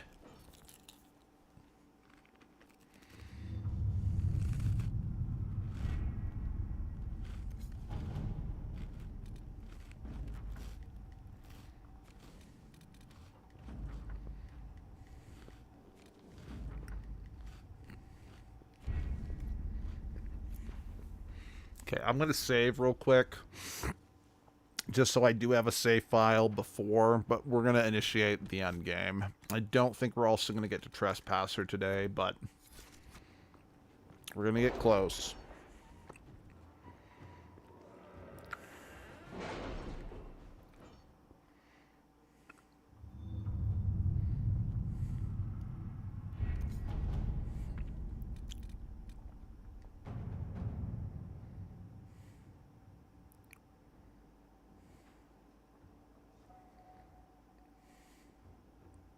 Letters are pouring in from all corners. Congratulations, pledges of loyalty, conversions to Andra. Did you find what you need, Morrigan? I can match the Darkspawn Magister's dragon. Yes. As for matching Corypheus, that is up to you, Inquisitor. Believe me, I know. Then all that remains is to find Corypheus before he comes to us. We've been looking for his base since all this began, with no success. His dragon must come and go from somewhere. Oh, what about the deep roads? We could send word to Orzammar, hire envoys too.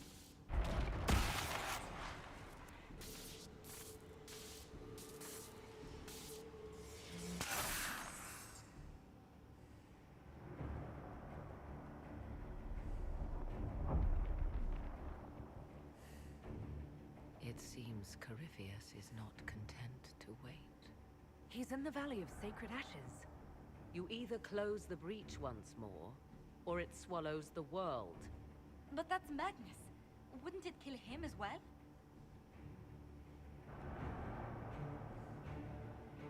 Inquisitor, we have no forces to send with you. We must wait for them to return from the Arbor Wilds. I must go now, before it's too late.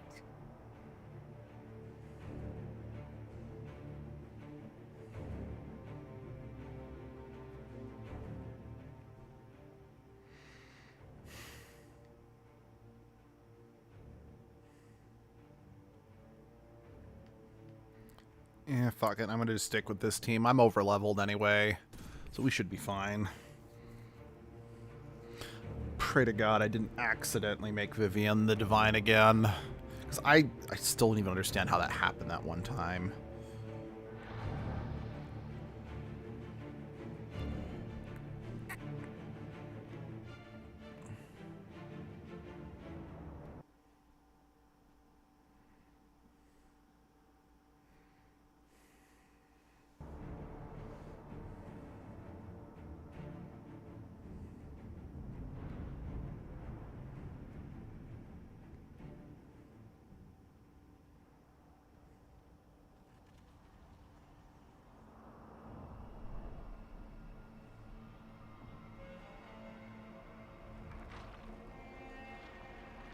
Oh, jeez. Tell me, where is your maker now? Okay, yeah, we're definitely not going down his wrath upon to get complete Trespasser because it's anywhere between 5 to 8 hours long if you do everything. I am Corypheus. I shall deliver you from this lie in which you linger. Bow before your new god and be spared. Never!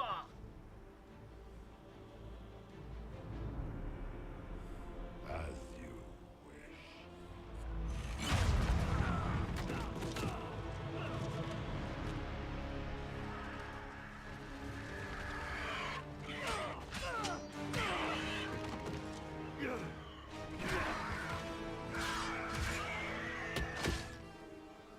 I knew. It ends here, Corypheus. And so it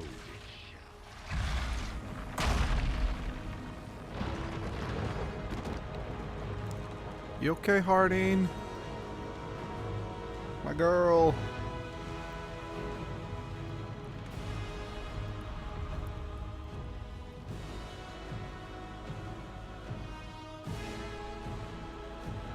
Depending on how long this fight takes, we might start the Trespasser DLC. Just so, let us not forget what you are. just so that we can possibly beat it tomorrow morning and start to ukulele. We shall prove here, once and for all, which of us is worthy of godhood. I didn't come here to become a god, Corypheus.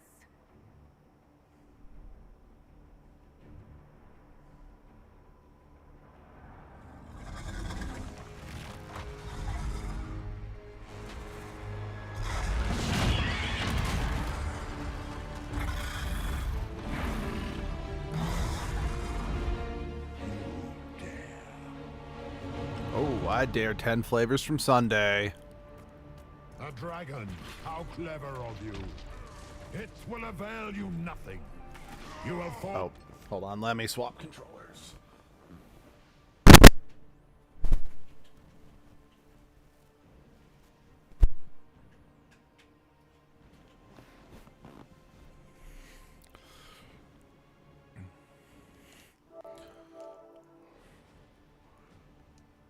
As a warning to those who oppose my divine will.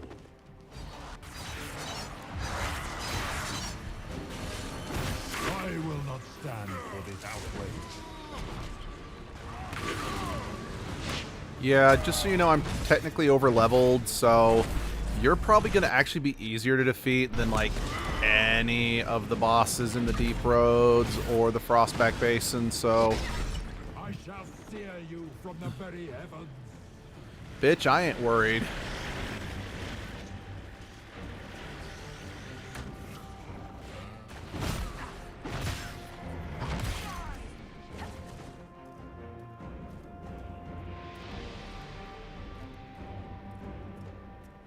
In my time, we called your people ratas. You are nothing. A race of sniveling cowards that shrank before Definta power. Enough. I will destroy you where you stand. I didn't figure that do any... I couldn't remember if that, like, still damaged them on impact. That's the closest thing to a ranged attack I've got.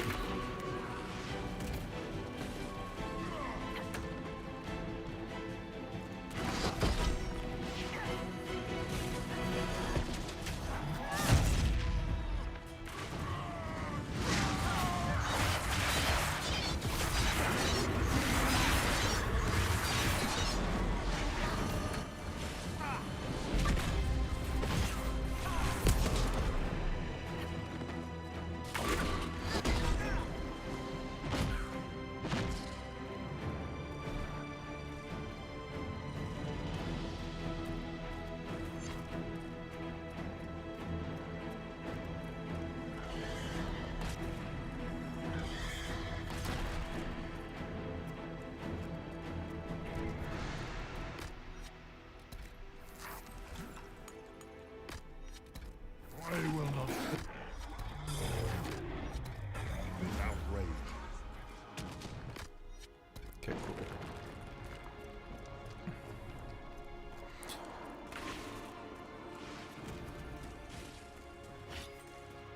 I will say, purely from a set piece standpoint, well, it might not be as mechanically fun as, like, summoning, you know, little armies to fight with you like in the first game. But this is my favorite set piece for any of the final boss fights in Dragon Age. Like, even more than Veilguard, even though I like Veilguard's final boss fight. Because, like, I do think Dragon Age 2 has the weakest set piece for a final boss fight. I do like the fact that the Gallows is a place that you have been visiting frequently all game. So seeing those statues come to life and fight you is actually kind of cool. But it is the least grandiose of all the set pieces, because it is still a place that you have been visiting all game, you know?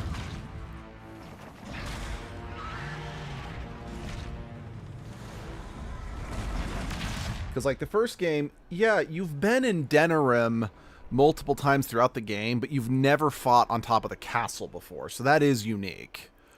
We're here in Inquisition, and I don't want to spoil where we are in Veilguard, but it's a new... It is still something different from what we've been doing the whole game. But again, it does kind of depend on what you like, because some people might actually prefer the fact that the final fight in 2 takes place in a familiar area that just now has new rules and mechanics around it.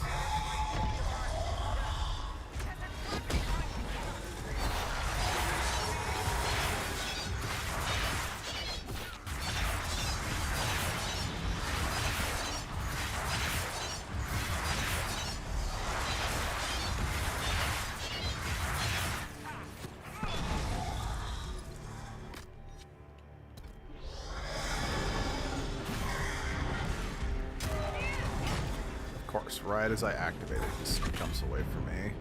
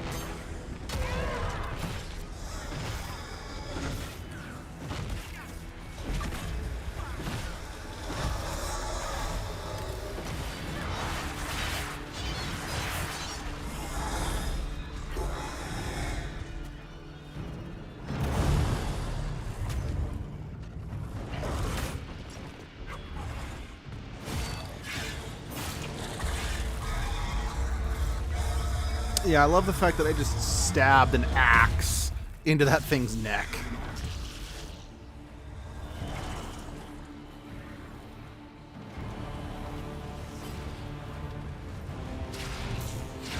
Let it end here! Let the skies boil! Let the world be rent asunder!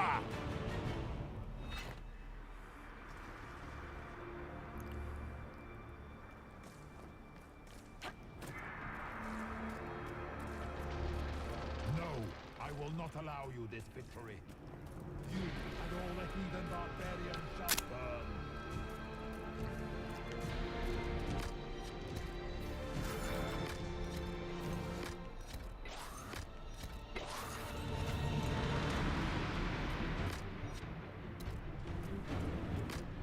Wait, seriously?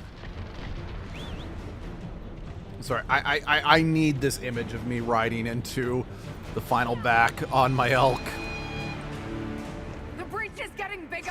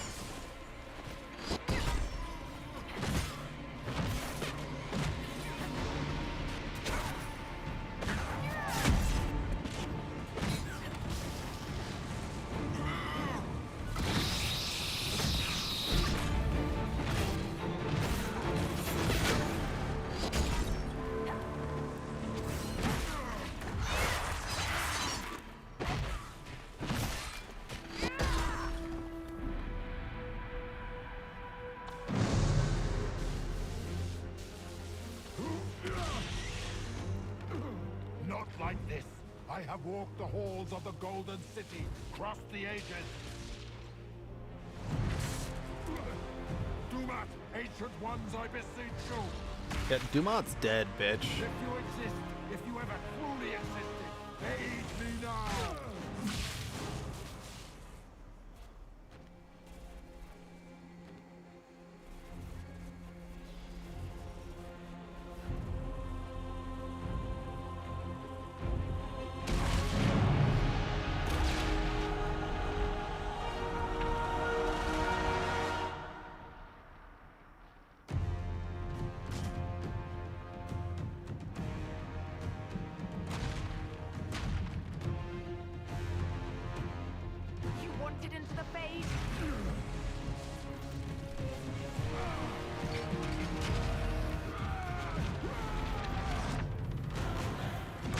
Even though that may have been exactly what he wanted, and now we've accidentally screwed ourselves over.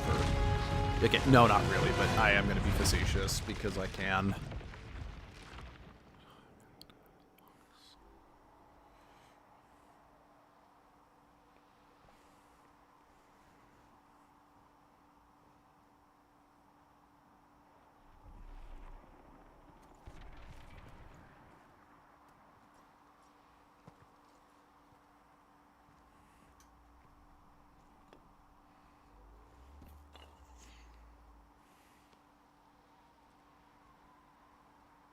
Solus? The orb.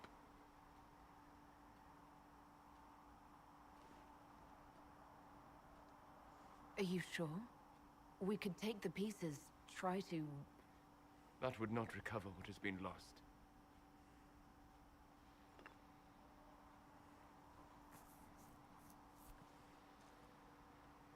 There's more, isn't there? It was not supposed to happen this way. No matter what comes, I want you to know that what we had was real.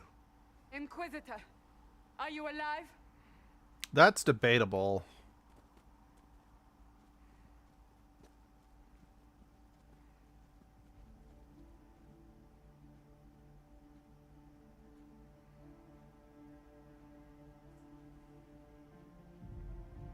Victorious, I see.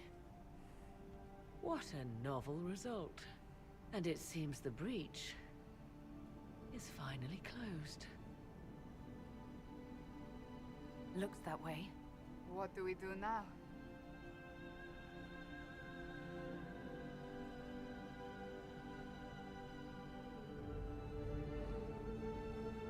We go back to Skyhold. And party.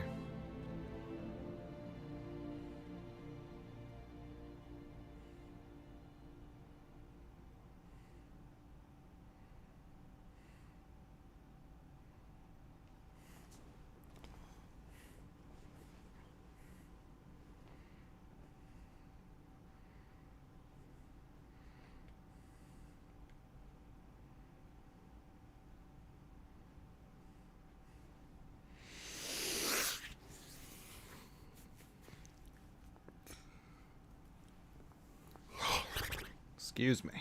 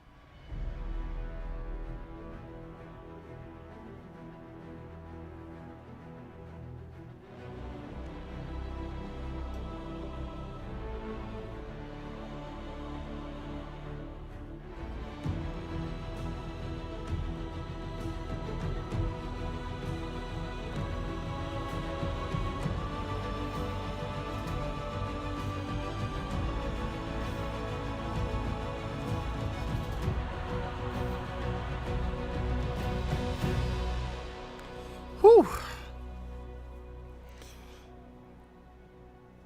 That was a long one, but... My lady. Oh, geez, your cheeks just clipped right there. That looked painful. Agents have found no trace of Solus. He has simply vanished.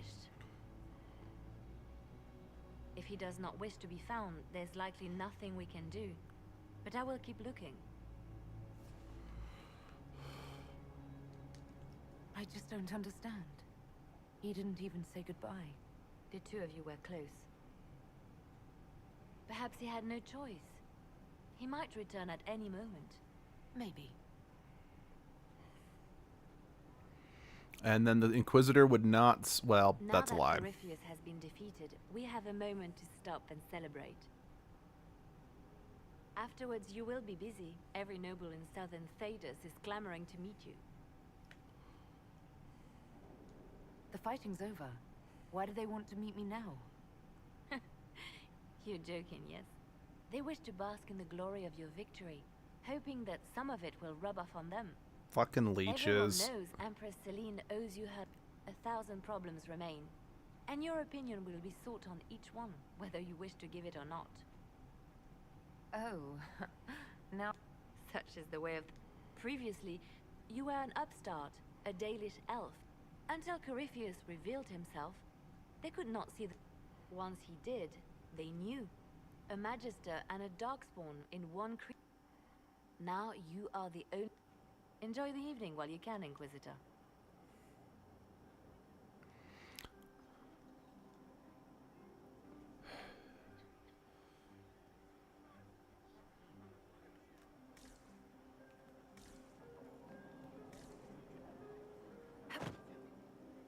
Am I imagining it? Or do we have a moment to breathe? Conclave. Hey, you should hear the stories they're telling in the barracks. Pride in their voice. Some of the soldiers have requested leave to return home, but many would follow us still. You are proof that the Inquisition has made a difference, and that we will continue to do so. Our soldiers put their trust in you, I should be thankful. You gave me a chance to...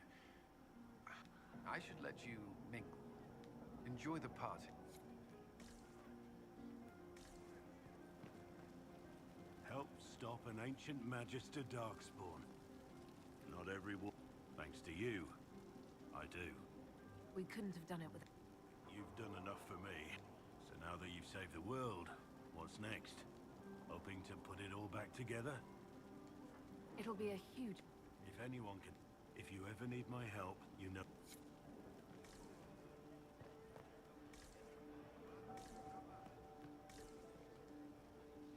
So, demons, dragons, giant asshole Vint on a big... You don't let it get dull, boss. Good stuff. You helped make it possible, Bull. That's what they... It's weird. I joined the Inquisition under orders from the Ben Haas. Now that it's done, I've got no orders. For the first time in my life, I can go wherever I want. Got anywhere in mind? If it's all the same with you. Anyway, the only place I'm going tonight, to us being alive, and the bad guys not. Yeah, no. Bull's happier not being in the Kunari anymore. I think... Varric, buddy, please let me talk to you. Fuck. Okay, I can talk to Sarah, but I can't talk to... He tried to bind me, but it failed. Did you see it? Did you see... Demons abound when you tell them what they are so loudly that it's all they can hear. But I know who I am now. I am me, thanks to you. You did it yourself. Maybe I did. What happens next? Where do we go? For tonight, we remind the world and each other that... Yes. Thank you for...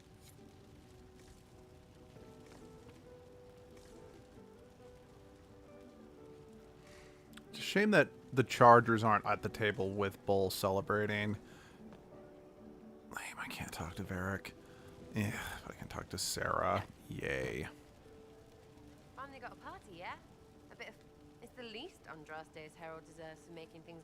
I mean, is this for us or for her? Or, you know, him? Because I was there and I still don't know what's real. Let the philosophers worry about... Still some things to do yet, right? Because I'm in no hurry to go back to... You mind if people still stay around? Or whatever? I could use the company. Oh, poor leader of everything. Alright, enough of that.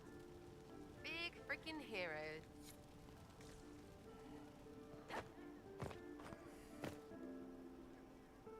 I was passing through the hall this morning and a serving girl actually squealed, dropped her... She was completely breathless. You were... I didn't even get a chance to answer. She hugged me. Hugged me. I mean, I'd hug you if I could too, Dorian. That's what happens when you're a... Is that so? Must be... Mind you, I can't say I hate the notion of being the good... I suppose you can't all be evil bastards. The blacksmith said that, and he spat when we first met. I hope my father hears. He will shit his small clothes from shock, I swear. I appreciate everything. So you should. Being appreciated is. I'm also pleased to come out of it alive. You thought you'd die? Didn't you? The hero dies in all the best stories. Anything else just sounds so implausible. I've decided to stay with the Inquisition. You will? Tevinter lacks the presence of my best and only friend. It'll keep.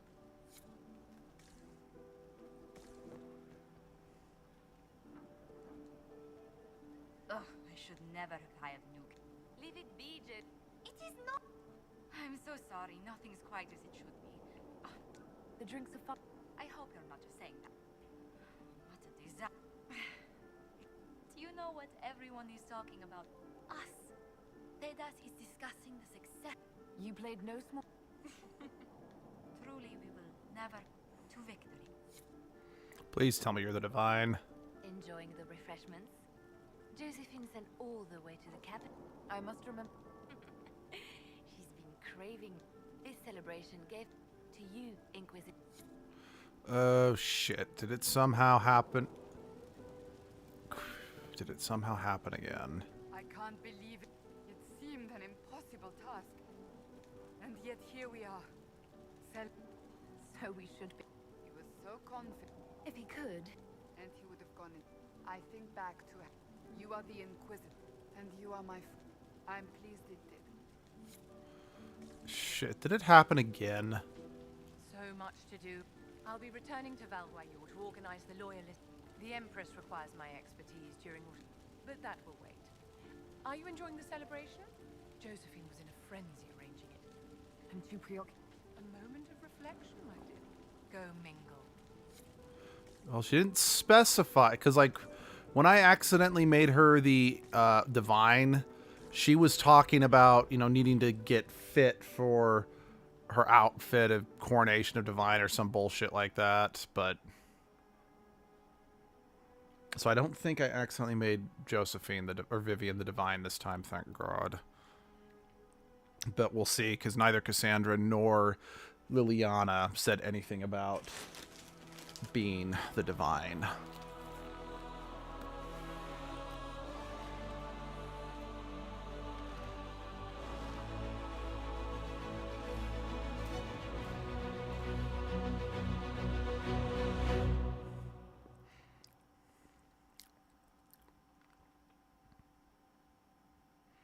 Okay. It is said that Corypheus woke after his long slumber and found the world gone awry. He fought to bring back those days of magic and shadow, to raise himself as a god and set things right. Now, we are left with a scar in the sky to remind us of what almost was. It tells us that a great victory against chaos was won, but left the world forever changed. Consider the mighty empire of Orlais, where Empress Celine remains on her golden throne. Where once war raged, there is now a shaky peace. Orlais is resurgent, the Empress a patron of arts and culture. Many attribute this recovery to her lady love, though others wonder how long their reunion will truly last. Fortunately for Celine, her gratitude towards the Inquisition has remained strong. Some claim she clings too tightly to the Alliance. Others know it is all that stands between her and defeat. The Grey Wardens of the South slowly rebuild in the months following the events at Adamant. They declare it time for the Order to emerge from the shadows, to join the rest of humanity in fighting their ancient foes. Rumors abound that they severed ties with their leaders at Weishaupt, and that a bitter war now rages between them. What becomes of Hawk is unknown, save that all news out of Weishaupt soon ends. Does the sudden silence indicate a battle within, or something far worse? 1 month after the defeat of Corypheus, the Chantry Good. Liliana as successor Thank to the God. throne. Given the name Divine Victoria, She first declares an end to the Circle of Major. The Majors will now govern themselves. She opens the priesthood to other races, declares support for the Inquisition, and rededicates the Chantry to the principle of charity. Fuck yeah. Divine Victoria is controversial from the start. Several new sects arise, resisting her reforms and declaring her rule a threat to the faith. Well, She duh. meets with their leaders, urging unity. Miraculously, her words take root, and for now, the Chantry remains strong. I mean, people who are in privilege are never going to be happy in their privileges. The Inquisition's mages, the former rebels led by Grand Enchanter Fiona, are left with a choice. When Leliana disbands the circles, they leave the Inquisition and reform the College of Enchanters as a new order. The college, they say, will allow mages of the South to gather in peace and seek new solutions to age-old problems. For the moment, it appears to be working. Mages are enjoying unprecedented acceptance throughout Thedas.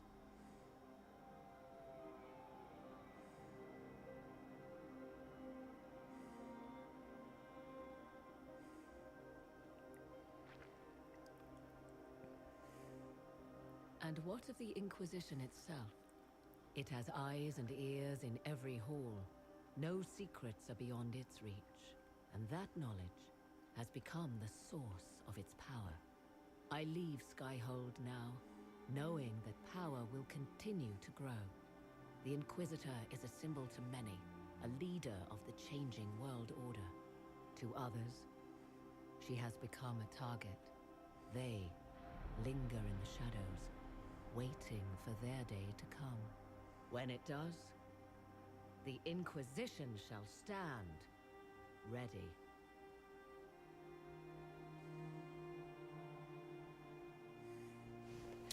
Okay. I'm really happy I was able to get the Liliana, softened Liliana is the divine. Sorry, we're not watching the credits. Just we're not doing that.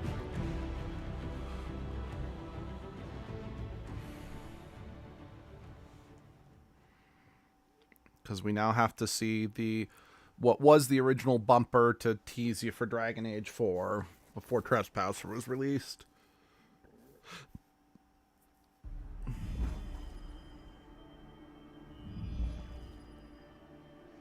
I knew you would come. You should not have given your orb to Corypheus, Red Wolf. I was too weak to unlock it after my slumber. The failure was mine. I should pay the price. But the people, they need me. I am so sorry. I am sorry as well, old friend.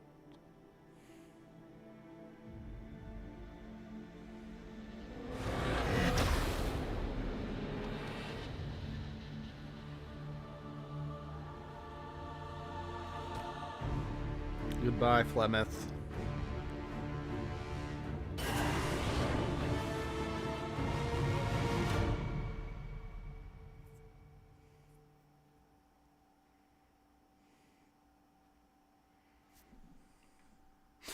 But yeah, actually, between hearing Meryl's story in the second game and then just the general talk of the Dreadwolf in this game, when I first played this 11 years ago and actually saw that reveal, I was like, holy shit. That was... excuse me. Excuse me. That truly blew me the fuck away back then.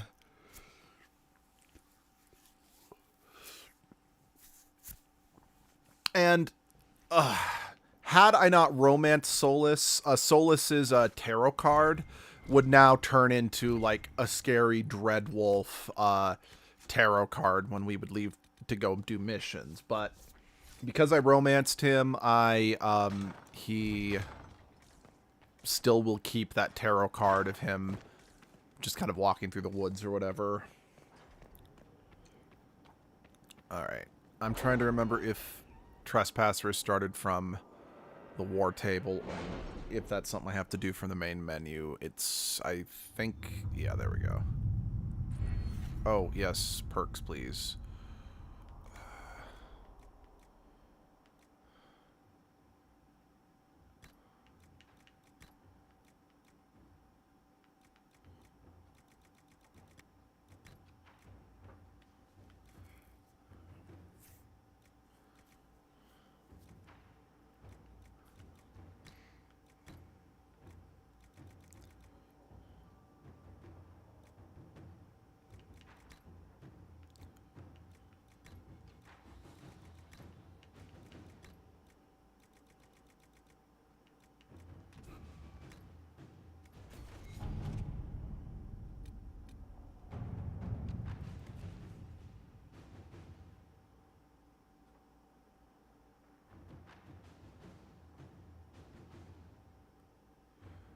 That's fine.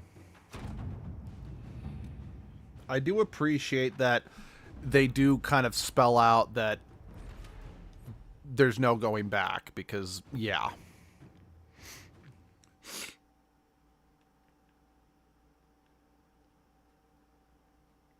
I mean, on the one hand, you could argue it's immersion breaking, and I think that's a valid complaint. But I would have appreciated some more, hey, this will, like in Baldur's Gate 3, I would have appreciated, it's like, do this quest only when you're ready to beat the game. Then again, there's just too many little things that trigger other things in the third act of Baldur's Gate 3 that I find Act 3 to be a little too anxiety-inducing.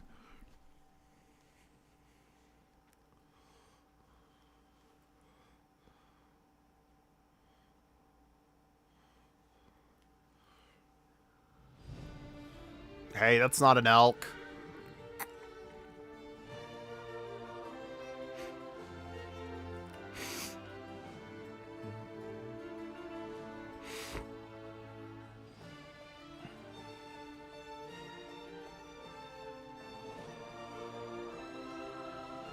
Another parade, another bloody negotiation.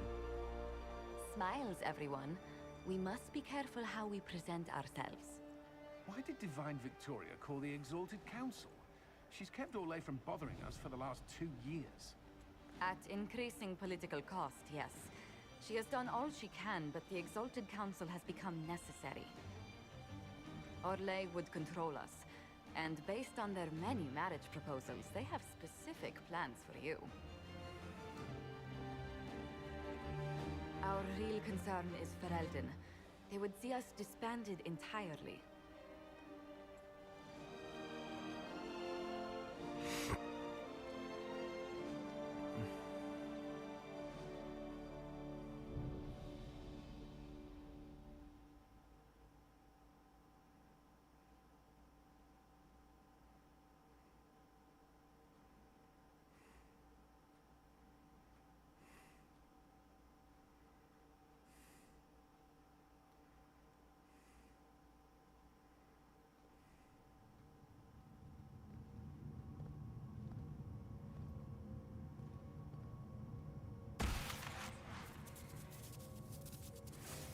Inquisitor, it has been too long.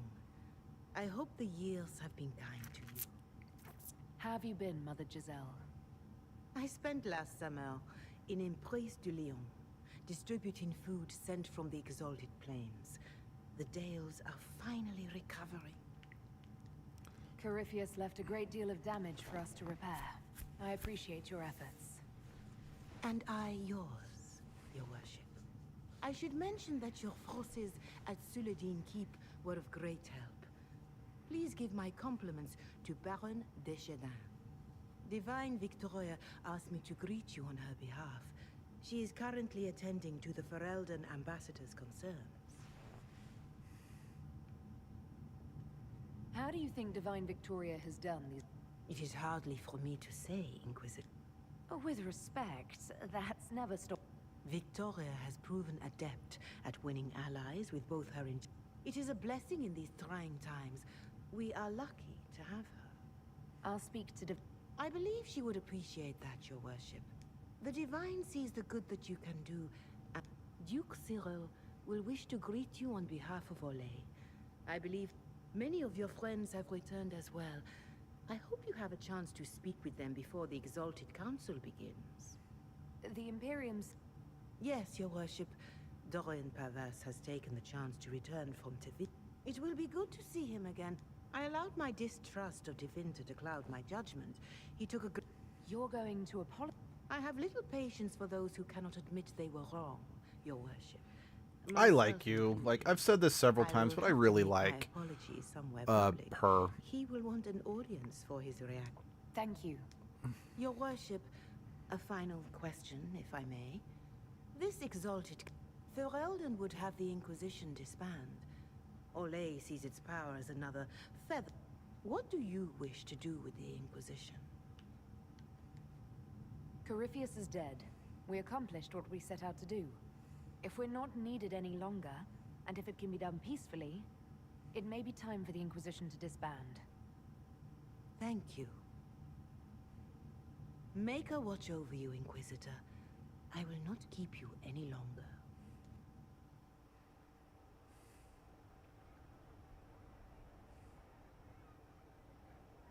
I'm surprised Lord Zerol is on the Exalted Council. He's so sentimental about the Inquisition.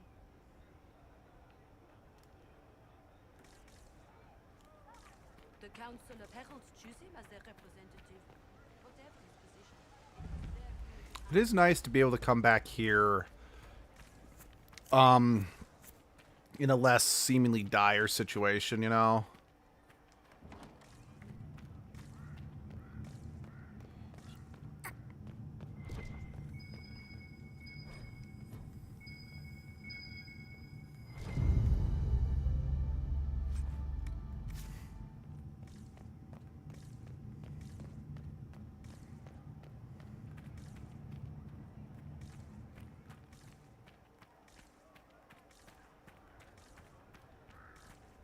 Of course. Wait, can I go up there? Actually, I should be able to go up there too.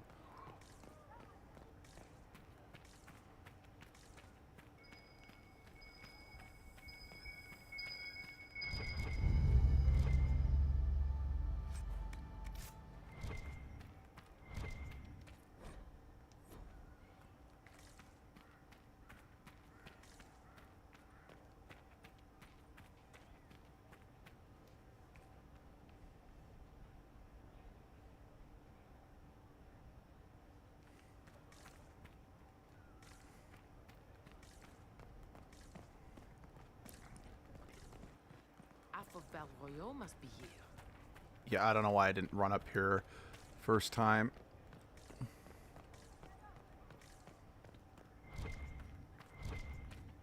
Hey, Josephine. It's been quite a day so far, has it not? I've been speaking with representatives from everywhere. Have they given you trouble? Not at all. It is quite alarming. It means they are... Would you walk with me? I should like to take some air before... The palace has been most accommodating. We are, after all, here at their insistence. But the minister... No. No more talk of the council. This meeting was to spend time with you in a more relaxed fashion. Is this in your daily notes? 3 to 4 o'clock, idle chat with the Inquisitor. Of course not. Not precise. The truth is, there is a small entertainment happening tonight, to which I may... You'd like me to go with you? Very much so. In all the years you worked with Orlais, you had so little time to enjoy its culture. Perhaps you're right. These meetings and talks don't allow for much leisure time. And then back to Skyhold without a moment's pause to take in where we are. With all that's been happening, I promised myself a single evening out. I'd very much like to go with a friend. Thank you for thinking of me. I'd be Splendid! I will arrange things at once. The past years have been so busy. We have earned at least a few moments of rest. A calm night out sounds... Oh, bravo! Bravo!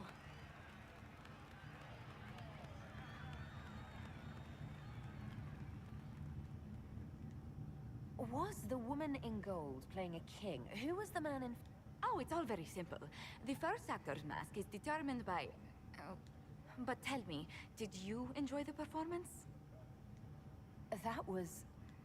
Truly. That part with the glittery, and they actually set fire. Then I call tonight. Oh, look!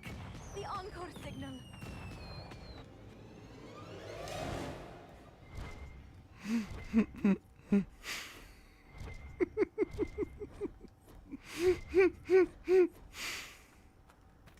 And I love the fact that they don't let us see what the Inquisitor is seeing. You have to leave it all to your imagination.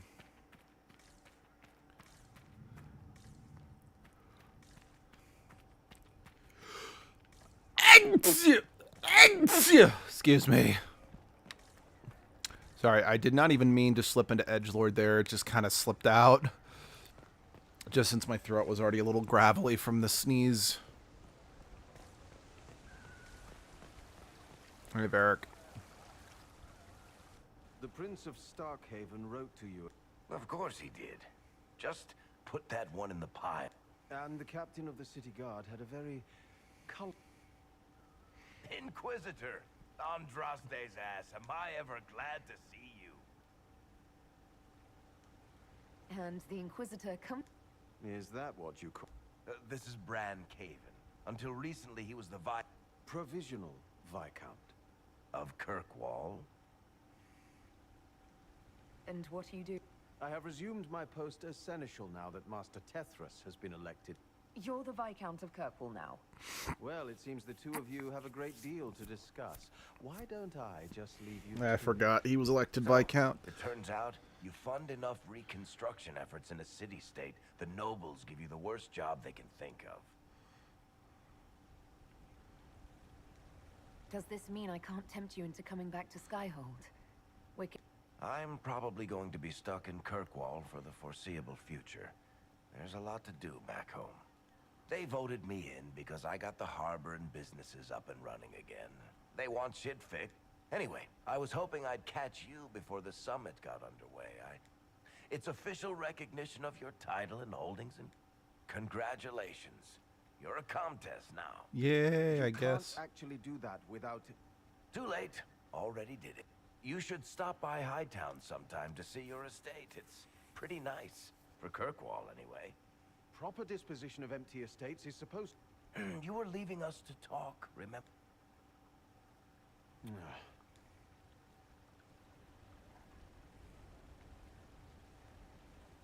What are you up to? Look, it's really not that big a... Oh, that reminds... It's the key to the city. You can't give that away without approval from the...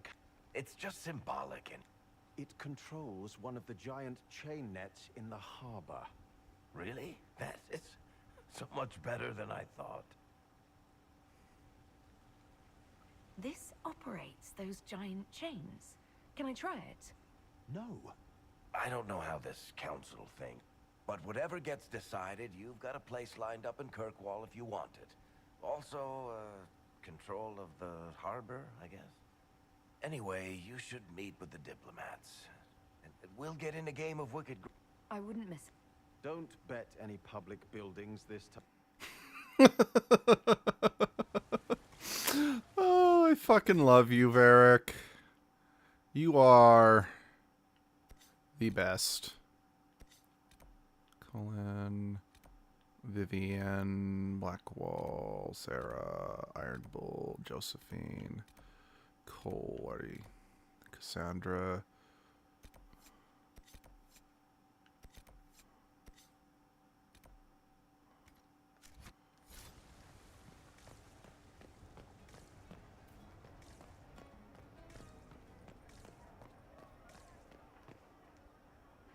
Hey, Blackwall.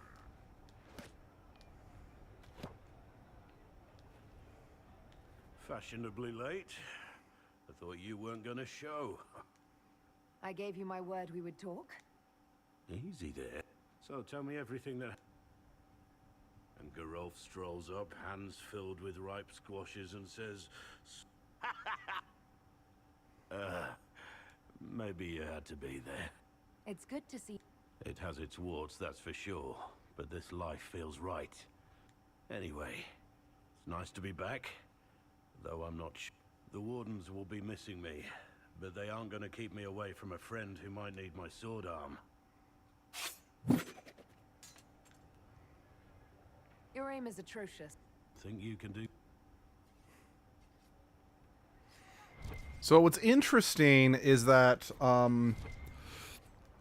so the first time I did this DLC, I did it having romance Blackwall, and I actually chose to pardon Blackwall because I was a bleeding heart who didn't want to lose him. So he actually is going by Tom now. Like, he's using his original name of Tom Rainier. But because we gave him we had him go back to the Wardens, he is still using the name Blackwall like a title. Wow. That's still not as good as just this axe I picked. Oh, that looks atrocious. That's still not as good as the just random axe I picked up in the Frostback Basins. Yes, I know both are DLC, but still.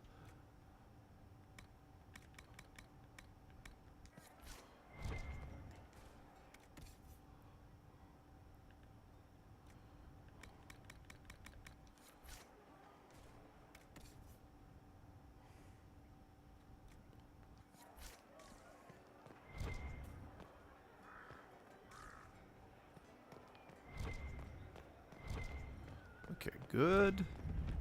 Like, I'm 99% sure I did not get... Well, no, actually, I did get some... Yeah, those aren't better. Those aren't better. Where's craft armor?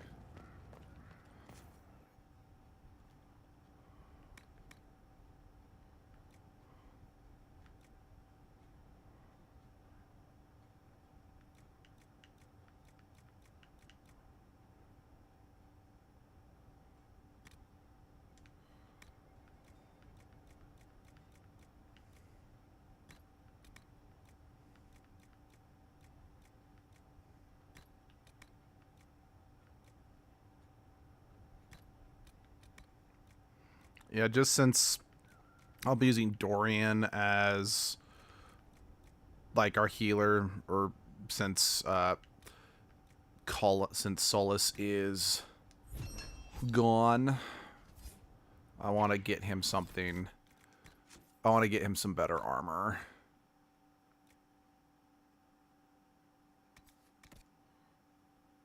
Oh, actually, that's not. Still, I'm going to give it to him. Oh, no, it says Tom Rainier right there. Okay.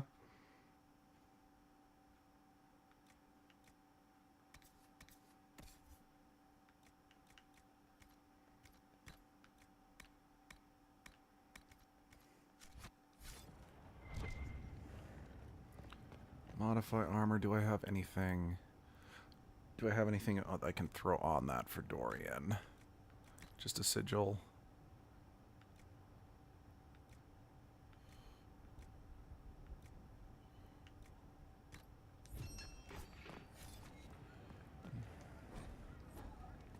Wait, what?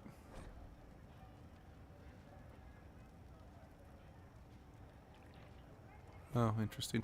Let's just tint that for Dorian real quick. We want our awesome...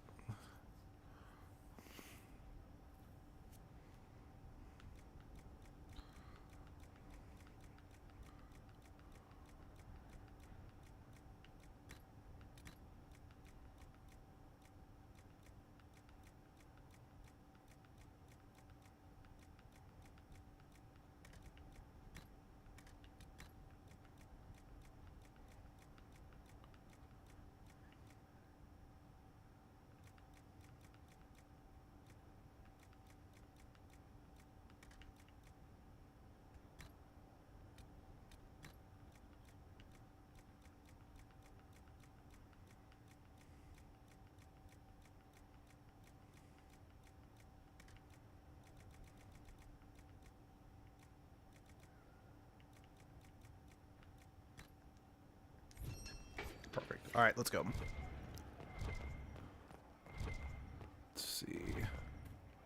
Hey, Colt.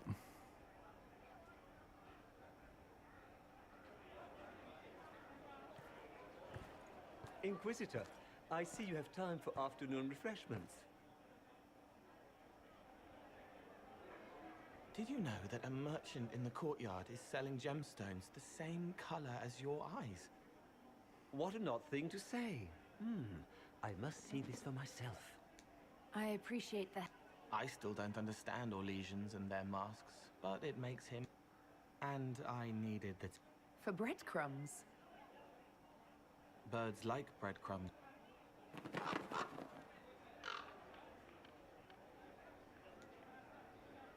Oh, Cole, good day. I didn't see you there. But I saw you, as lovely as your songs. Cute. I'm pleased for... The world has ample pain, Inquisitor.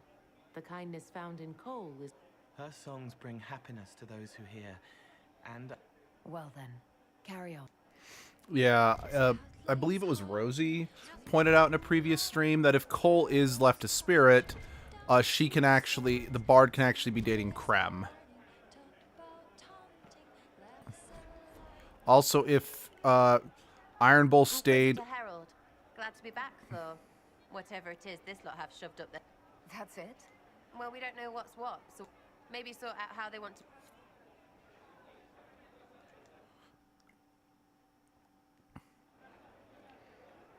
Your Worship, I'm glad you're here. Listen, I need you to keep the Chief distracted while we sneak this dragon skull through the room behind him. I'm looking forward to seeing where this goes. It's for his birthday. I'll see what I can do, Krem. All right, here he comes. Just keep him talking. He loves talking. Okay, this is amazing. Hey, boss. Good to see you.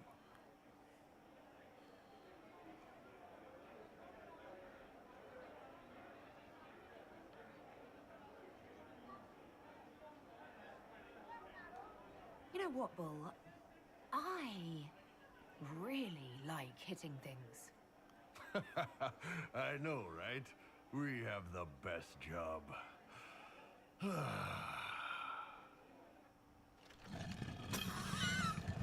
I don't care if the developer headcanon is the Chargers die. This is...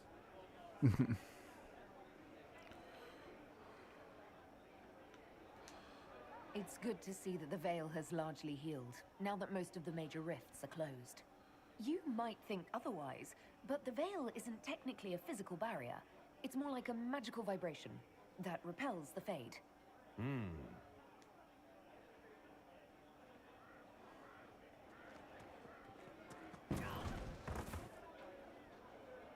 Do you think news of the Exalted Council could affect the lyrium shipments from Orzammar? Wow.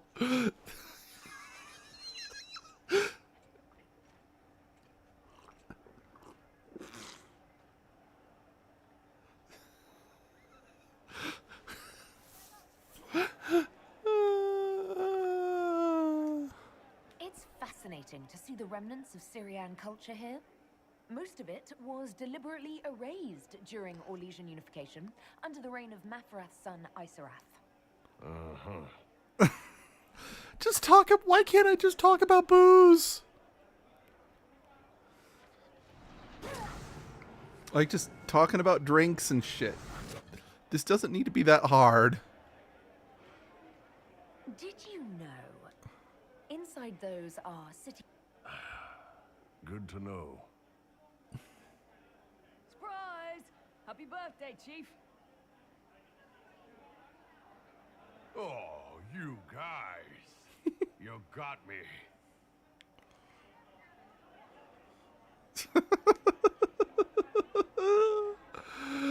Oh, that was great. Yeah, no. I don't care what the developer headcanon is. I'm keeping... Well met, Your Worship. I'm keeping the Chargers alive for, like, always and forever.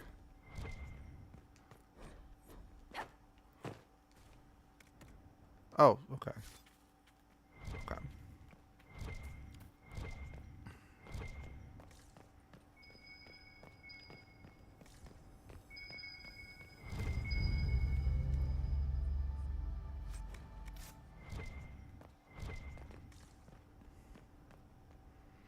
Hey, Cassandra.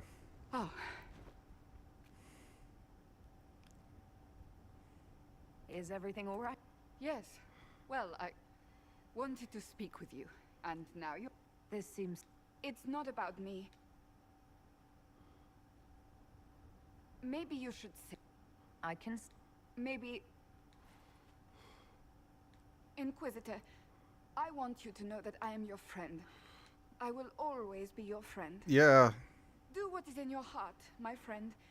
No matter what anyone might tell you. What's going... That's... Marriage is much more than a lovely sentiment. What are you talking about? You're not proposing to anyone. I am going to kill Varric. Why do I believe everything he says? Why? I should do a playthrough of this romancing Cassandra just so it'd be like I can maybe... I've thought about it. And then ask her. I suspected as much. Being Inquisitor has brought you good... How did Varric, of all people, be... Probably because people trust him. That's really about it.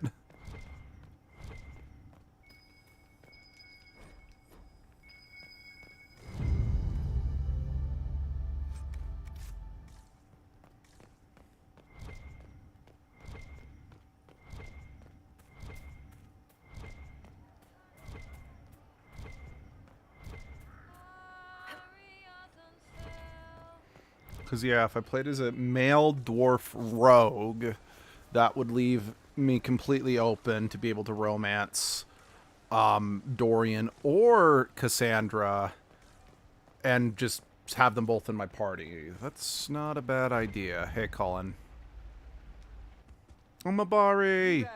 If that ball were a fire...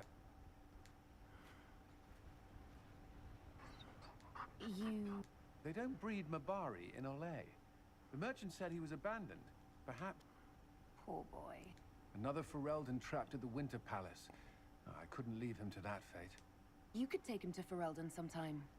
I did promise my sister a visit. She might try to spoil you. The Inquisition will change after this. Whatever happens, our people, you, Liliana, Josephine, will have my support. In whatever form you... I can't imagine the Inquisition... I am honored. You can help. Dodge this, and I'll find overpriced Orlesian dog treats.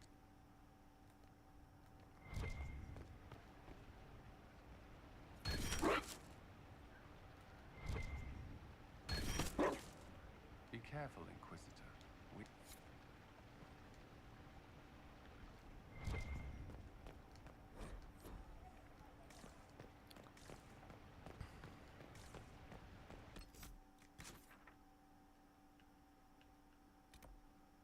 Check, check, check, check, check, check, check.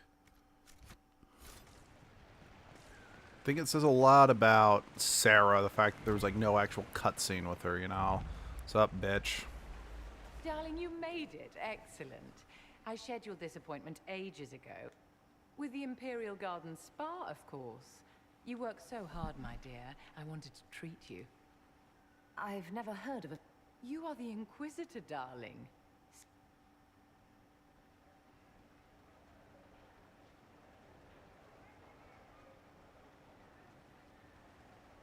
What are the cheese wheels for? It pains me that you even have to ask. You've clearly been living too long in barely civilized conditions. Did you hear something? Relax, darling. It's spa day. How have you been? It seems ages since we've spoken. I mean, I actively avoided I know talking to you. you. Disappointed when Solus left.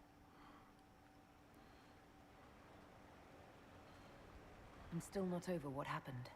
We shouldn't dwell on terrible mistakes, should we? It's spa day. Fair enough.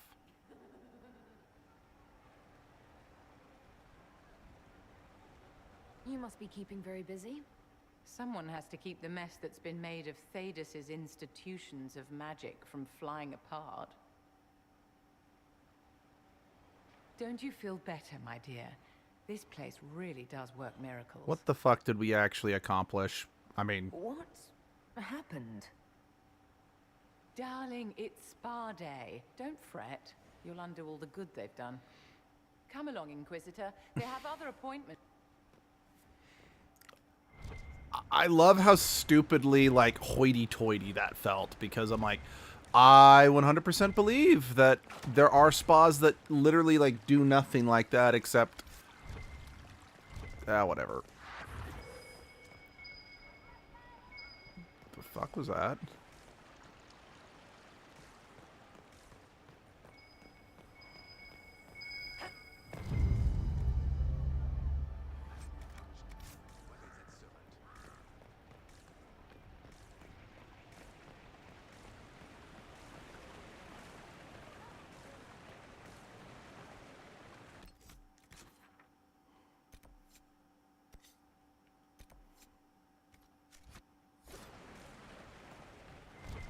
Ah, there's Liliana.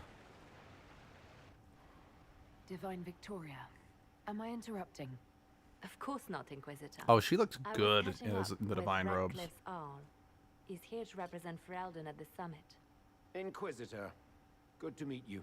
Nice to meet How are things in Redcliffe, my lord? Blessedly quiet.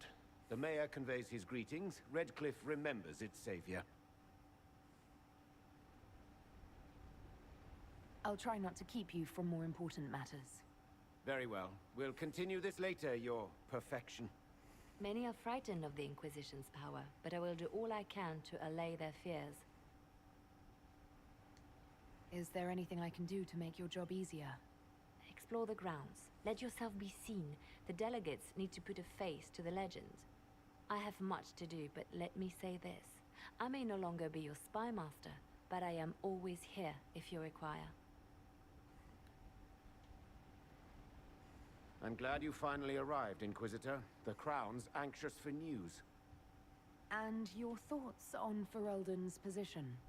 The breach is long gone, yet Skyhold's army remains. Ferelden can't continue to ignore soldiers on its borders. I mean, he's not wrong. The Inquisition has grown. I can see how its presence might cause concern. Then you understand why we must demand a reduction of your military forces. A power without allegiance to either Ferelden or Orlais? Even I see neither of our countries can let it rest. I won't keep you longer. We'll have words enough when the Exalted Council begins. Yeah. It is kind of a shame that Tegan is kind of in a slightly more adversarial role in this DLC, since he was such a crucial force for, you know, getting justice in the first game. But I'm glad he's not vilified, because he has a very good point, honestly. Everything he's saying is 100%, well, it's true. He and Ferelden as a whole are rightfully justified in being afraid. Well, maybe not afraid, but concerned.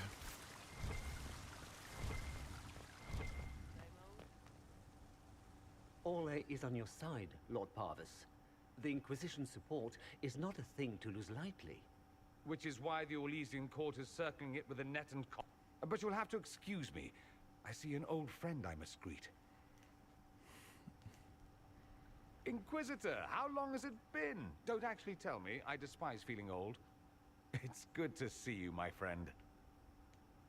You arrived ahead of me. I hope all's well. It's everything I expected. We've been spared the burden of surprise. Orlais wants the Inquisition tamed, Ferelden wants it gone, the Chantry medals, and Tevinter sends but one, that's me, by the way, a reward for my interest in... Thankfully, Ambassador Pavis is a token appointment. Call on me... Inquisitor, Duke, I have long followed your work.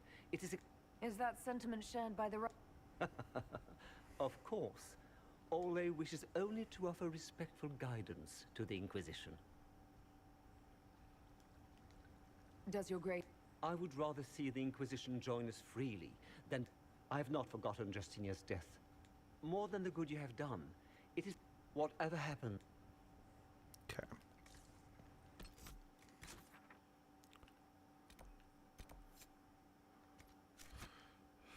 Okay.